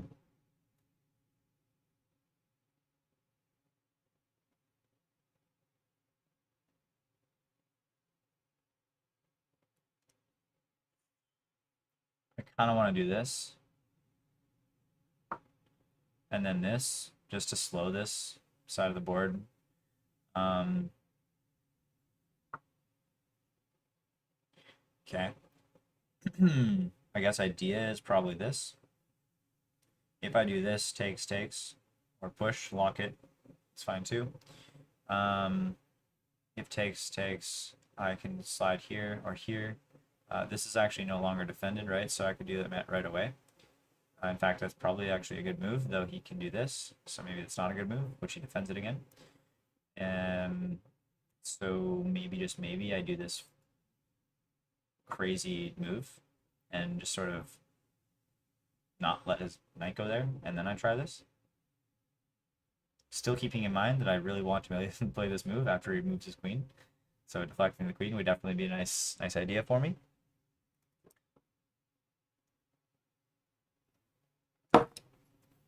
Yeah, I mean, honestly, I don't know what I was thinking.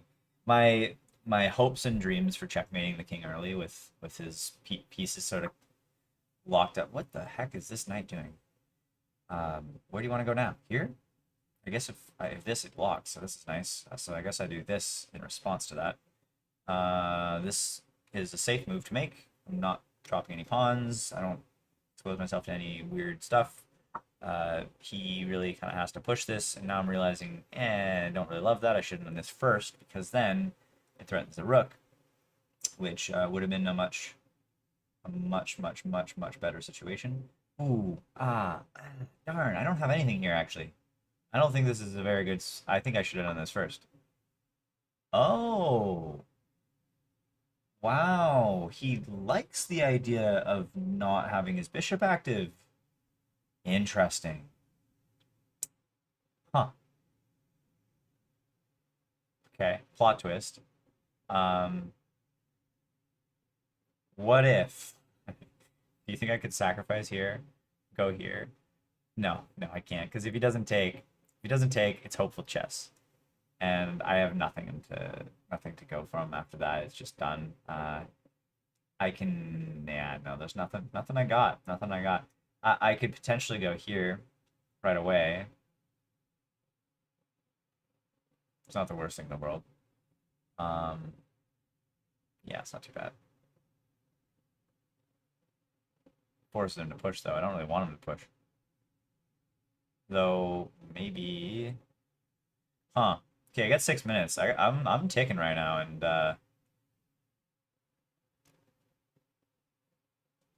yeah, things are not looking like it's not easy to develop here. I'll go here, but then I don't really like this move. That's the problem. So maybe I shouldn't have even done that. But my idea is, like, I think I'm gonna start rotating this way. I don't know. I don't have a plan. And this is good. This is, or not good. This is bad. This is bad.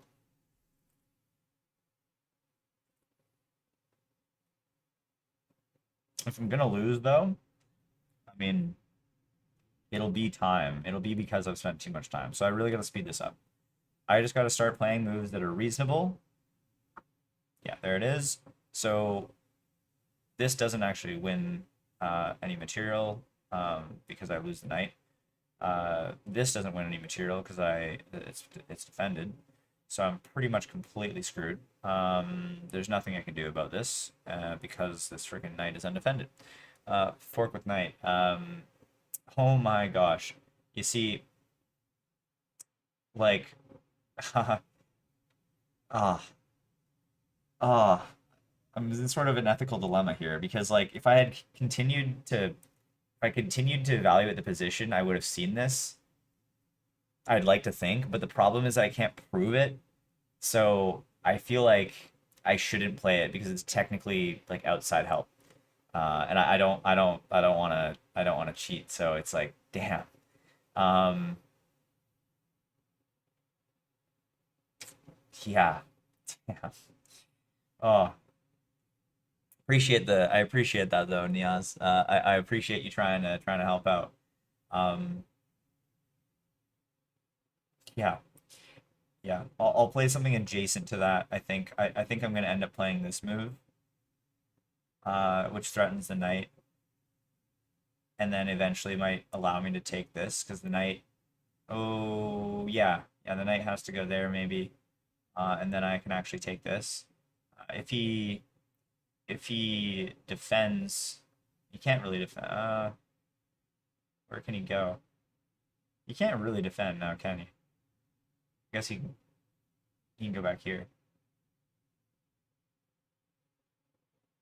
Either way, doesn't really matter. He can defend here. Then no, still no matter what. Yeah, darn. I really wish I didn't see that message. That sucks.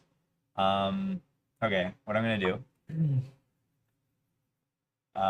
Yeah. Anyways, that's well, good, nice. I'm glad that I played the knight to G5, before I read that message. That's good. But yeah, huh? Queen moves away. Hey, this is looking just like really appealing, but I don't think I have anything. Basically, if takes takes. I actually, you know what? This looks interesting to me. Takes takes takes takes. This is threatening mate. What can he do? Hmm. You know what? I got 4 minutes on the clock. I'm just gonna go for it.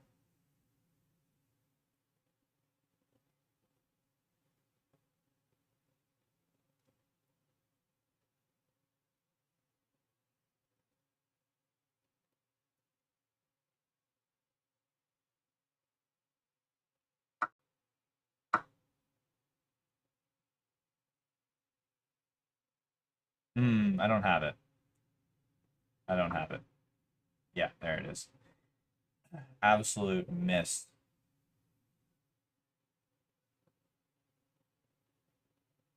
Complete and utter miss.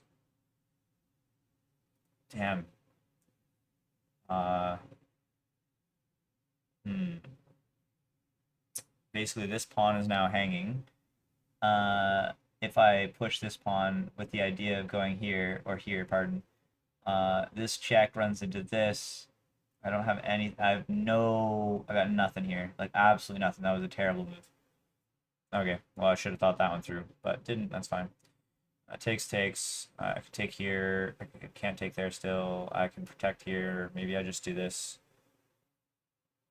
No, I don't like that. If I deflect the queen, is there any way I can feasibly deflect the queen right now? Maybe I do this. Maybe, no, this. What if this, sorry, if I take here and he takes, I can actually technically take back with this, right? Yeah, I can. Am I crazy? Can't I take back with this? That's mate. Yeah, yeah, I'm good.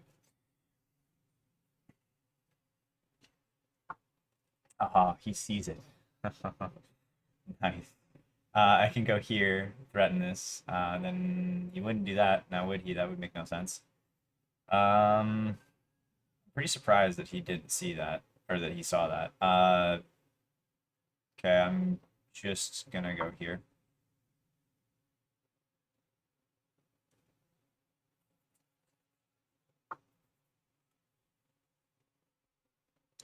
Yeah, Niaz, I found that one out pretty quick. It was more of a hopeful move, thinking it was hope chess is what I was playing there. If I'm, if I'm being completely real.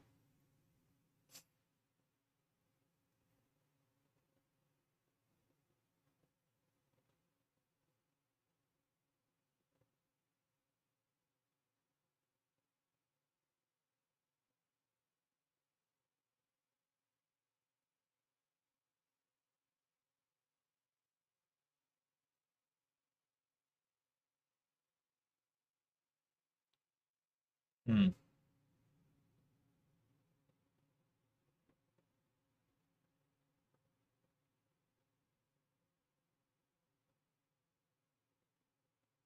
I really wish this pawn was dependent. I think I might go here. If I go here, pushes, takes, we're good. Push, take, take. Not good there. I guess I could go here.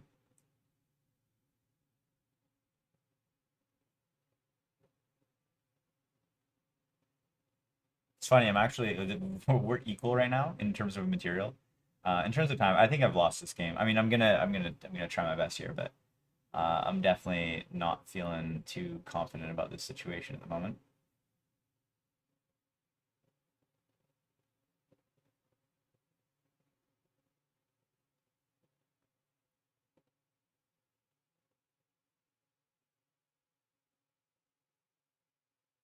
Wait, this is now under attack. Now I just realized this. Now come to terms with that. So I guess I'll do this. Oh, but now this. Oh my gosh. Yeah, this is a mess. I'm done. I'm done. That was it. That was the goner. The goner that killed everything right there. Take the pawn and I will be done. There is nothing left. Damn. Damn, damn.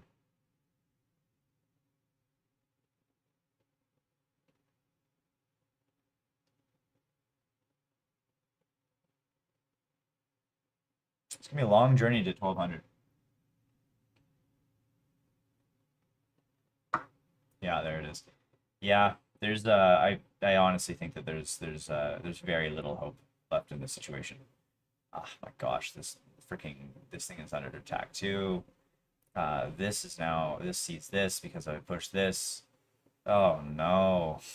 No, no, no. Ay ay ay. How do I continue?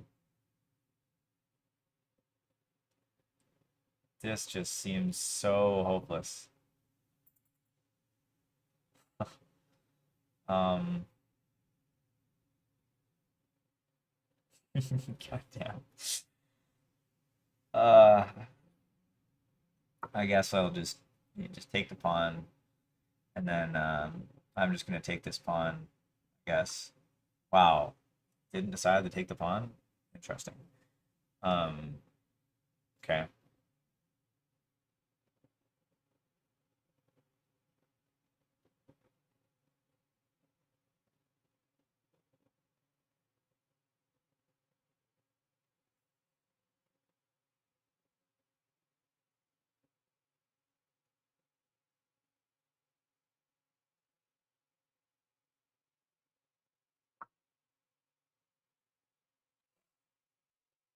Hmm.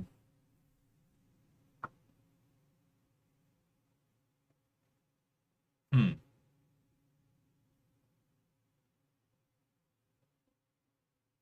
Yeah, this is really not looking good.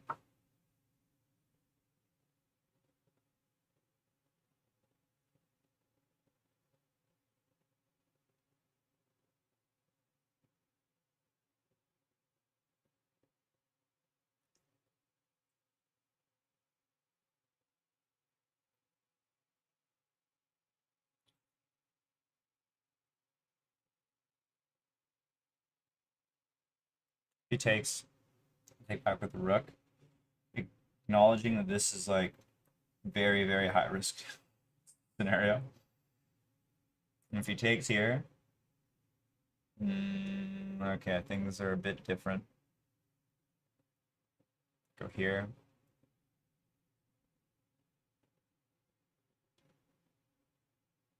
Yeah.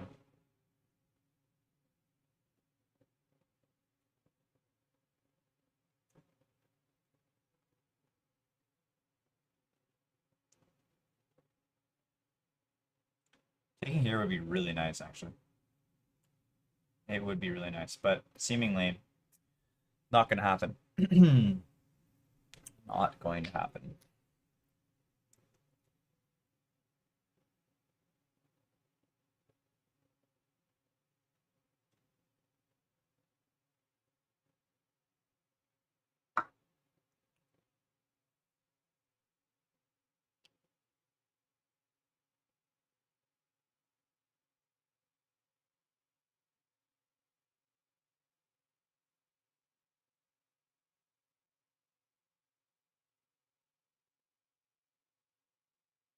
got no time.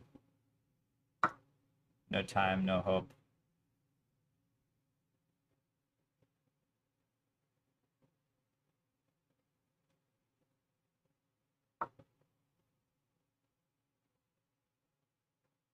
Oh my gosh.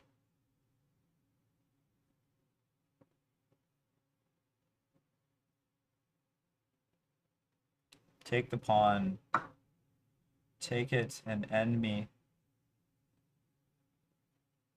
Oh, that's a dirty fork. Oh my god. Or skewer, pardon. It's great too because it actually like it's like he's so close to mate here, but he doesn't have it. Oh, that kind of hurts. That actually does kind of hurt. I'm kind of happy about that. I mean, it definitely doesn't leave me with a winning game. I think I'm still down material, or I am. Oh no, oh yeah, I am. I'm still down material, even winning the rook.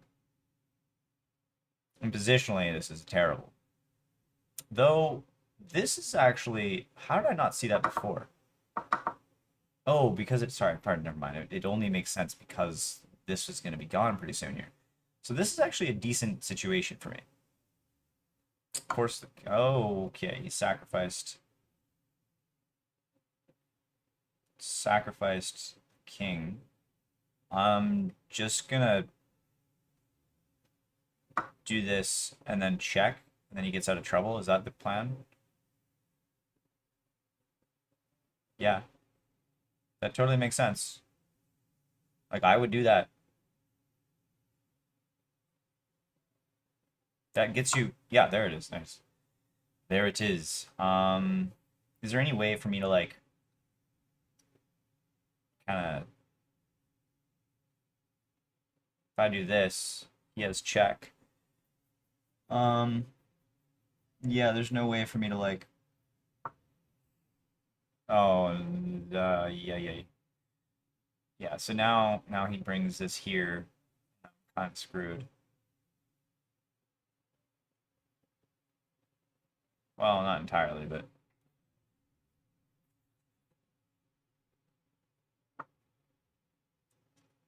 Pretty damn close.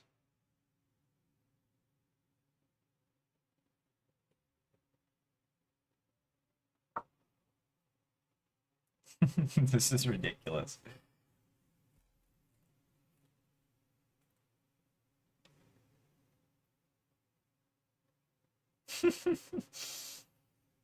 This is absurd. What are you gonna do? This? I can take this. Nice. I don't even think I entirely clocked that like the entire game. I don't think I've noticed that I could just take that. Oh no, he's trying to force a trade of queens. I don't think I'm gonna allow that. Yeah, absolutely not.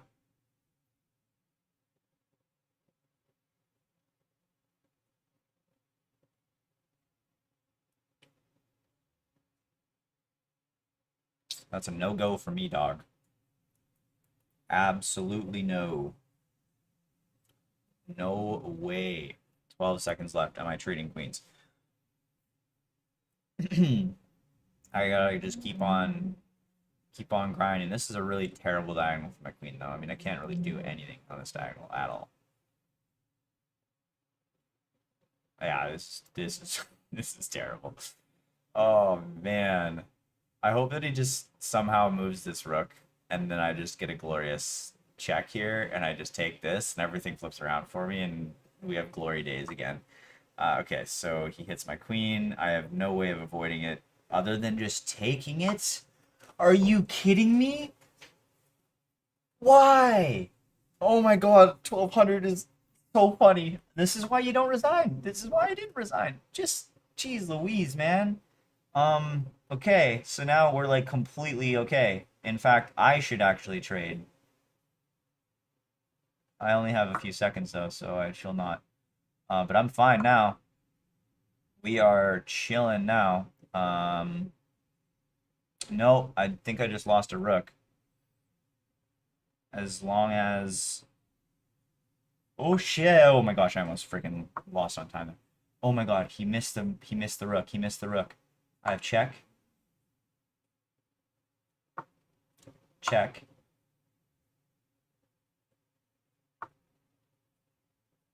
Go here. Whew. Wow. Here.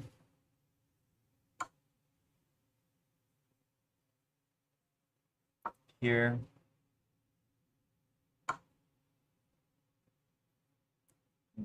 There.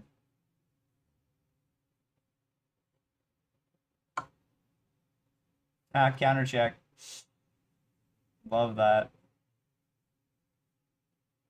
Oh no, he's probably kicking himself after that one. I'm so sorry. So sorry. Wow. What a game.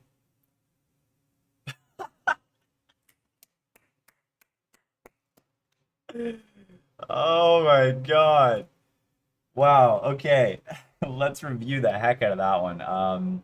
So we know for a fact that oh Niaz, you said is that how you pronounce your name, Niaz? Niaz, you stuck around for that whole thing. I'm glad. I'm glad you saw the turnaround after at the end there. Okay, so we're gonna review this. No engine, of course, as per usual. Or not as it doesn't always work out like this, but okay, there we go. Oh my gosh, I was really invested. Nice. Well, you got a good payoff then, hey? Great payoff, especially considering like, I quite literally so right wait, what the heck's going on? So right here, right on move. So I'm not even kidding you. I said on move 36, I said in the stream, I'm fairly certain I can watch this back and say it. Or I literally said, I hope at some point he moves the rook and forgets that this square exists. He did me one better. He moved the rook directly into my line of fire. Split second after I said that. Oh my gosh. Wow. That's 1200. That is exactly why we are 1200, is we make dumb blunders like that. Oh my, okay. Okay, so everything here is fine. I'm fine with this position. This is all seemingly fine. Yeah, yeah, too good. Okay. Everything was fine here. Now, this is where I started making some dicey decisions. My reasoning here was basically I wanted to go here with the thought that I could attack this. Then I realized, and then he went here, and that sort of fell apart. But then what did he end up doing here? He ended up, okay, we ended up trading. And then I had ambitious plans to attack the king early on, thinking that I could basically rotate the knight here so that he could maybe forget about this square, which is funny. This square was the square I was looking at the whole game. And I won because of that square. That's hilarious. So I ended up like making some weird rotations, thinking I could get two knights here. Eventually, incentivizing the trade with the queen and the pawn, and then just going here and checkmate. That was. I think that was hope chess. I've never really done something like that. I don't think that's a common idea in the Caro-Kann whatsoever. So I think that might have just been not the best. But my reasoning was like there were just so many pieces on this side of the board, and this bishop was completely blocked. I just thought maybe I had something. Maybe I had something. So that was my idea. But to be honest, I think that it was kind of crazy. I think I probably just should have moved back here and captured here. Call it a day. So we're gonna put down in the notes. So let's start a notepad as per usual. And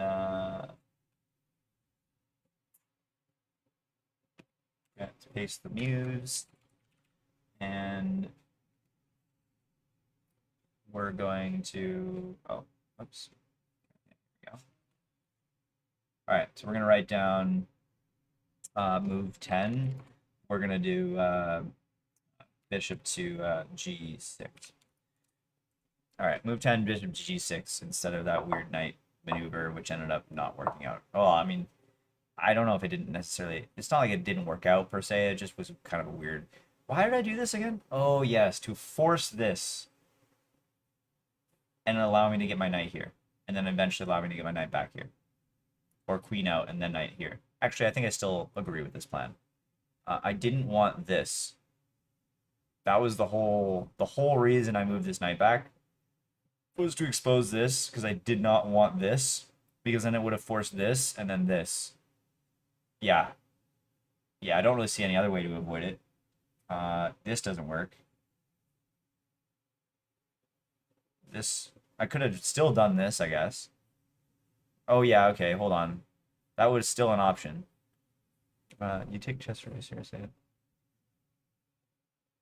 Yeah, Niaz, the reason I take chess pretty seriously is like play on intuition. So it's because like I have a goal of getting to 1500 by the end of the year, which I started at 850, but I climbed up to like 1,000 in like 2 days. So I think that I was actually just 1,000. So anyways, my point is like getting from 1,000 or 850 or somewhere around 1,000 all the way to 1,500 is, it's a relatively ambitious goal within the span of, I think, 10 months ish.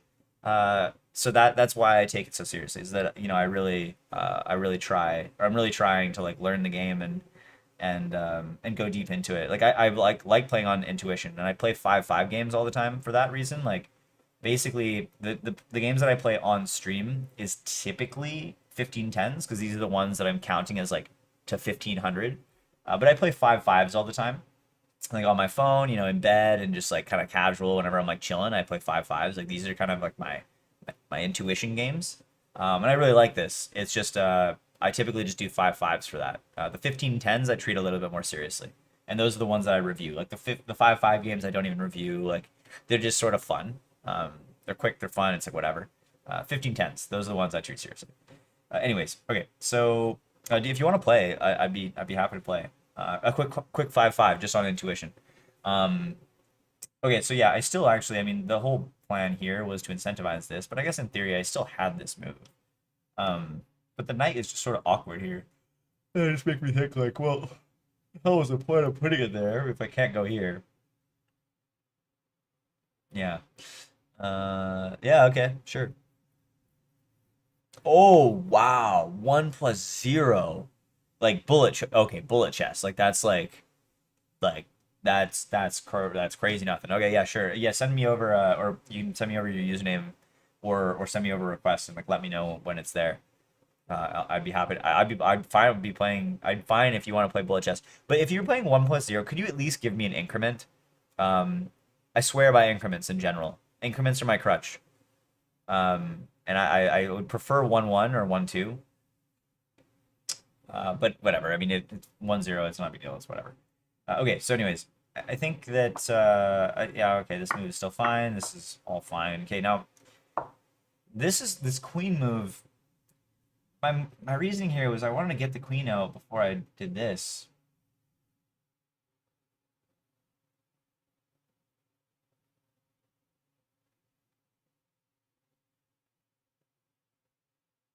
But maybe it was a bit premature. You can send whatever time control you want to play. Did you add me?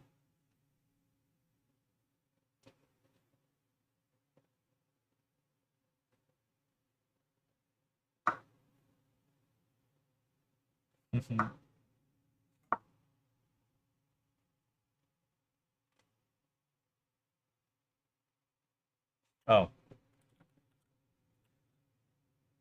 all right. How do you add people on this freaking thing? Ah, there we go. Challenge. Oh, wait. Can I add you first? Is that an option? Yes. Add. Okay, now I can challenge. Um. Uh. Okay, let's play 5-5. Time is it? Oh, it's 8:10. Okay. This is definitely the last game of the day, without a doubt. Rated, non-rated?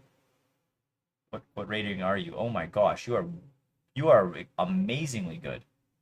Wow. Okay. We'll play rated then. I mean, you'll just destroy me, and You'll get like 1 or 2 rating points out of it, and I will lose pretty much nothing. Yeah, oh my gosh.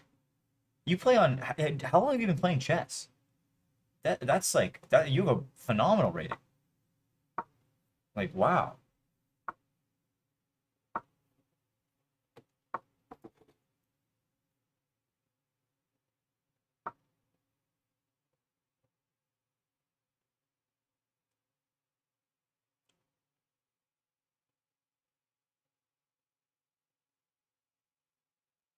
Hmm. Wow, this is really good for even 2 years, though. According to my understanding, at least.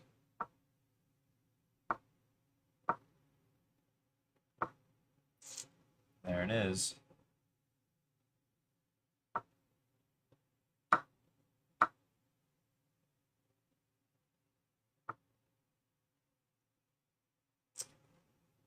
Is the idea take with the knight? Must be.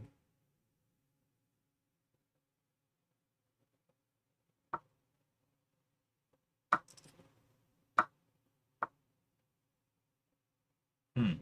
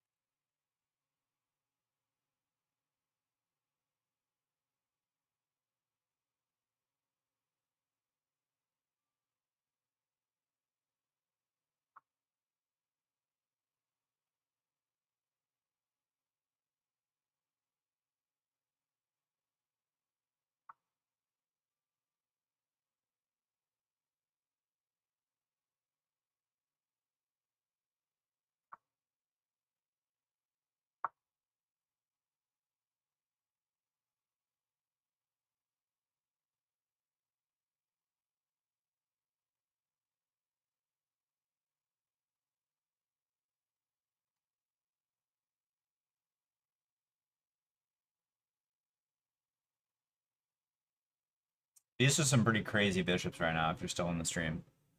Like, I don't know what these things are doing, but they're having a good time over there. For now. Until they get booted or completely killed. One of the two.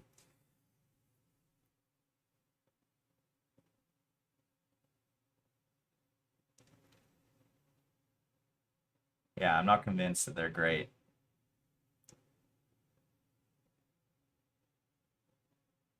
Actually, they're not that bad. They're really good. Yeah, pair of bishops just taking up 4 of your 4 of the squares on your back rank. That's like pretty catastrophic for your position right here, and you have to boot a rook. Whoa, whoa! Was not expecting that. Huh? Sack the rook. I guess you keep the pawn in the process, which is good. Damn. Damn. What if I just took the pawn? What if I just took the pawn? If I took the pawn and you go here, for example, I go here, and you're in the same situation, are you not? If you go here, still take here. If you go here, here, I own these squares because my bishops are now here and here. So these squares are now occupied. This is now actually undefended. And then if you go back, I can always bring my bishop back here. Wait, no, hold on. If you go back, I take. Because my bishop is still here. The only one that moved is here. So can't I get like the best of all worlds by taking here? Ah, there it is. I did not get the best of all worlds for taking there. That was a terrible choice. Terrible choice. Okay, this is good. Good news. So basically, what do I do now? I mean, I could go here, but then you take here, and then I go here. Oh, that's not that bad. Okay, so that was definitely a bad move on my part. What if I go here? I go here, takes. Can't take anymore. I can go here, I can drop back. I can take the pawn. I could go here, takes. Takes. No, I don't like that. Maybe it's just this. Maybe it's this, maybe this, then this, this, no. Hmm.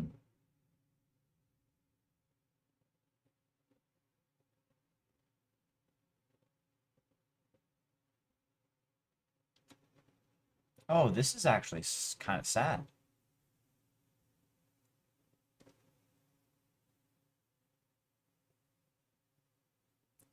Oh, never mind. It's okay.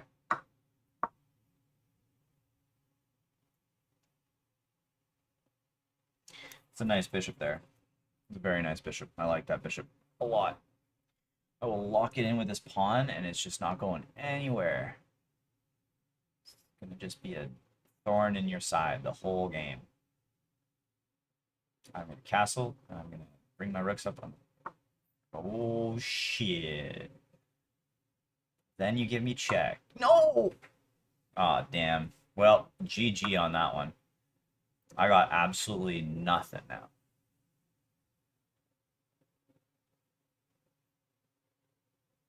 I'm having fun, though. I'm having a lot of fun. This has been exciting. Especially that whole Shabam. That was completely a dumb thing on my part. It's either I take or I just completely ignore it. Do I castle and then take anyways? That also seems decent. Yeah. Yeah, I think I'll castle.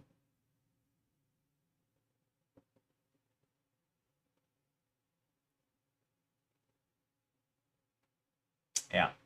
Mm-hmm. Yep. Actually, I didn't need to castle.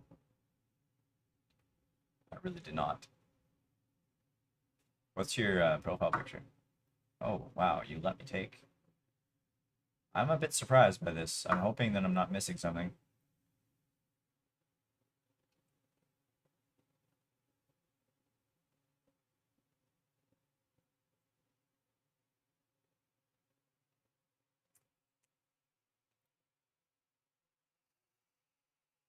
Mm-mm-mm-mm-mm. Yeah, what's your profile picture?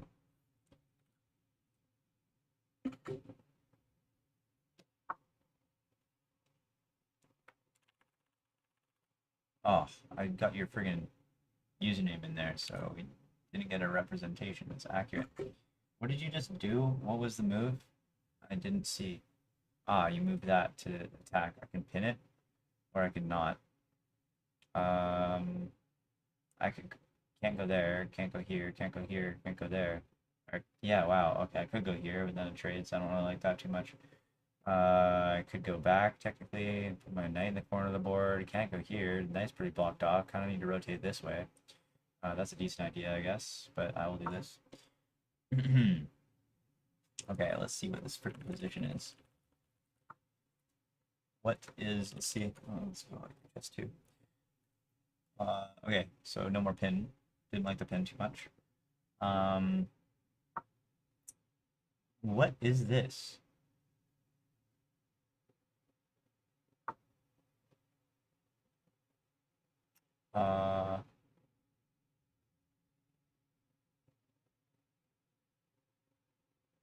Okay. What is this position that you have in your profile pic? Did I just, oh my God. Oh, oh, jeez. That hurt my soul. Yeah, that really stung, that one.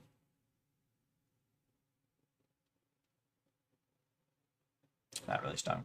What's even worse about that one is that I can't really rely on the whole like 1200s blunder thing because you're 1341.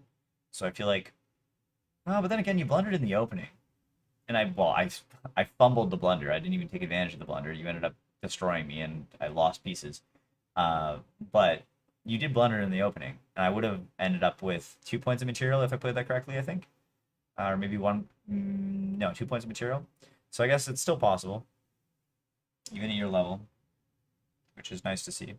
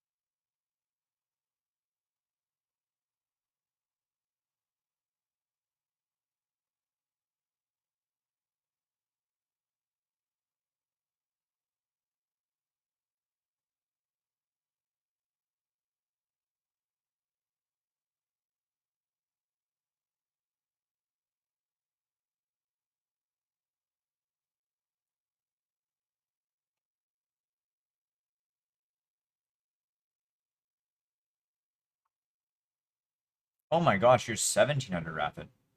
Wow. Like, damn. What's the purpose of this move? Hmm. Take.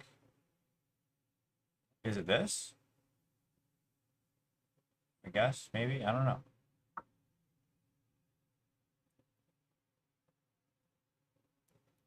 think I'll just chill and find out.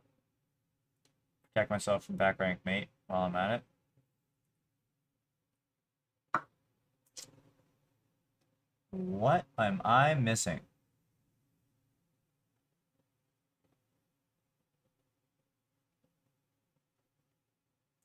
What? If this, what? What am I must be missing. What? I also have this. Wait, what? What just happened?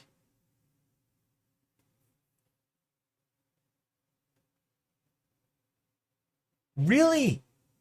Wow, that's the sort of thinking that you have at this level? Wow, that's cool. Losing one, I somehow calculated 10 to 6 meters, still. Wow. That, you see, I think you might be thinking you're playing against a better player. Me, my ability to convert that position into a winning position in the end game, well, then again, I guess my pawns were very deep. So, actually, yeah, wow, okay, never mind. I did have two completely passed pawns. Um, so, okay, maybe I could have converted that. But still, ooh, nice counter. Yeah, good move, good move. Uh, I still end up winning material though, I think, right? Oh, but then it ends up with one rook versus a rook and a bishop. Um, wait, how did I hold on? After all this, takes. Oh, I ended up only losing 1 point or gaining 1 point of material. I guess I'm still down, but technically speaking, I should probably make this trade, right? Like, can I hold on to this pawn is kind of a big question, though. Yeah, it kind of looks like I can. No, yeah, maybe. Question mark? I don't know. Oh shit, 19 seconds. Well, I better figure it out now, shall Wait, hold on. Can't I just take here?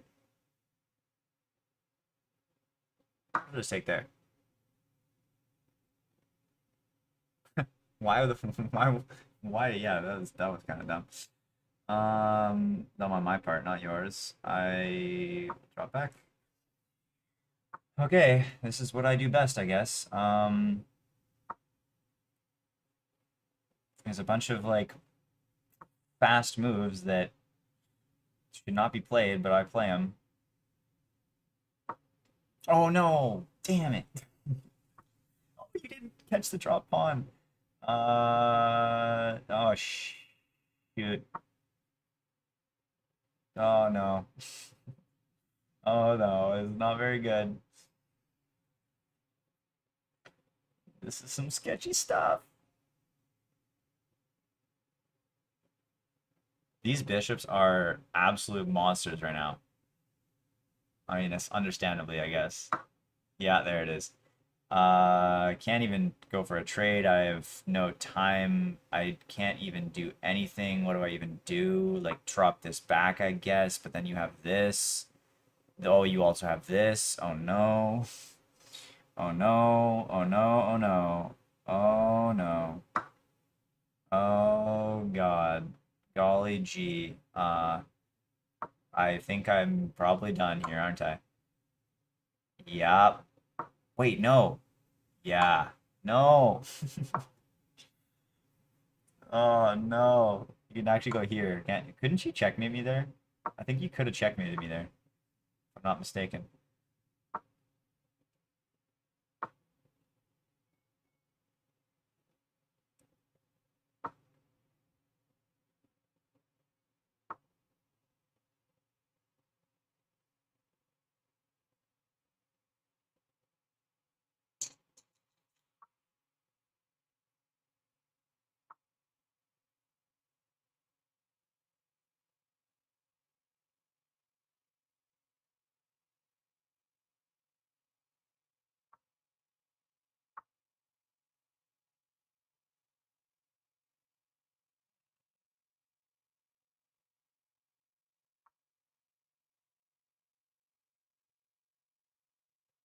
You definitely have May here somewhere. There it is. Oh, well, it was an honor. It was an honor to lose against the almighty Niaz. Yeah, you are. Yeah, wow, you are very good at chess. Like, holy. This is really like this is like it's inspiring to see this. Look at this climb. Wow. Oh my gosh. You went from 1,000. Okay, so this is 720. Okay, so this is the 7th month of 2024. You went from 1,000 to 1,600 in the span of a year? Wow. Yeah, thanks for the game. Yeah, well done. Well done. Oh my. Like, I cannot believe that you just like you're saying that you play your games generally speaking on like yeah, participate in some OVP. Oh, okay, I see. Wow, well done. So you don't like treat chess. I mean, you quoted like seriously. Oh yeah, 1,600 FIDE or FI. I don't even know how you pronounce it. But you said you don't treat chess seriously. Like, have you never like gone through a period of like extensively reviewing games like the stuff that I was doing earlier, or how like I'm so curious about your trajectory here. Was it just purely like grinding out 15-10 games and like that's just sort of what your practice was like, or did you have actually like a study strategy or what? More of a hobby. Yeah, I mean, heck, it's more of a hobby for me too. But clearly, I treat it like a full-time job. Uh,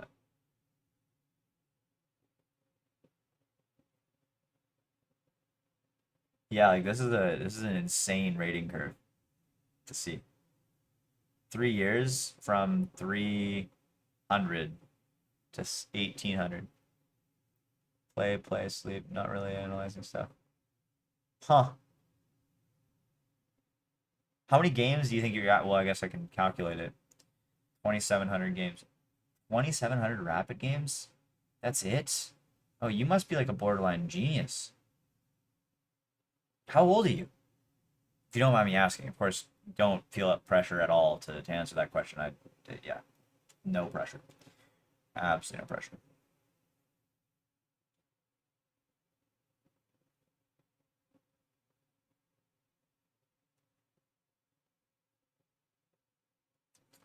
19, okay. So yeah, you're basically like you basically learn chess like as an adult, like in I mean kind of like 16 to 19, like um that's still like a really impressive, like especially considering like you don't analyze games, you just sort of play. Um yeah, wow.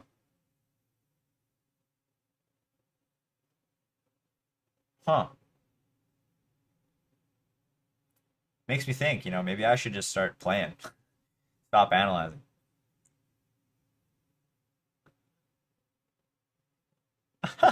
Learn because a classmate trash talked you? That's hilarious. Well, heck, you can definitely trash talk 98% of the people on this planet now.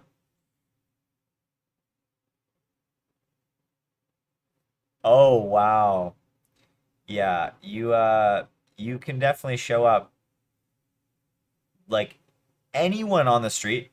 Like if you ever find a chessboard on the street, like I don't know, if you end up like traveling to I don't know, New York or somewhere else that has just like people playing chess on the street for money, you can win 10 times out of 10. 1,700, 1,800, like this is an absurd rating. He was only 1,000 himself and he was trash talking you. That's hilarious. Um, yeah, this is cool. I'm glad to have met you. I'd be I'd be definitely stoked to play again sometime.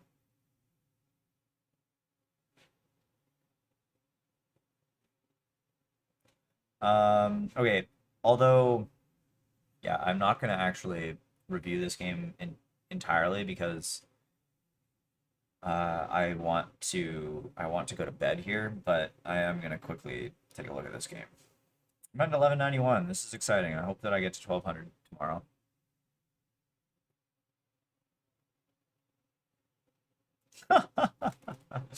Okay, let's quickly take a look at this, shall we? Okay, this move actually, this night move wasn't even that crazy, but let's. I did say that I think I'd prefer this, and this was actually excellent. And then if takes, take back with this pawn. Good, interesting. So unlocking the rook actually was the best move in this position. Why is that, eh? I guess this is sort of blocked. Is that sort of, if I just keep these two pawns here, I'm sort of good for the rest of the game? If is that the idea, and the unlock of this rook is just more powerful? Huh.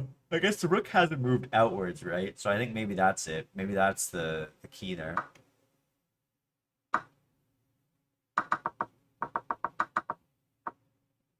Okay, so this wasn't an accuracy. Better move here. Let's taking with the H pawn is better. Oh, okay. You actually agree with, you don't agree with the engine in that case. You actually agree the H pawn was better. Okay, that's good to know actually. Thanks for chiming in, because otherwise I definitely would have taken back the wrong idea. The wrong idea from that. What the heck? How can I just collapse this? I don't want this in the bottom at all. Whoa. Damn it. Okay, yeah, queen. This, this, then this. I think this. Inaccuracy still. Okay.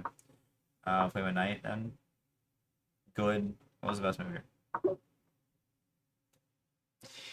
Okay. Alright, give me the second best move. I'm not gonna find that in a game. What is the reasoning behind this? Like, what the... Is it just because my pieces are just so perfect and it's just like a waiting move? Like, what the hell? Come on. Give me like the second best move then. Pushing the pawn? Okay.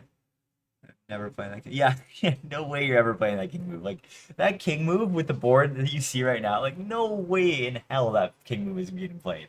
It's like so, it's not even like you're trying to get rid of a pin, you know? Like, it doesn't even make sense. Yeah, it's to get out of line with the bishop. Are you joking? Like, that just doesn't seem, it seems way too premeditated. Like if anyone plays this in a game, I would like you would think they're cheating or they're Magnus Carlsen. You know, like I just feel like that's not a trivial move to find. I get that it's to get out of the line of the bishop, but it just doesn't seem like doesn't seem like a pressing concern at the moment. Pushing the pawn is good. King is good. Pushing this pawn. Holy, this is an interesting. Okay, wow. Computer calculates. Yeah. Oh, there's no games at all. Isn't there like? Oh no, I want other players. Oh wait, what? I thought that they had a feature that you can actually see other players' games now, but I guess not. Uh, yeah, I wish they did. Obviously, Lichess has that. Anyways, okay, inaccuracy. I'll take the hit. It's still an equal game, roughly. This is a miss. Okay, let's try to find the miss then. I will at least try this. This is a miss. It's a miss. Huh. Is it because of this fork? No?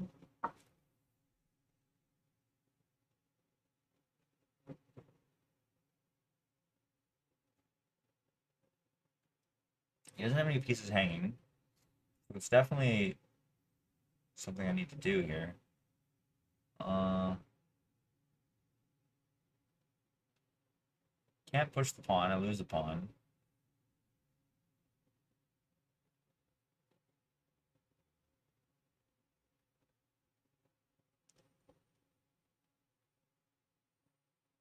Hmm.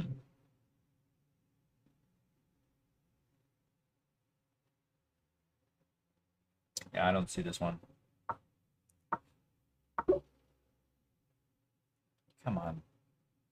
This game, the way that I think the way that I maneuvered my knights into such weird positions and uncommon positions, it just, now that I know, it also calls for weird moves like this move was the best move last move. Now there's this best. We also had the king to h8. What the heck? Not very not very intuitive. This is still a miss, so the miss is still this pawn. G5 is best. Yeah, see what? This is the best move in this position?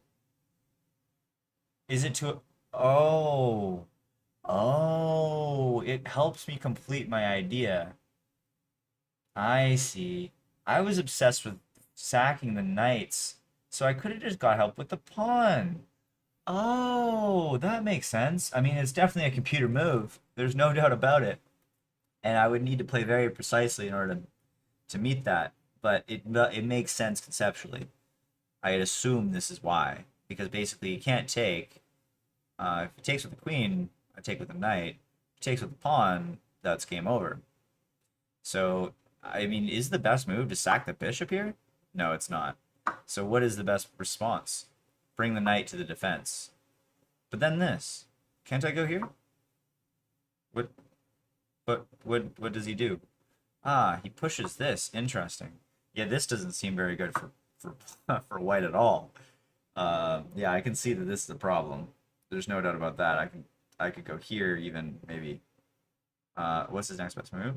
Queen protects. Okay, and yeah, this just seems terrible. Terrible situation.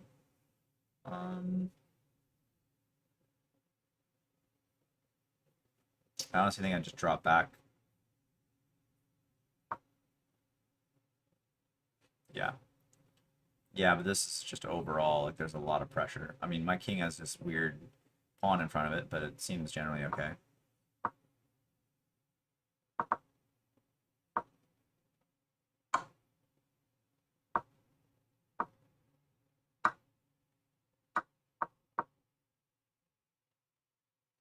Okay, my reasoning here was, what was my reasoning here? I wanted, what the hell was, oh, it was just to, like, stop this whole thing. Wow, this is actually the best move. That's surprising. Miss. Miss, what was the miss?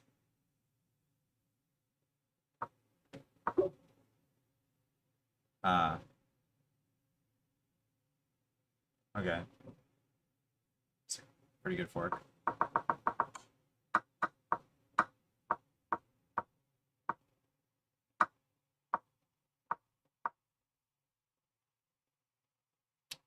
This drops a bishop. No way he caught that. Yeah, what was the best move here? Ah. Oh, forking mate and a piece. Creative. I like that. Yeah, that's good. Bishop can't come here because the pawn. Wow, nice. That's good. I like that.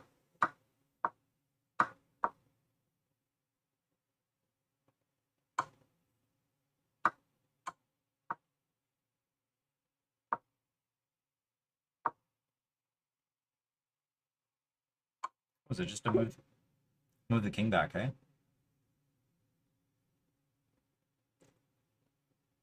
Oh, yeah, okay. I like that king move better. Oh, hey, sorry, 8:40. Oh, I hope you're still here. But Niaz, yeah, it was sorry, just reading your last couple messages. Yeah, it was a pleasure playing with you. Yeah, take care as well. Hope to see you in the chat again sometime.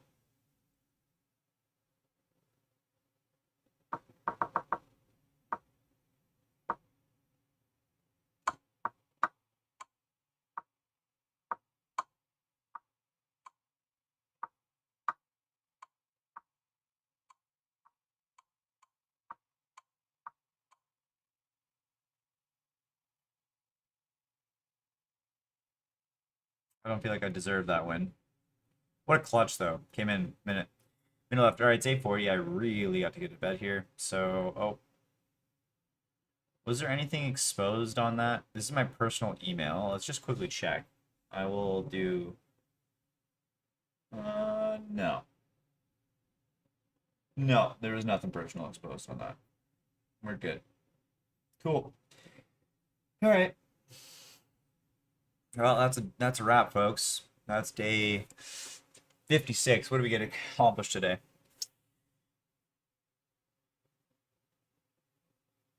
Worked on the investor deck. Played around with some code a bit. Very, very minor though. Won 2 games in chess. One of them by the skin of my teeth. I mean, is that even a word? Is that a phrase? I don't know, but one of them, wow. I think I lost one two? I think that's probably we're ending the day at 1191. 1191, which is pretty darn close to 1200 if you ask me. Tomorrow, depending on who we match with, we might actually surpass it. But we've gotten teased a couple of times now, so we'll see. We'll see. But with constant play and analyzing these games and doing puzzles and all this stuff, I'm confident we can get there. And after meeting somebody that popped in the chat, I guess a viewer earlier today, like definitely gives me hope. I mean, not to say that I'm as genius as this man is, because wow, the progression that he had in chess is extremely impressive. But nevertheless, hoping to get to 1200 soon, and then 1500. We'll get there one step at a time. Tomorrow, the entire agenda for the day is going to be purely 100% focused on finishing the investor deck.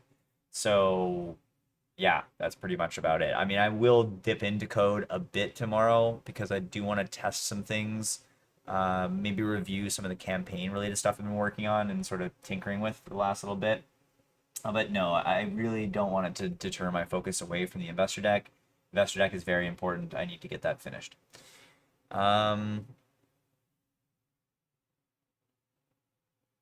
Yeah, I guess that's about it. So that's day 56, everyone. Love you all, and bye for now. Peace.